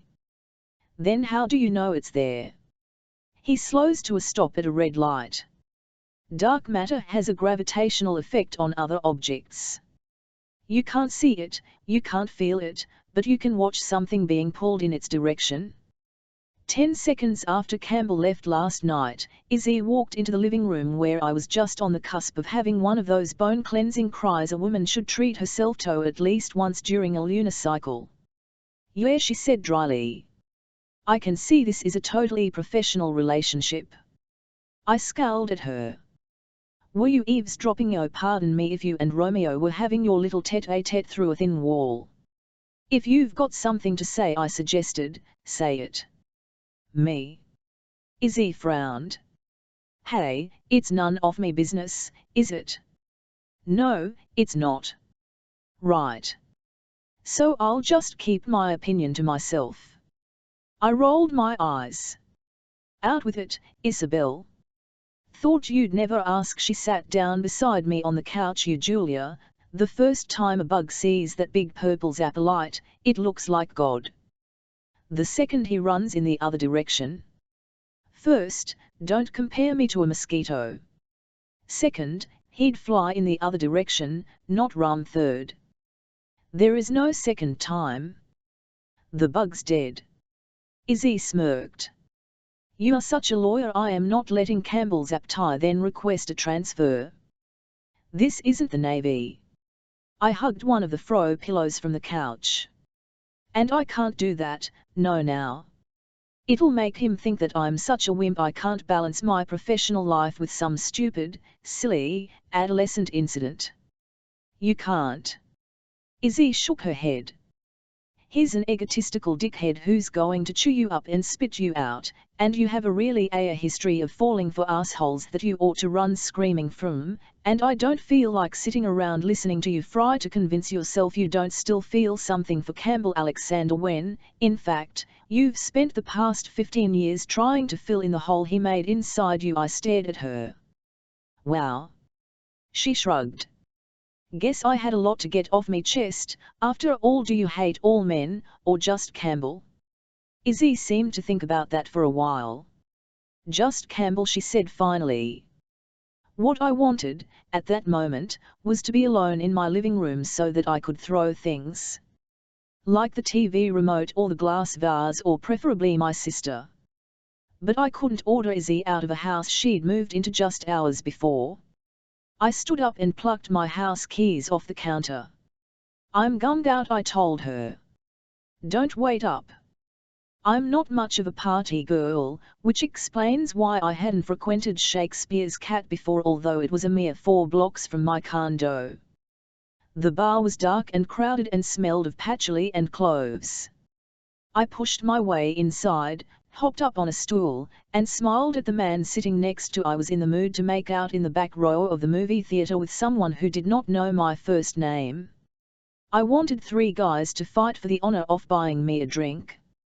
I wanted to show Campbell Alexander what he'd been missing. The man beside me had sky eyes, a black ponytail, and a Gary Grant grin. He nodded politely at me, then turned away and began to kiss a white-haired gentleman flush on the mouth. I looked around and saw what I had missed on my entrance. The bar was filled with single men, but they were dancing, flirting, hooking up with each other. What can I get you? The bartender had fuchsia porcupine hair and an oxen ring pierced through his nose. This is a gay bar. No, it's the officers' club at West Point. You want a drink or not? I pointed over his shoulder to the bottle of tequila, and he reached for a shot glass. I rummaged in my purse and pulled out a $50 bill. The whole thing. Glancing down the bottle, I frowned. I bet Shakespeare didn't even have a cat. Who peed in your coffee? The bartender asked. Narrowing my eyes, I stared at him. You're not gay. Sure, I am. Based on my track record, if I were gay, I'd probably find you attractive. As it is. I looked at the busy couple beside me, and then shrugged at the bartender. He blanched, then handed me back my $50. I tucked it back into my wallet. Who says you can't buy friends? I murmured. 3 hours later, I was the only person still there, unless you counted Seven, which was what the bartender had rechristened himself last August after deciding to jettison whatever sort of label the name Neil suggested. Seven stood for absolutely nothing, he had told me, which was exactly the way he liked it. Maybe I should be 6, I told him, when I'd made my way to the bottom of the tequila bottle, and you could be 9. Seven finished stacking the clean glasses. That's it. You're cut off. He used to call me Jewel, I said, and that was enough to make me start crying. A jewel's first a rock put under enormous heat and pressure. Extraordinary diamonds are always hiding in places people never think to look, but Campbell had looked. And then he'd left me, reminding me that whatever he'd seen wasn't worth the time or effort. I used to have pink hair, I told Seven. I used to have a real job, he answered. What happened? He shrugged. I dyed my hair pink. What happened to you? I let mine grow out, I answered. 7 wiped up a spill I'd made without noticing. Nobody ever wants what they've got, he said. Anna sits at the kitchen table by herself, eating a bowl of golden grahams. Her eyes widen, as she is surprised to see me with her father, but that's as much as she'll reveal. Fire last night, ha, she says, sniffing. Brian crosses the kitchen and gives her a hug. Big one. The arsonist, she asks. Doubt it. He goes for empty buildings and this one had a kid in it. Who you saved, Anna guesses. You bet. He glances at I thought I'd take Julia up to the hospital. Want to come? She looks down at her bowl. I don't know. Hey. Brian lifts her chin. No one's going to keep you from seeing Kate. No one's going to be too thrilled to see me there, either, she says. The telephone rings, and he picks it up. He listens for a moment, and then smiles. That's great. That's so good. Yeah, of course I'm coming in. He hands the phone to Anna. Mom wants to talk to you, he says, and he excuses himself to change clothes. Anna hesitates, then curls her hand around the receiver. Her shoulders hunch, a small cubicle of personal privacy. Hello. And then, softly. Really? She did. A few moments later, she hangs up. She sits down and takes another spoonful of cereal, then pushes away her bowl. Was that your RMM? I ask, sitting down across from her. Yeah, Kate's awake, Anna says. That's good news. I guess. I put my elbows on the table. Why wouldn't it be good news? But Anna doesn't answer my question. She asked where I was. Your mother. Kate. Have you talked to her about your lawsuit, Anna? Ignoring me, she grabs the cereal box and begins to roll down the plastic insert. It's stale, she says. No one ever gets all the air out, or closes the top right. Has anyone told Kate what's going on? Anna pushes on the box top to get the cardboard tab into its slot, to no avail. I don't even like golden grahams. When she tries again, the box falls out of her arms and spills its contents all over the floor. Shoot. She crawls under the table, trying to scoop up the cereal with her hands. I get on the floor with Anna and watch her shove fistfuls into the liner. She won't look in direction. We can always buy Kate some more before she gets home, I say gently. Anna stops and glances up. Without the veil of that secret, she looks much younger. Julia? What if she hates? I tuck a strand of hair behind Anna's ear. What if she doesn't?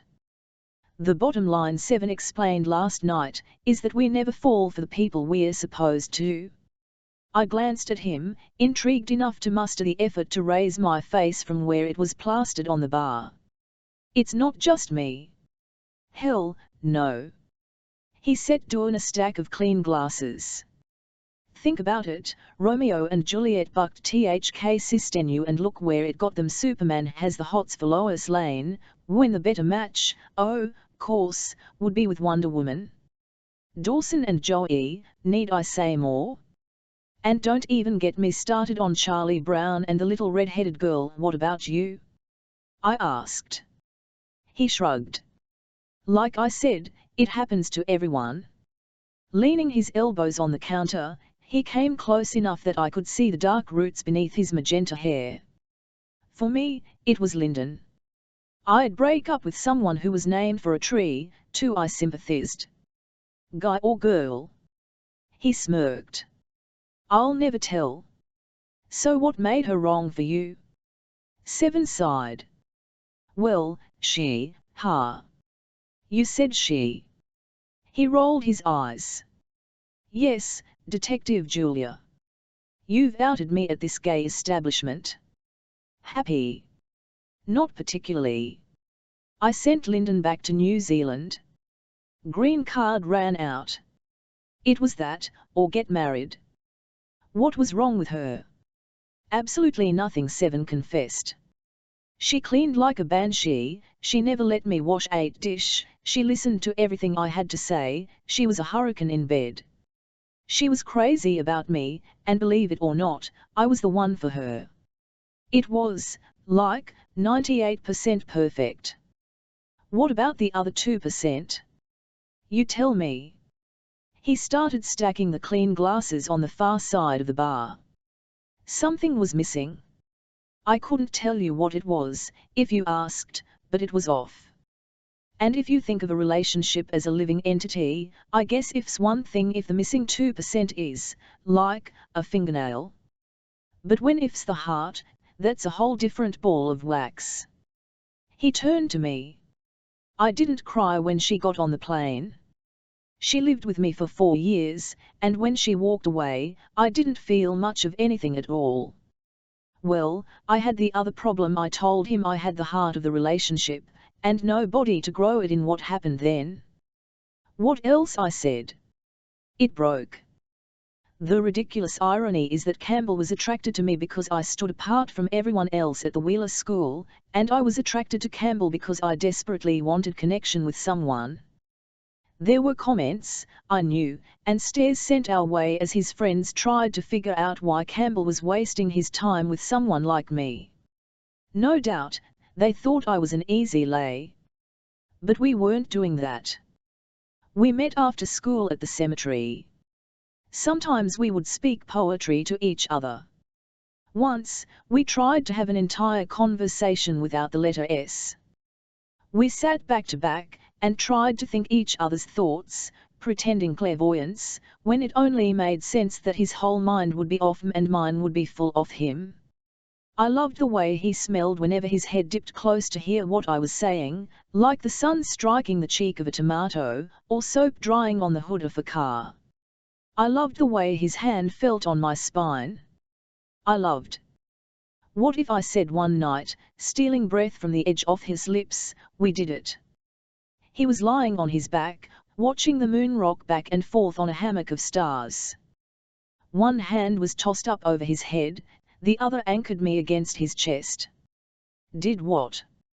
I didn't answer, just got up on one elbow and HSSED him so deep that the ground gave way. Oh, Campbell said, horse. That. Have you ever? I asked. He just grinned. I thought that he'd probably alked Muffy or all three in THK baseball dugout at Wheeler, or after a party at one of their homes when they both still smelled of Daddy's bourbon. I wondered why, then, he wasn't trying to sleep with. I assumed that it was because I wasn't or PL Dollar, but just Julia Romano, which wasn't good enough. Don't you want to? I asked. It was one of those moments where I knew we were not having the conversation that we needed to be having. And since I didn't really know what to say, never having crossed this particular bridge between thought and deed before, I pressed my hand up against the thick ridge in his pants. He backed away from me. Jewel, he said, I don't want you to think that's why I'm here. Let me tell you this, if you meet a loner, no matter what they tell you, it's not because they enjoy solitude.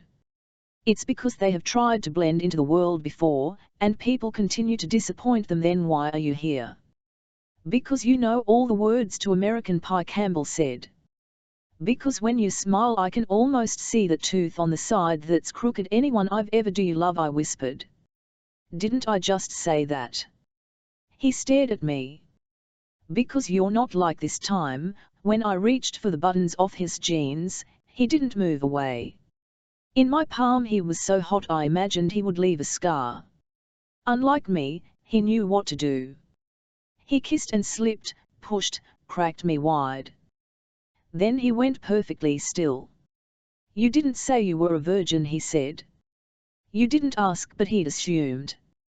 He shuddered and began to rev inside me, a poetry of limbs.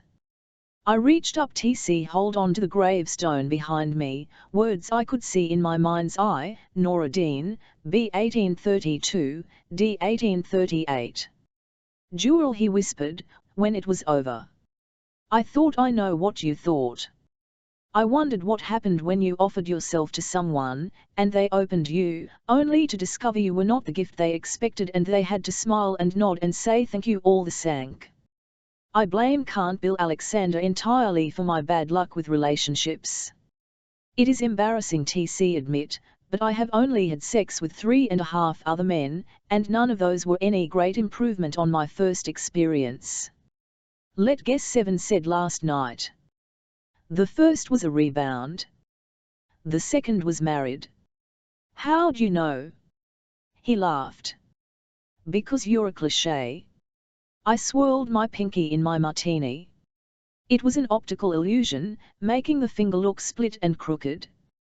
The other one was from Club Med, a windsurfing instructor that must have been worthwhile, 7 said. He was absolutely gorgeous, I answered. And had a dick the size of a cocktail, Frank. Ouch, actually I mused, you couldn't feel it at all. 7 ginned. So he was the half. I turned beet red. No, that was some other guy. I don't know his name, I admitted. I woke up with him on top of me, after a night like this one. You 7 pronounced, are a train wreck of sexual history, but this is inaccurate. A runaway train is an accident. Me, I'll jump in front of tracks. I'll ever tie myself down in front of the speeding engine. There's some illogical part of me that still believes if you want Superman to show up, first there's got to be someone worth saving. Kate Fitzgerald is a ghost just waiting to happen. Her skin is nearly translucent, her hair so fair it bleeds into the pillowcase. How are you doing, baby? Brian murmurs, and he leans down to kiss her on the forehead.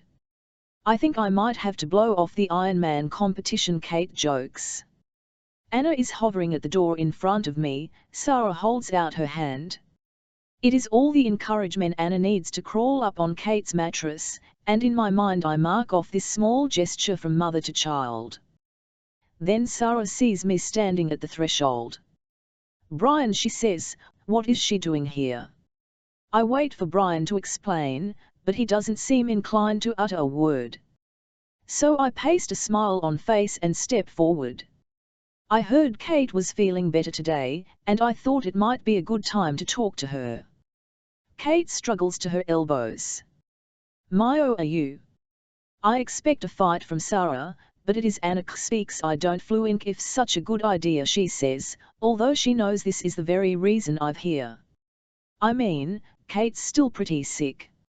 It takes her argument, but then I understand, Anna's life. Everyone who ever talks to Kate takes Kate's side. She's doing what she can to keep me from defecting. You know, Anna's right, Sarah hastily adds. Kate's only just turned a corner. I place my hand on Anna's shoulder. Don't worry. Then I turn to her mother. It's my understanding that you wanted this hearing, Sarah cuts me off. Miss Romano, could we have a word outside? We step into the hallway, and Sarah waits for a nurse to pass with a styrofoam tray of needles. I know what you think of me, she says. NFRS Fitzgerald, she shakes her head. You're sticking up for Anna, and you should. I practiced law once, and I understand. It's your job, and part of that is figuring out what makes us us. She rubs her forehead with one fist. My job is to take care of me daughters. One of them is extremely ill, and the other one's extremely unhappy. And I may not have it all figured out yet, but I do know that Kate won't get better any quicker if she finds out that the reason you're here is because Anna hasn't withdrawn her lawsuit yet.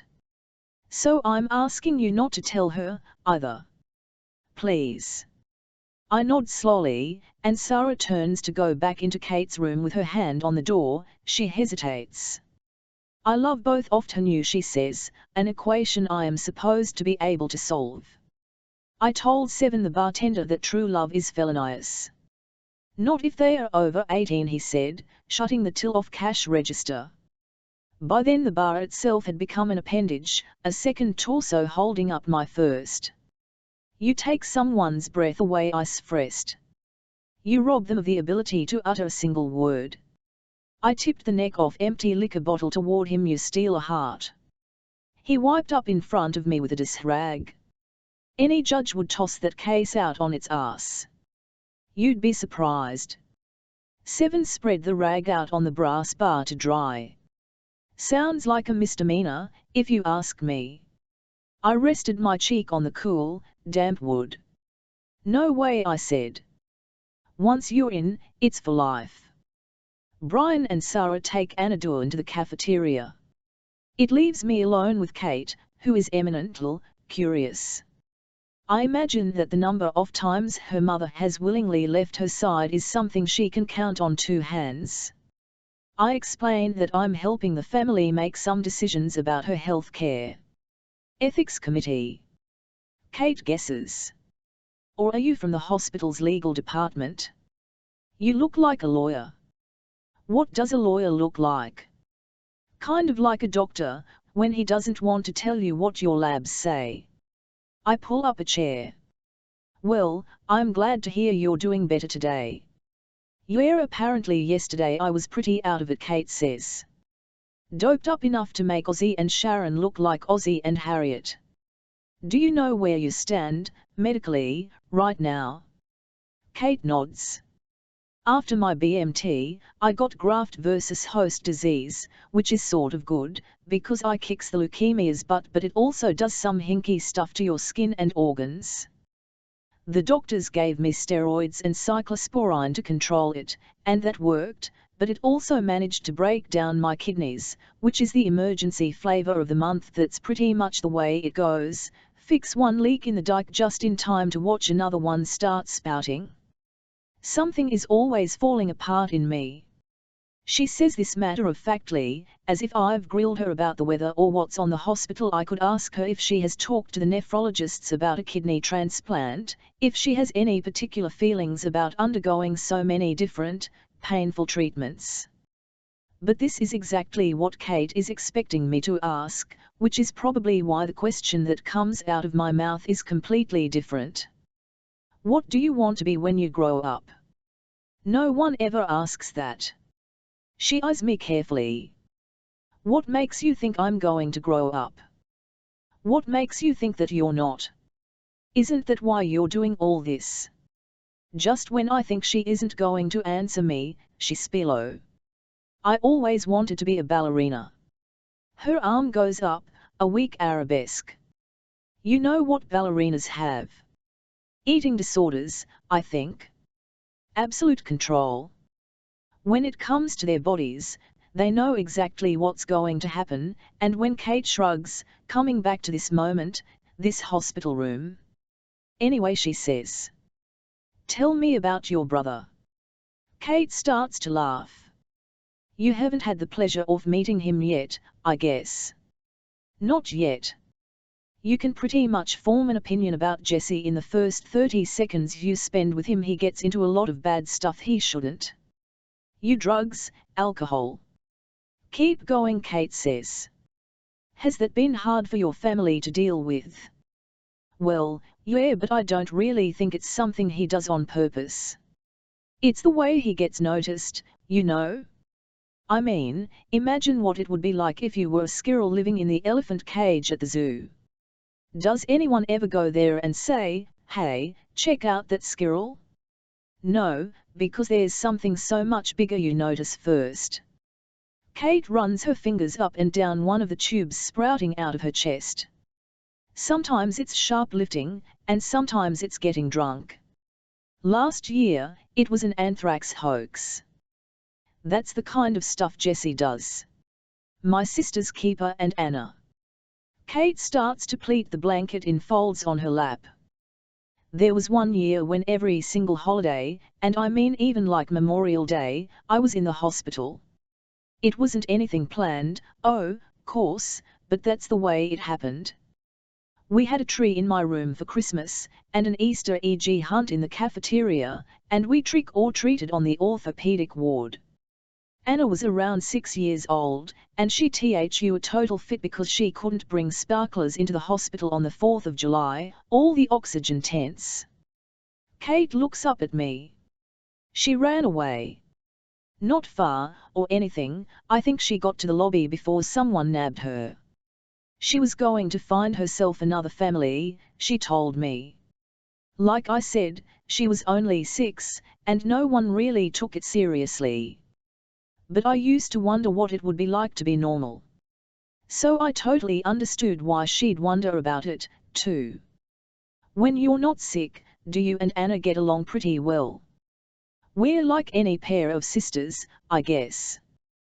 We fight over who gets to put on whose CDS, we talk about cute guys, we steal each other's good nail polish. She gets into my stuff and I yell, I get into her stuff and she cries down the house. Sometimes she's great. And other times I wish she'd never been born. That sounds so patently familiar that I grim. I have a twin sister. Every time I used to say that, Mother would ask me if I could really, truly picture being an only child. Could you? I laugh. Oh, there were definitely times I could imagine life without her. Kate doesn't crack a smile. See, she says, my sister's the one who's always had to imagine life without Sarah at 8. Kate is a long tangle of arms and legs, sometimes resembling a creature made of sunlight and pipe cleaners more than she does a little girl. I stick my head into her room for the 3rd time that morning, to find her in yet a different outfit. This one is a dress, white with red cherries printed across it. You're going to be late for your own birthday party, I tell her.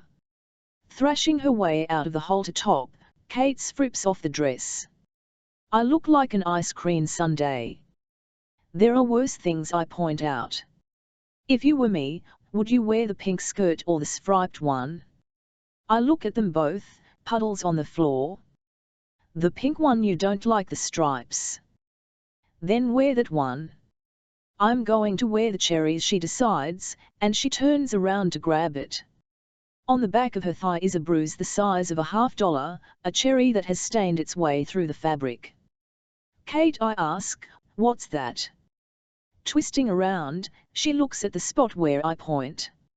I guess I banged it. For 5 years, Kate has been in remission. At first, when the cord blood transplant seemed to be working, I kept waiting for someone to tell Floyce was all a mistake.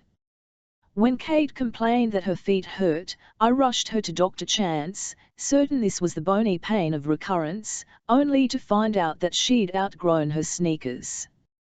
When she fell down, instead of kissing her scrapes, I'd ask her if her platelets were good.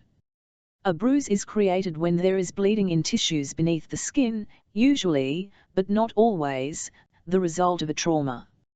It has been 5 whole years, did I mention that? Anna sticks her head into the room. Daddy says the first car just pulled up and if Kate wants to come down wearing a flour sack he doesn't care.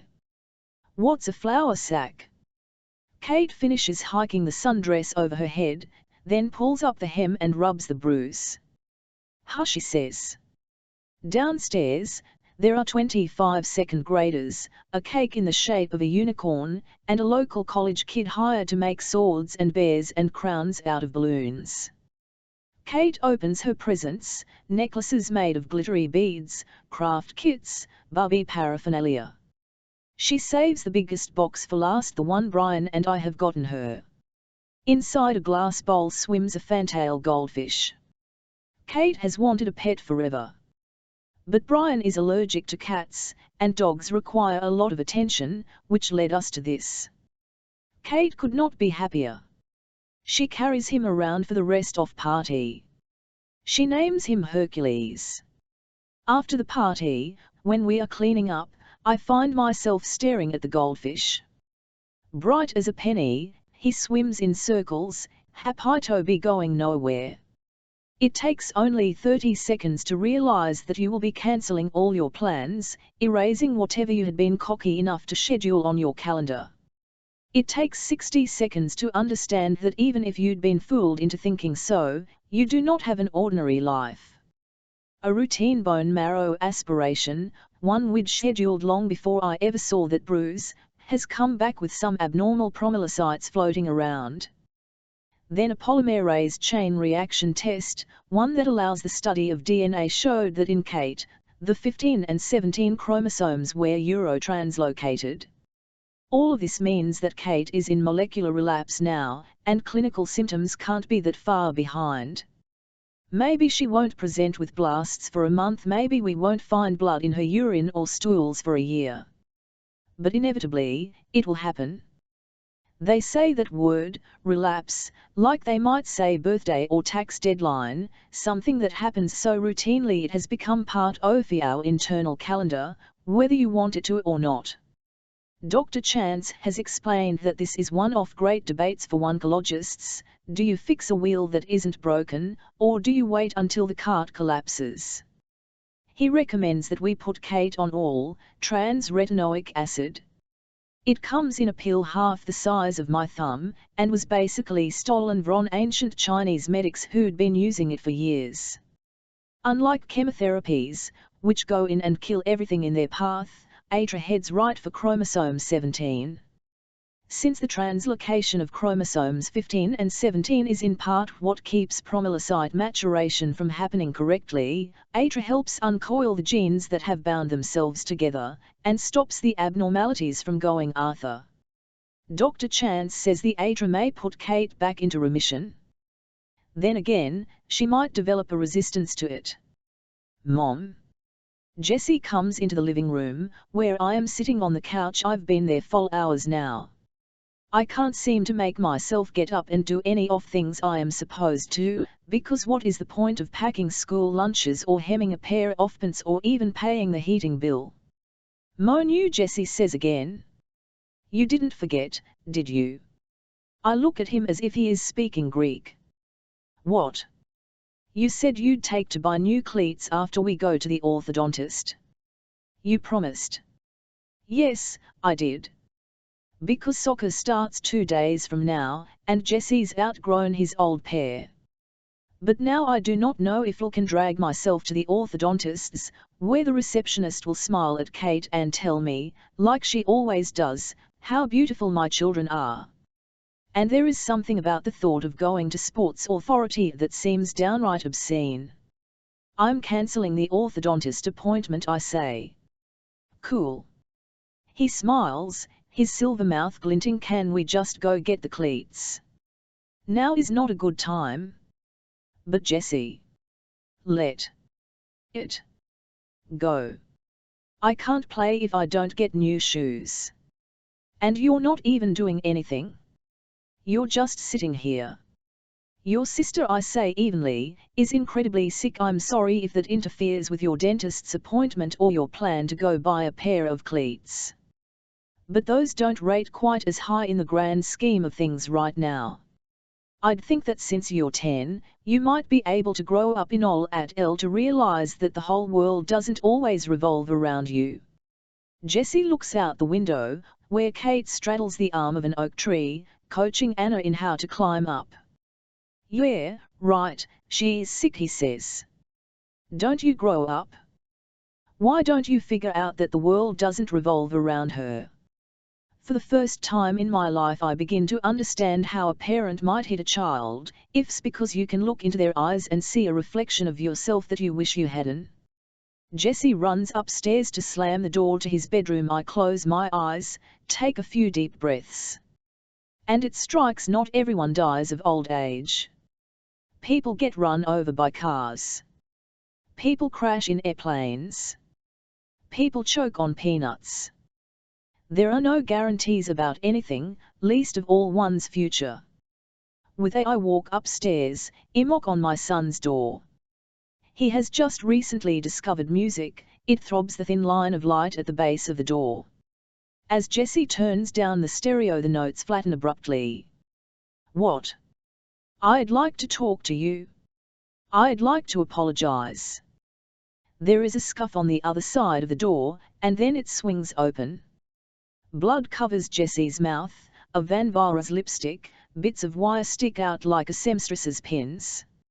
I notice the fork he is holding, and realize fluis is what he has used to pull off his braces.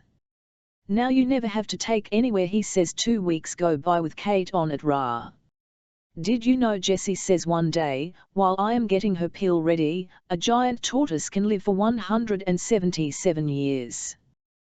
Here's on a Ripley's Believe It or Not kick: an Arctic clam can live for 220 years.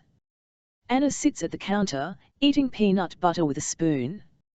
What's an Arctic clam? Who cares? Jessie says. A parrot can live for 80 years. A cat can live for 30. How about Hercules? Kate asks. It says in my book that with good care, a goldfish can live for 7 years. Jessie watches Kate put the pill on her tongue, take a swig of water to swallow it. If you were Hercules, he says, you'd already be dead. Brian and I slide into our respective chairs in Dr. Chance's office. 5 years have passed, but THK seats fit like an old baseball glove. Even the photographs on the oncologist's desk have not changed. His wife is wearing the same broad-brimmed hat on a rocky Newport jetty. His son is frozen at age 6, holding a speckled trout, contributing to the feeling that in spite of what I believed, we never really left here. The ATRA worked. For a month, Kate reverted to molecular remission and then a CBC tourniquet RM repromylocytes in her blood. We can keep pulsing her with ATRA, Dr. Chance says, but I think that its failure already tells us she's maxed out that course. What about a bone marrow transplant? That's a risky call, particularly for a child who still isn't showing symptoms of a full-blown clinical relapse. Dr. Chance looks at us. There's something else we can try first.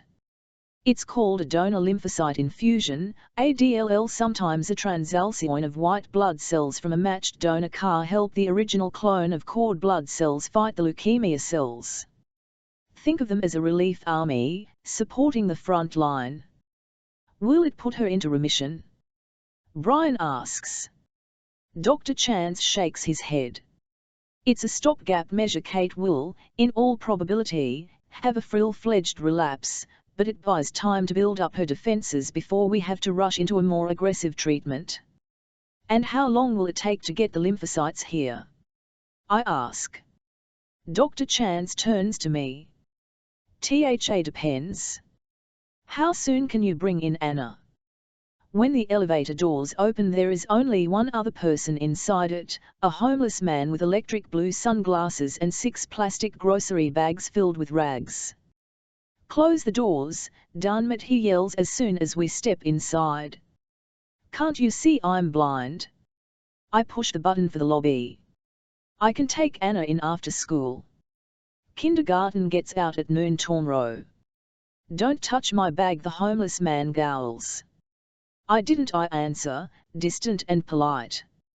I don't think you should. Brian says. I'm nowhere near him.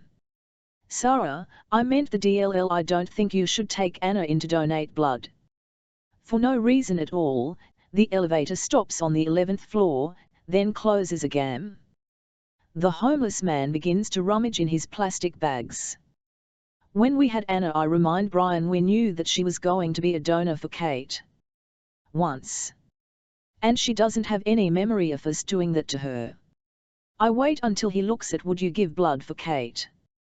Jesus, Sarah, what kind of question? I would, too. I'd give her half my heart, for God's sake, if it helped. You do whatever you have to, when it comes to people you love, right? Brian ducks his head, nods. That makes you think that Anna would feel any different. The elevator doors open, but Brian and I remain inside, staring at each other.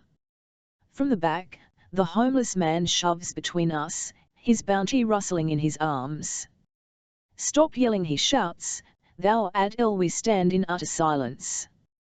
Can't you tell that I'm deaf? To Anna, it is a holiday. Her mother and father are spending time with her, alone. She gets to hold both of our hands the whole way across the parking lot. So what if we're going to a hospital? I have explained to her that Kate isn't feeling good, and that the doctors need to take something from Anna and give it to Kate to make her feel better. I figured that was more than enough information. We wait in the examination room, coloring line drawings of pterodactyls and T-Rexes. Today at snack Ethan said that the dinosaurs all died because they got a cold, Anna says, but no one believed him. Brian gins. Why do you think they died? Because, duh, they were 1,000,000 years old. She looks up at him. Did they have birthday parties back then?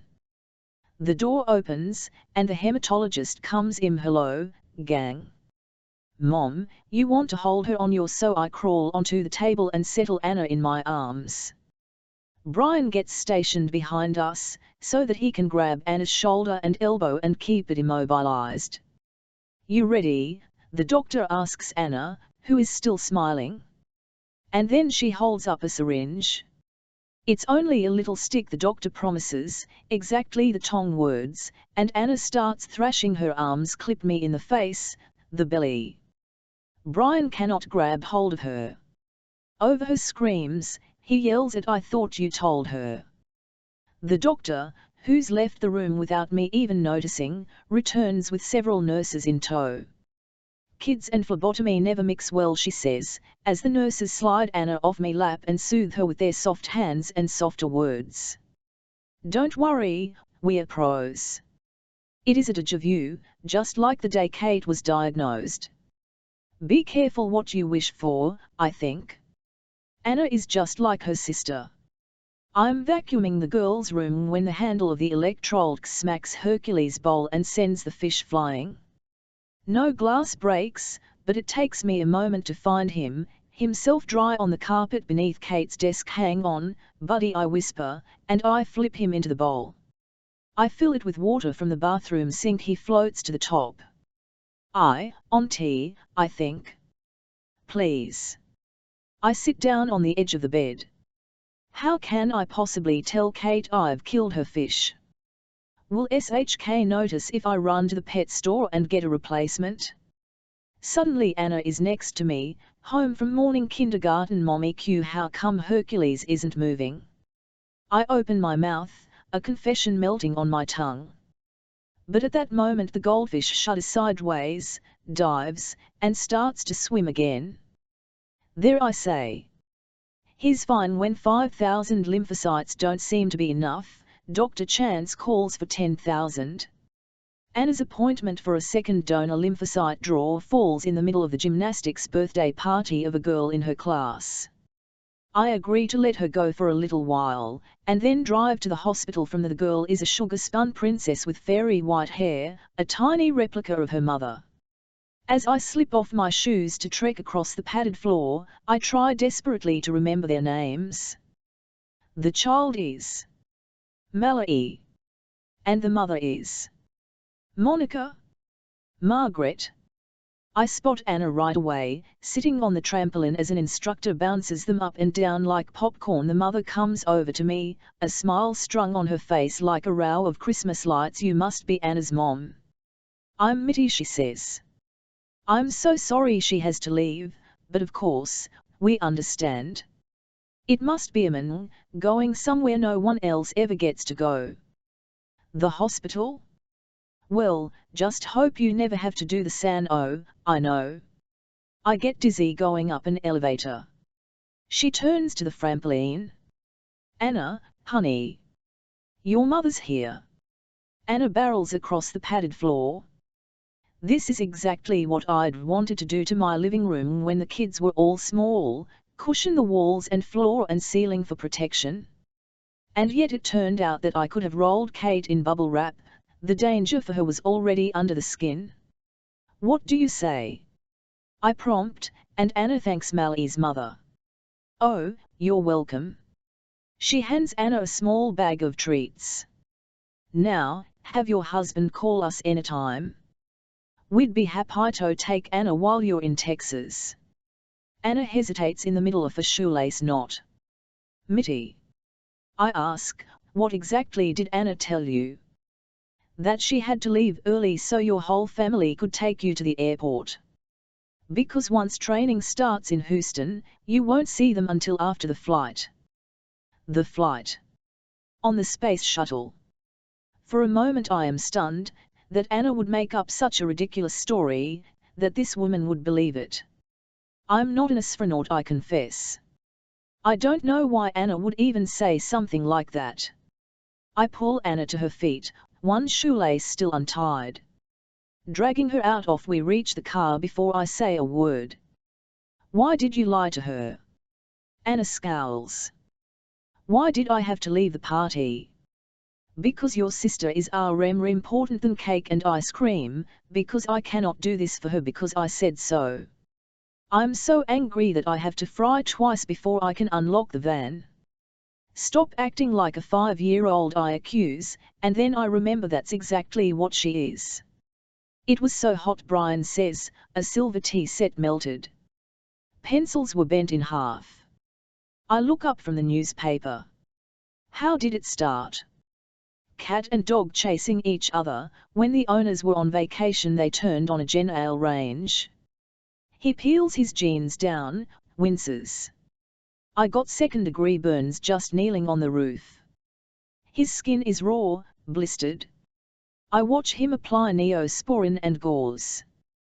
He keeps talking, telling me something about a rookie nicknamed Caesar who just joined their company. But my eyes are drawn to the advice column in the newspaper. Dear Abby, every time my mother-in-law visits, she insists on cleaning out the refrigerator. My husband says she's just trying to help, but it makes me feel like I'm being judged. She's made my life a wreck. Do I make this woman stop without ruining my marriage? Sincerely, past NLI expiration date, Seattle. What sort of woman considers this to be her biggest problem? I picture her scrawling out a note to Dear Abby on linen blend stationery. I wonder if she's ever felt a baby ton inside her, tiny hands and feet walking in slow circles, as if inside of a mother is a place to be carefully mapped. What are you glued to? Brian asks, coming to read the column over my shoulder. I shake my head in disbelief. A woman whose life is being ruined by rings from jelly jars. Cream gone bad, Brian adds, chuckling. Slimy lettuce. Oh my God, how can she stand to be alive? We both start laughing then. Contagious, all we have to do is look at each other to laugh even harder. And then just as suddenly as all this was it isn't anymore. Not all of us live in a world where our refrigerator contents are the barometer for our personal happiness. Of us work in buildings that are burning down around us. Some of us have little girls who are dying. Slimy fucking lettuce, I say, my voice hitching. It's not fair. Brian is across the room in an instant. He folds me into his embrace. It never is, baby, he answers. 1 month later, we go back for a third lymphocyte donation. Anna and I take our seats in the doctor's office, waiting to be called. After a few minutes, she tugs on my sleeve. Mommy, she says. I glance down at her. Anna is swinging her feet. On her fingernails is Kate's mood-changing nail polish. What? She smiles up at me.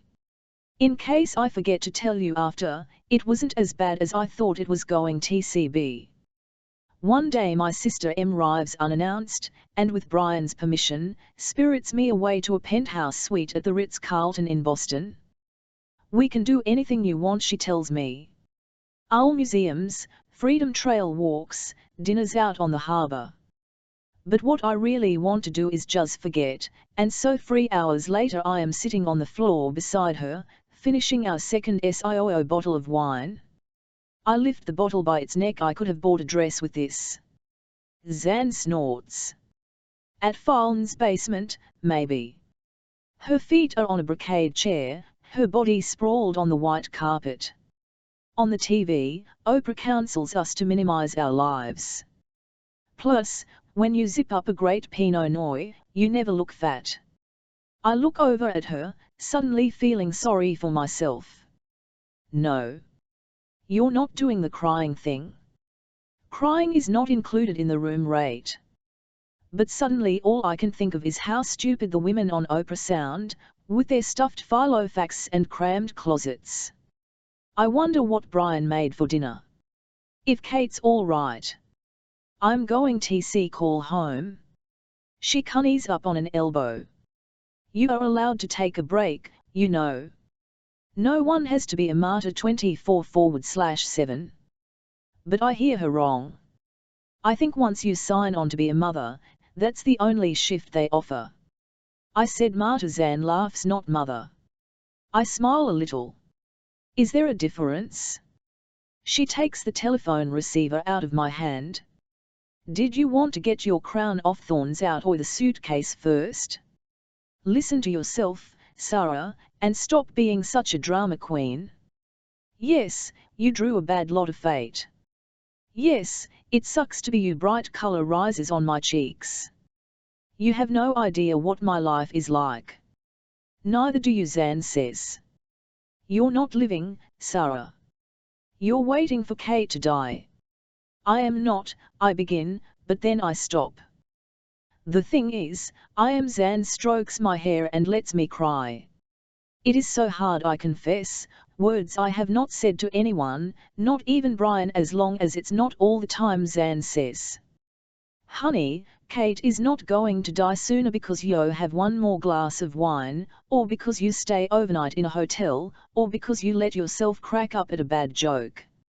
So sit your ass back down and turn up the volume and act like you're a normal person. I look around at the opulence of the room, at our decadent sprawl of wine bottles and chocolate strawberries. Zan, I say, wiping my eyes, this is not what normal people do. She follows my gaze. You're absolutely right. She picks up the remote control, flipping channels until she finds Jerry Springer. That better.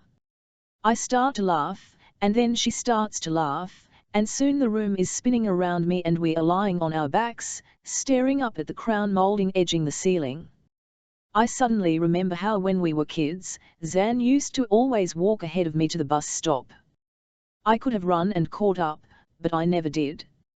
I only wanted to follow her. Laughter rises like steam, swims through the windows. After 3 days of a torrential downpour, the kids are delighted to be outside, kicking around a soccer ball with Brian. When life is normal, it is so normal. I duck into Jesse's room, trying to navigate strewn Lego pieces and comic books so that I can see his clean clothes down on the bed. Then I go into Kate and Anna's room, and separate their folded laundry. When I place Kate's t-shirts on her dresser, I see it, Hercules is swimming upside down. I wriggle into the bowl and turn Hairu holding his tail. He wafts for a few strokes and then floats slowly to the surface, white-bellied and gasping. I remember Jesse saying that with good care, a fish might live 7 years. This has only been 7 months. After carrying the fishbowl into my bedroom, I pick up the phone and dial information. Petco say. When I'm connected, I ask a clerk about Hercules. Do you, want to buy a new fish? SHK asks.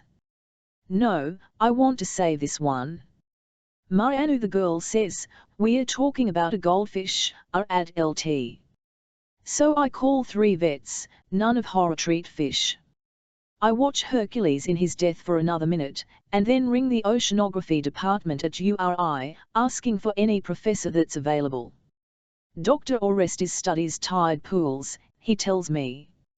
Mollusks and shellfish and sea urchins, not goldfish. But I find myself telling him about my daughter, who has APL. About Hercules, who survived once against all odds. The marine biologist is silent for a moment. Have you changed his water? This morning. You get a lot of rain down there the past couple of days. Yes. Got a well? What does that have to do with anything? Yes. It's just a hunch, but with runoff, your water might have too many minerals in it. Fill the bowl with bottled water, and maybe he'll perk up. So I empty out Hercules' bowl, scrub it, and add a half gallon of Poland Spring. It takes 20 minutes, but then Hercules begins to swim around. He navigates between the lobes of the fake plant. He nibbles at food. Kate finds watching him a half hour later. You didn't have to change the water. I did it this morning. Oh, I didn't know. I lie. She presses her face up to the glass bowl, her smile magnified. Jessie says goldfish can only pay attention for 9 seconds. Kate says, but I think Hercules knows exactly who I am. I touch her hair. And wonder if he'll have used up my miracle. Anna, if you listen to enough infomercials you start to believe some crazy things. Brazilian honey can be used as leg wax, that knives can cut metal, that the power of positive thinking can work like a pair of wings to get you where you need to be. Thanks to a little bout of insomnia and way too many doses of Tony Robbins, I decided one day to force myself into imagining what it would be like after Kate died. That way, or so Tony vowed, when it really happened, I'd be ready. I kept at it for weeks. It is harder than you think to keep yourself in the future, especially when my sister was walking around at the time being her usual pain in the butt self. My way of dealing with this was to pretend Kate was already haunting when I stopped talking to her. She figured she'd done something wrong, which she probably had, anyway. There were entire days where I did nothing but cry, others where I felt like I'd swallowed a lead plate, some more where I worked really hard going through the motions of getting dressed and making my bed and studying my vocab words because it was easier than doing anything else. But then, there were times when I let the veil lift a little, and other ideas would pop up. Like, well, it would be like to study oceanography at the University of Hawaii. Or fly skydiving. Or move to Prague.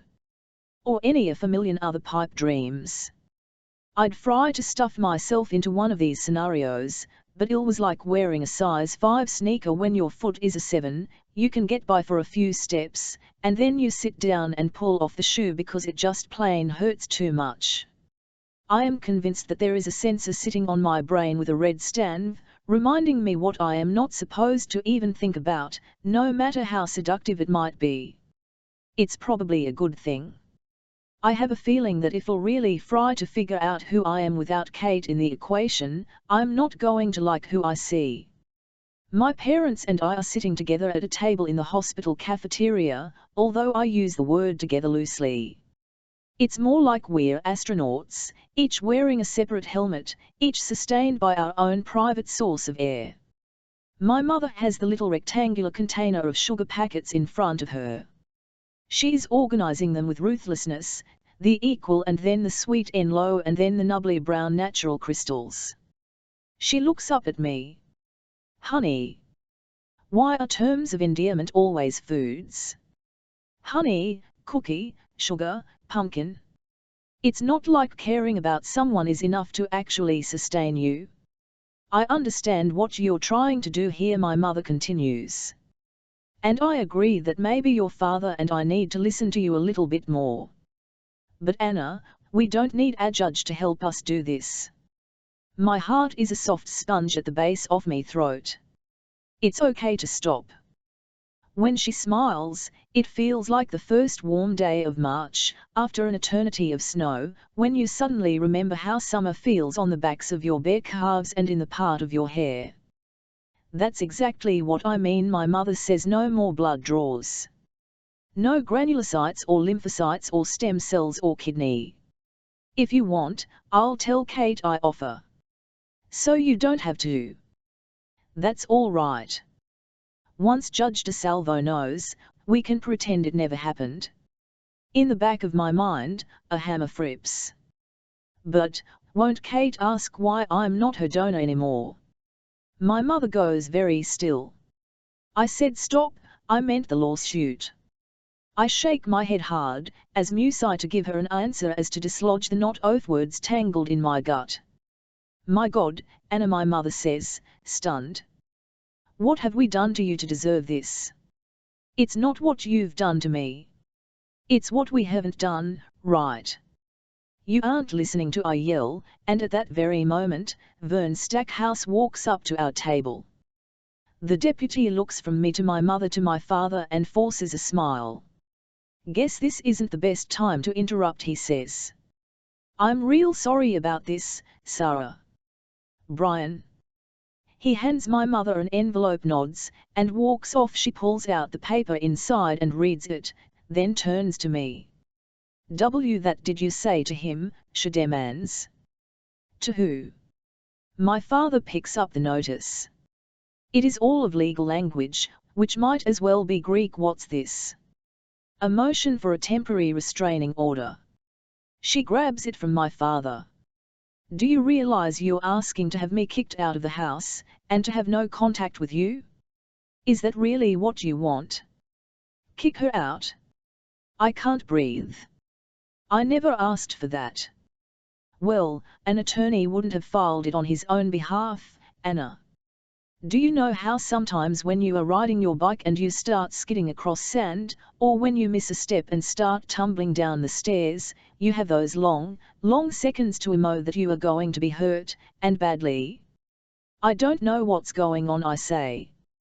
Then how can you think you're qualified to make decisions for yourself? My mother stands so abruptly her chair clatters to the cafeteria floor. If this is what you want, Anna, we can start right now. Her voice, it's thick and rough as rope the moment before she leaves me. About 3 months ago, I borrowed Kate's makeup. Okay, so borrowed wouldn't be the real word, exactly, stole. I didn't have any of my own, I wasn't supposed to be allowed to wear it until, June 15. But a miracle had happened, and Kate wasn't around to ask, and desperate times call for desperate. The miracle was 5'8", with hair the color of silver queen corn silk and a smile that made me feel like I'd been spinning in circles. His name was Carl and he'd moved from Idaho, right into THK homeroom seat behind mine. He didn't know anything about me or my family, so when he asked me if I wanted to go to a movie with him I knew it wasn't because he felt sorry for me. We saw the new Spider-Man RMV, or at least he did. I spent all my time trying to figure out how electricity could leap the tiny space between my arm and his. When I came home, I still was walking about 6 inches above the ground, which is why Kate was able to blindside me. She immicked me onto my bed, pinned me by my shoulders. You thief, she accused. You went into my bathroom drawer without asking. You take my things all the time. You borrowed my blue sweatshirt 2 days ago. That's totally different. You can wash a sweatshirt. How it's okay to have my germs floating around your arteries, but not on your freaking Max Factor Cherry Bomb lip gloss. I shoved a little harder, and managed to roll us, so that now I had THK upper hand. Her eyes lit up. Who is it? What are you talking about? If you're wearing makeup, Anna, there must have been a reason. Get lost, I said. Fuck off, Kate smiled at me. Then she reached one free hand under my arm and tickled me, taking me by surprise so much that I let go of her. A minute later we had wrestled off the bed, each of us trying to get the other to cry uncle. Anna, stop already, Kate gasped. You're killing me. Those words, they were all it took. My hands fell off her as if I'd been burned. We lay shoulder to shoulder between our beds, staring up at the ceiling and breathing hard, both of us pretending that what she'd said had not cut quite so close to the bone. In the car, my parents fight. Maybe we should hire a real lawyer, my father says, and my mother replies, /1. But Sarah, my father says, if this isn't going to go away, all I'm saying is, what are you saying, Brian? She challenges. What are you really saying? That some man in a sway, whom you've never met, would be able to explain Anna better than her own mother. And then my father drives the rest off way in silence. To my shock, there are TV cameras waiting on the steps of the Garahe building. I'm sure they are here for something really big, so imagine my surprise when a microphone gets stuck into my face, and a reporter with helmet hair asks me why I am suing my parents. My mother pushes the woman away. My daughter has no comment, she says, over and over, and when one guy asks if I'm aware that I am Rhode Island's first designer baby, I think for a minute she might actually deck him. I've known since I was 7 how I was conceived, and it wasn't that huge a deal. First off, parents told me when the thought of them having sex was far more disgusting than the thought of creation in a petri dish. Second, by then tons of people were having fertility drugs and septuplets, and my story wasn't really all that original anymore. But a designer baby? Yeah, right. If me parents were going to go to all that trouble, you'd think they'd have made sure to invent the genes for obedience, humility, and gratitude. My father sits next to me on a bench, his hands knotted between his knees. Inside the judge's chambers, my mother and Campbell Alexander are verbally slugging it out.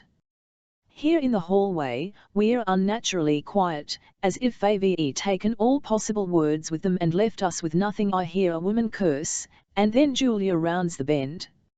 Anna. Sorry I'm late, I couldn't get past the media. Are you all right? I nod, and then I shake my head. Julia kneels down in front of me. Do you want your mother to leave the house? No.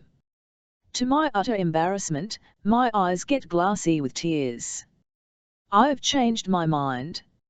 I don't want to do this anymore. None of it. She looks at me for a long moment, then nods. Let's go in and talk to the judge. When she leaves, I concentrate on getting air into my lungs. There are so many things I have to work hard at now, that I used to be able to carry out instinctively: draw in oxygen, keep my silence, do the right thing. The weight of my father's eyes on makes me turn. Did you mean it? He asks about not wanting to do this anymore. I don't answer. I don't move a fraction of an inch. Because if you're still not sure, maybe it's not such a bad idea, having some breathing space. I mean, I've got that extra bed in my room at the station. He rubs the back of his neck. It wouldn't be like we were moving out, or anything. Just. He looks at me. Breathing, I finish, and do just that. My father stands up and holds out his hand. We walk out of the Garrahy complex, side by side. The reporters come on like wolves, but this time, their questions bounce right off me. My chest feels of glitter and helium, the way it used to when I was little and riding my father's shoulders at twilight, when I knew that if I held up my hands and spread my fingers like a net, I could catch the coming stars. Campbell, there may be a special corner of hell for attorneys who are shamelessly aggrandizing, but you can bet we all are ready for our close-ups. When I arrive at the family court to find a horde of reporters on parade, I offer around sound bites as if they are candy, and make sure that the cameras are on me. I say the appropriate things about how this case is unorthodox, but ultimately painful for everyone involved. I hint that the judge's ruling may affect the rights of minors nationwide, as well as stem cell research. Then I smooth the jacket of my Armani suit, tug on judge's leash, and explain that I really must go speak to my client. Inside, Vern Stackhouse catches my eye and gives me a thumbs up. I'd run into the deputy earlier, and very innocently asked whether his sister, a reporter for the Pro-Joe, would be coming down today. I can't really say anything, I hinted, but the hearing? It's going to be pretty big. In that special corner of hell, there's probably a throne for those of us who try to capitalize off our pro bono work. Minutes later, we are in chambers. Mr. Alexander. Judge DeSalvo lifts up the motion for a restraining order. Would you like to tell me why you filed for this, when I've licitly addressed the issue yesterday? I had my initial meeting with the Guardian ad litem. New judge, I reply. While Miss Romano was present, Sarah Fitzgerald told my client the lawsuit was a misunderstanding that would work itself out. I slide my glance toward Sarah, who shows no emotion but a tightening of her jaw. This is a direct violation of your order, Your Honor.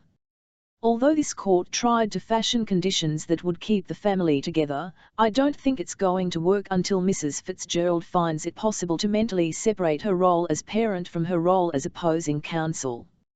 Until then, a physical separation is necessary. Judge DeSalvo taps his fingers on the desk. Mrs. Fitzgerald? Did you say those things to Anna? Well, of course I did. Sarah explodes. I'm trying to get to the bottom of this. The admission is a circus tent collapsing, leaving all of us in utter silence. Julia chooses that moment to burst through the door. Sorry I'm late, she says, breathless. Miss Romano, the judge asks, have you had a chance to speak to Anna today? Yes, just now. She looks at me, and then at Sarah. I think she's very confused. What's your opinion of the motion Mr. Alexander's filed? She tucks an errant coil of hair behind one ear.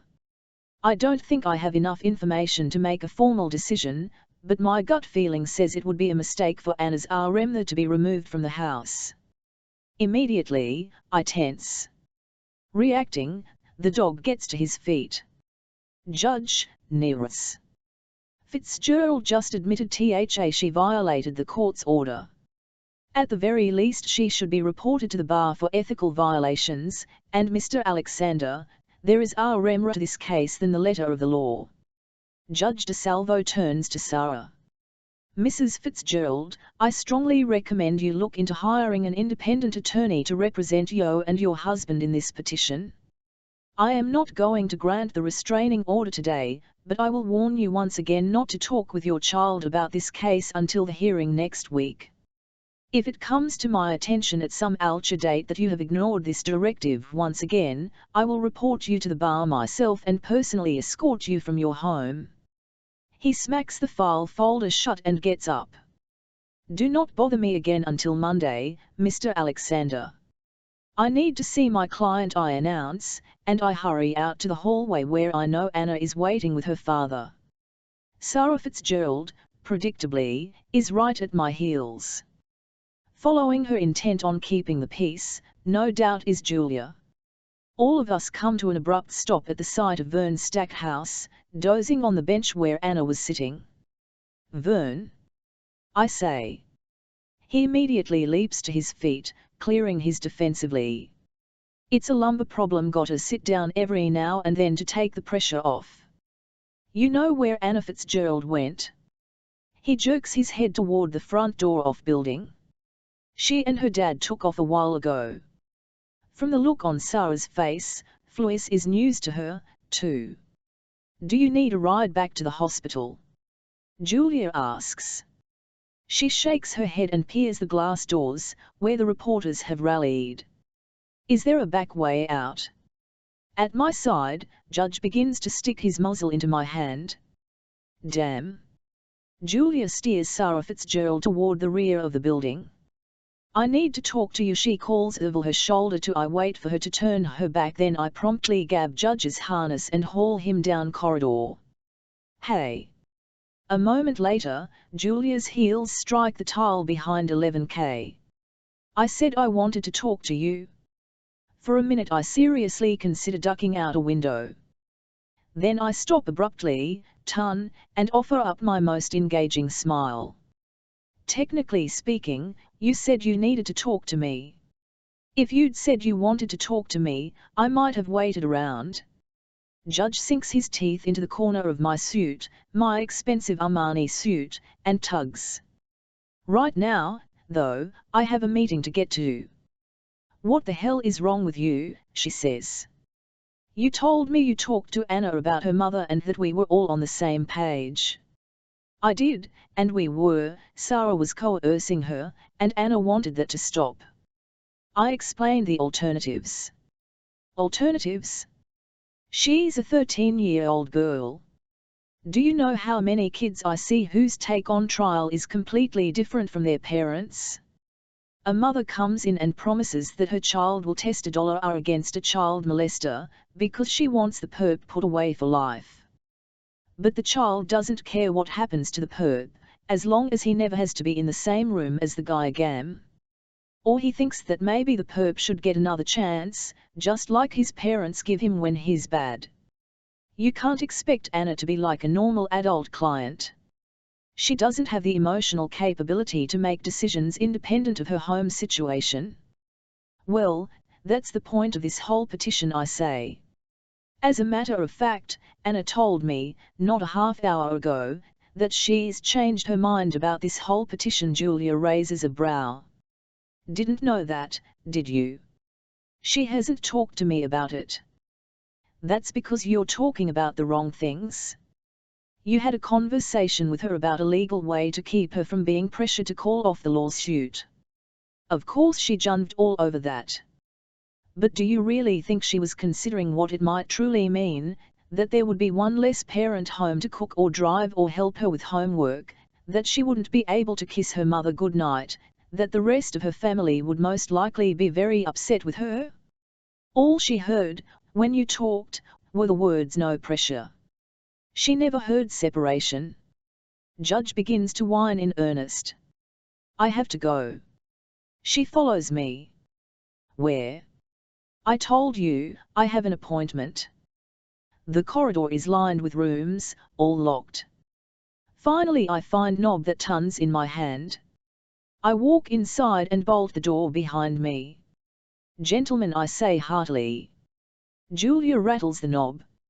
She bangs on the smoky postage stamp square of glass. I feel sweat break out on my forehead. You're not getting away this time, she yells through the door at me. I'm still waiting right here. I'm still busy, I yell back. When Judge pushes his snout in front of me, I sink my fingers into THK thick at his neck. It's okay, I tell Hyaru, and then I turn around to face the empty room. Jesse, every now and then I have to contradict myself and believe in God, such as at this very moment when I come home to find a bodacious babe on my doorstep, one who gets to her feet and asks me if I know Jesse Fitzgerald. Who's asking? I say. Me. I give her my most charming smile.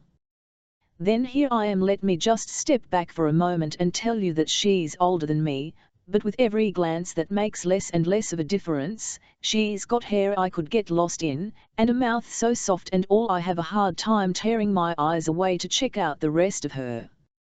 I'm itching to get my hands on her skin, even the ordinary parts, just to see if it feels as smooth as it looks. I'm Julia Romano, she says. I'm a guardian ad litem. All the violins soaring in my veins screech to a stop. Is that like a cop? No, I'm an attorney, and I'm working with a judge to help your sister. You, Kate. Something in her face tightens. I mean Anna. She filed a lawsuit for medical emancipation from your parents. Oh, yeah, I know about that. Really?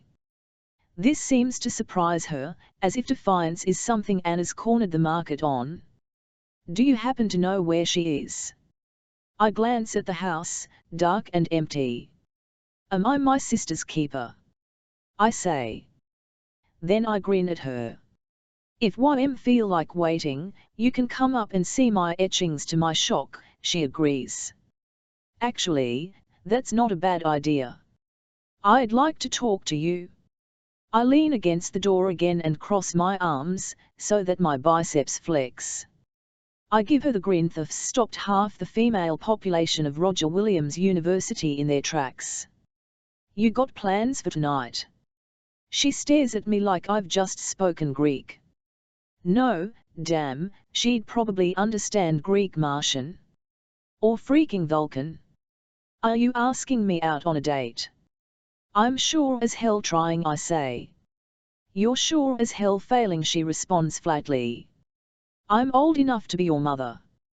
You have the most fantastic eyes. By eyes, I tits, but whatever.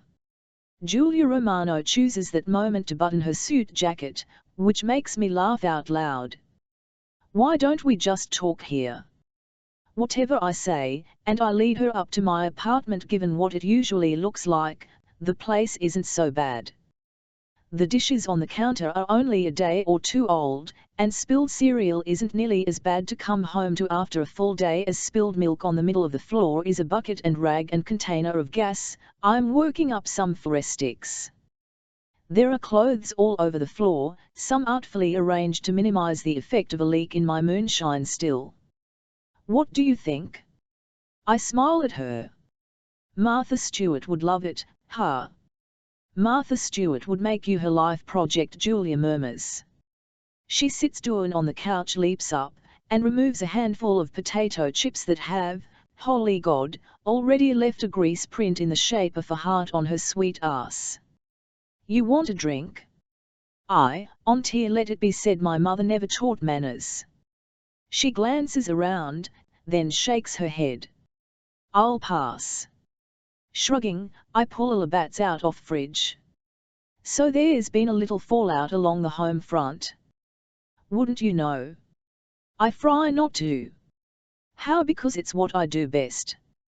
Grinning, I take a nice long pull of my beer. Although Fluis' blowout I would have loved to see. Tell about Kate and Anna. What am I supposed to tell you? I swing down next to her on the couch, way too close. Or purpose. How do you get along with them? I lean forward. Why, Miss Romano? Are you asking me if I play nice? When she doesn't as much as blink, I knock off the act. They survive me, I answer. Like everyone else. This answer must interest her, because she writes something down on her little white pad. That was it like, growing up in this family. A dozen flip responses work their way up my throat, but the one that comes out is a totally dark horse. When I was 12, there was this time Kate got sick, not even big sick, just an infection, but she couldn't seem to get rid of it by herself. So they took Anna in to give granulocytes, white blood cells. It wasn't like Kate planned it or anything, but it happened to be Christmas Eve. We were supposed to all go out as a family, you know, and get a tree. I pull a pack of smokes from my pocket. You mind? I ask, but I never give her a chance to answer before I light up.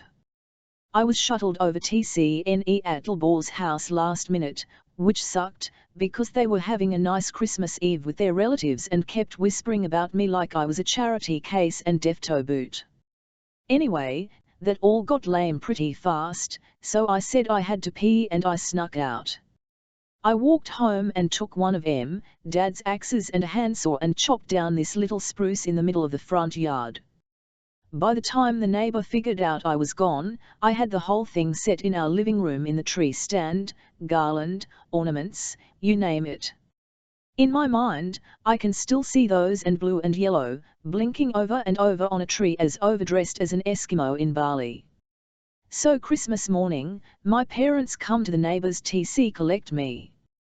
They look like hell, the both of you, but when they bring me home there are presents under the tree. I'm all excited and I find one with my name on it, and it turns out to be this little wind-up car, something that would have been great for a 3-year-old, but not me, and that I happened to know was for sale in the hospital gift shop. As was every single other present I got that year. Go freaking figure. I stab my cigarette butt out on the thigh of my jeans. They never even said anything about the tree, I tell her. That's what it's like growing up in this family. Do you think it's the same for Anna? No. Anna's on their radar, because she plays into their grand plan for Kate. How do your parents decide when Anna will help Kate medically? She asks. You make it sound like there's some process involved. Like there's actually a choice. She lifts her head. Isn't there? I ignore her, because that's a rhetorical question if I've ever heard one, and stare out the window. In the front yard, you can still see the stump from that spruce. No one in this family ever covers up their mistakes. When I was 7 I got it in my head to dig to China. How hard could it be, I figured, a stray shot, a tunnel. I took a shovel out of the garage and I started a hole just wide enough for to slip into. Every night I would drag the old plastic sandbox cover across it, just in case of rain. For 4 weeks I worked at juice, as the rocks bit into my arms to make battle scars, and roots grabbed at my ankles. What I didn't count on were the tall walls that grew around me, or the belly of the planet, hot under my sneakers. Digging straight down, I'd gotten hopelessly lost. In a tunnel, you have to lie your own way, and I've never been very good at that. When I yelled out, my father found me in seconds, although I'm sure I waited through several lives. He crawled into the pit, torn between my hard work and my stupidity. "This could have collapsed on you," he said, and lifted me onto solid ground. From that point of view, I realized that my hole was not miles deep after all. My father, in fact, could stand on the bottom and it only reached up to his chest. Darkness, you know, is relative. Brian it takes Anna less than 10 minutes to enter my room at the station. While puts her clothes into a drawer and sets her hairbrush next to mine on the dresser, I go out to the kitchen where Paulie is chefing up dinner. The guys are all waiting for an explanation. "She's going to stay with me here for a while," I say. "We're working some things out." Caesar looks up from a magazine. "Is she gonna ride with us? I haven't thought of this. Maybe it will take her mind off things, to feel like she's an apprentice or sorts. You know, she just might." Paulie turns around. "He's making fajitas tonight, beef.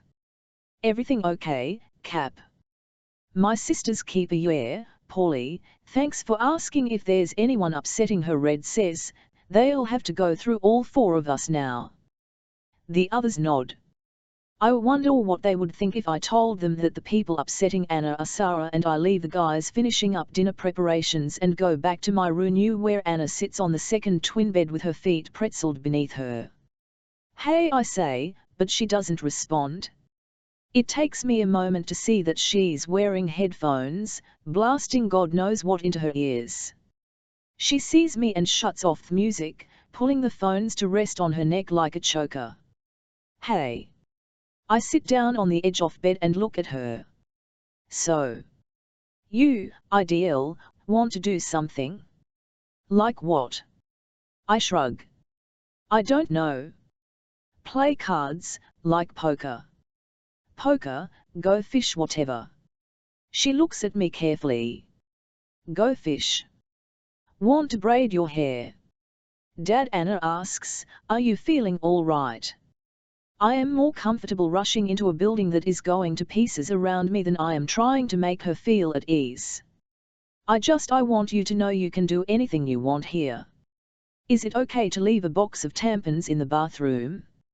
Immediately, my face goes red, and as if it's catching, so does Anna's. There is only one female firefighter, a part-timer, and the women's room is on the lower level off station. But still. Anna's hair swings over her face. "I didn't. I can just keep them, you can put them in the bathroom," I announce. Then I add with authority, "If anyone complains, we'll say they are mine." "I'm not sure they'll believe you, Dad." I wrap an arm around her. "I may not do this right at first. I've never bunked with a 13-year-old girl. I don't shack up with 42-year-old guys too often, either." "Good, because I'd have to kill them." Her smile is a stamp against my neck. "Maybe this will not be as hard as I think. Maybe I can't convince myself that this move will ultimately keep my family together, even though the first step involves breaking it apart." "Dad." Just so you know, no one plays Go Fish after they are potty trained." She hugs me extra tight, THK way she used to when she was small. I remember, in that instant, the last time I carried Anna. We were hiking across a field, the 5 of us, and the cattails and wild daisies were taller than her head. I swung her up into my arms, and together we parted a sea of reeds. But for the first time we both noticed how far down her legs dangled, how she was too big to sit on my hip, and before long she was struggling to get down and walk on her own. Goldfish get big enough only for the bowl you put them in. Bonsai trees twist in miniature. I would have given anything to keep her little. They outgrow us so much faster than we outgrow them. It seems remarkable that while one of our daughters is leading us into a legal crisis, the other is in the throes of a medical one. But then again, we have known for quite some time that Kate's at the end stages of renal failure. It is Anna, this time, who's thrown us for a loop. And yet, like always, you figure it out, you manage to deal with both. The human capacity for burden is like bamboo, far more flexible than you'd ever believe at first glance. While Anna was packing up her things that afternoon, I went to the hospital. Kate was having her dialysis done when I came into the room. She was asleep with her CD headphones on. Sarah rose from a chair with one finger pressed to her lips, a wart. She led me into the hallway. "How's Kate?" I asked. "About the same," she answered. "How plus or minus Anna?" We traded the status of our children like baseball cards that we'd flash for a peek, but didn't want to give up just yet. I looked at Sarah, wondering how I was supposed to tell her what I'd done. "Where did you two run off to while I was fending off the Udge?" she said. "Well, if you sit around and think about how hot the fire's going to be, you'll never get into the thick of it." I took Anna to the station. Something going on at work. I took a deep breath and leaped off the cliff that my marriage had become. No. Anna's going to stay with me there for a few days. I think maybe she needs a little time by herself. Sarah stared at me. "But Anna's not going to be by herself. She's going to be with you." The hallway seemed too bright and too wide all of a sudden. "Is that a bad thing?" "Yes," she said. "Do you really think that buying into Anna's tantrum is going to help her any in the long run?" "I'm not buying into her tantrum, I'm giving her space to come to the right conclusions by herself. You're not the one who's been sitting outside with her while you're in the judge's chambers." "I'm worried about her." "Well, that's where we're different," Sarah argued.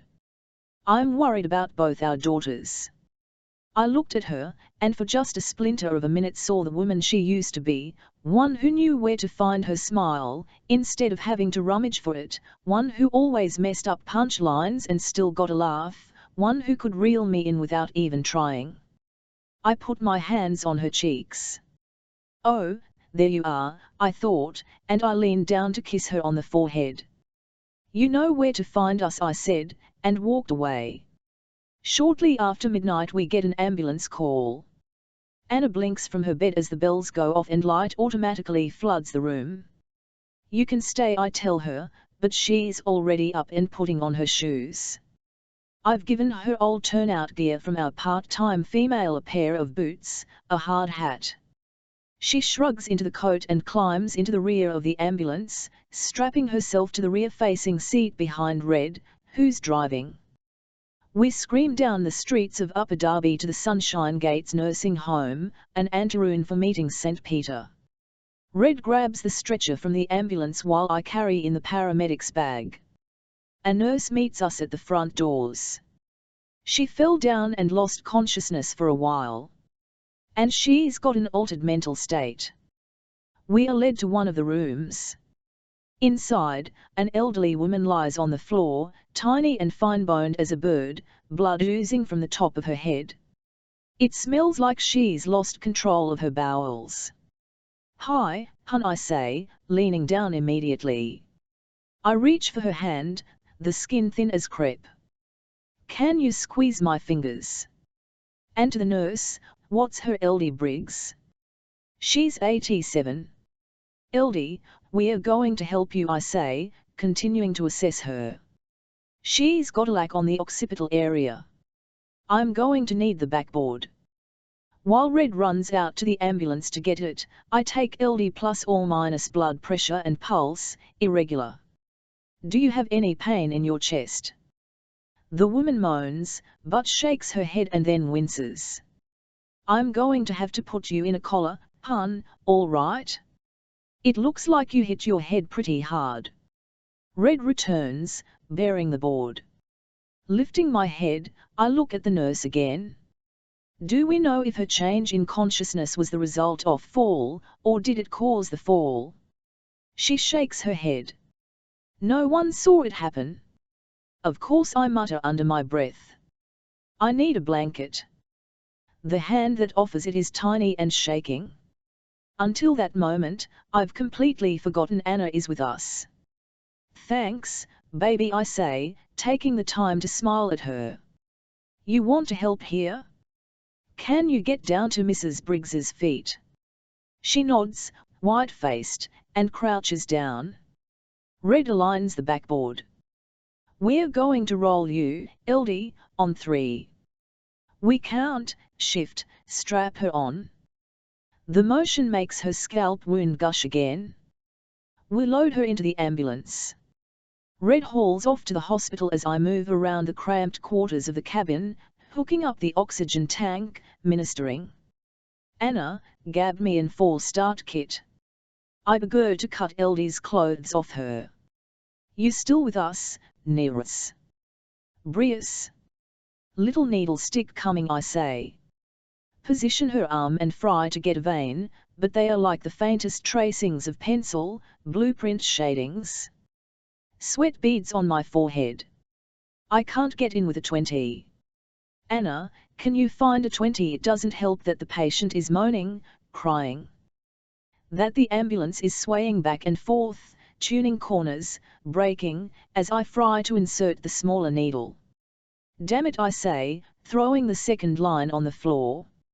I do a quick cardiac strip and then pick up the radio and dial into the hospital to tell them we're incoming. 87-year-old patient, had a fall. She's alert and answering questions, BP 136/83, pulse 130 and irregular. I tried to get 4 access for you but haven't had a lot of luck with that. She does have a lack on the back of her head but it's pretty well controlled by now. I've got her on oxygen. Any questions? In the beam of an approaching truck, I see Anna's face. The truck earns, the light MLLS, and I realize that my daughter is holding this stranger's hand at the emergency entrance of the hospital. We pull the stretcher out of cabin and wheel into the automatic doors. A team of doctors and nurses is already waiting. She's still talking to us, I say. A male nurse taps her thin wrists. Jesus. Yeah, that's why I couldn't get a line. I needed PD cuffs to get her pressure. Suddenly I remember Anna, who's standing wide-eyed in the doorway. Daddy? Is that lady going to die? I think she might have had a stroke, but she's going to make it. Listen, why don't you just go wait over there, in a chair? I'll be out in 5 minutes, tops. Dad, she says, and I pause at the threshold. Wouldn't it be cool if they were all that way? She doesn't see it the way I do, that LD Briggs is a paramedic's nightmare, that her veins are shot and her conditions waffling and that this has not been a good call at all. What Anna means is that whatever is wrong with LD Briggs can be fixed. I go inside and continue to feed information to the staff as needed. About 10 minutes later, I finish up my run form and look for my daughter in the waiting area, but she's gone missing. I find Red smoothing fresh sheets onto the stretcher, strapping a pillow under its belt. Where's Anna? One figured she was with you. Glancing down one hallway and then the other, all I see are weary physicians, other paramedics, small scatterings of dazed people sipping coffee and hoping for the best. I'll be right back. Compared to the frenzy of the 8th floor is all tucked tight. The nurses all greet me by name as I head for Kate's room and gently push open the door. Anna is too big for Sarah's lap, but that's where she's sitting. She and Kate are both asleep. Over the crown of Anna's head, Sarah watches me approach. I kneel in front of my wife and brush Anna's hair off her temples. Baby, I whisper, it's time to go home. Anna sits up slowly. She lets me take her hand and draw her upright, Sarah's palm trailing down her spine. It's not home, Anna says, but she follows me out of room all the same. Past midnight, I lean down beside Anna and balance my words on the edge of her ear. "Come see this," I coax. She sits up, grabs a sweatshirt, stuffs her feet into her sneakers. Together, we climb to the station's roof. The night is falling dawn around us.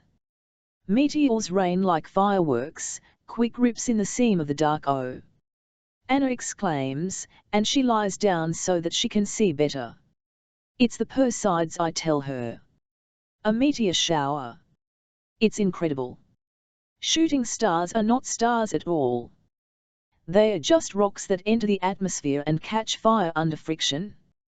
What we wish on, when we see one, is only a trail of debris." In the upper left quadrant of the sky, a radiant bursts in a new stream of sparks. "Is it like this every night, while we're asleep?" Anna asks. It is a remarkable question. Do all the wonderful things happen when we are not aware of them? I shake my head. Technically, the Earth's path crosses this comet's gritty tail once a year. But a show as dynamic as this one might be once in a lifetime. Wouldn't it be cool if a star landed in the backyard? If we could find it when the sun came up and put it into a fishbowl and use it as a night light or a camping lantern? I can almost see her doing it, combing the lawn for the mark of burned grass. Do you think Kate can see these, out her window? I'm not sure. I come up on an elbow and look at her carefully. But Anna keeps her eyes glued to the upended bowl of the heavens.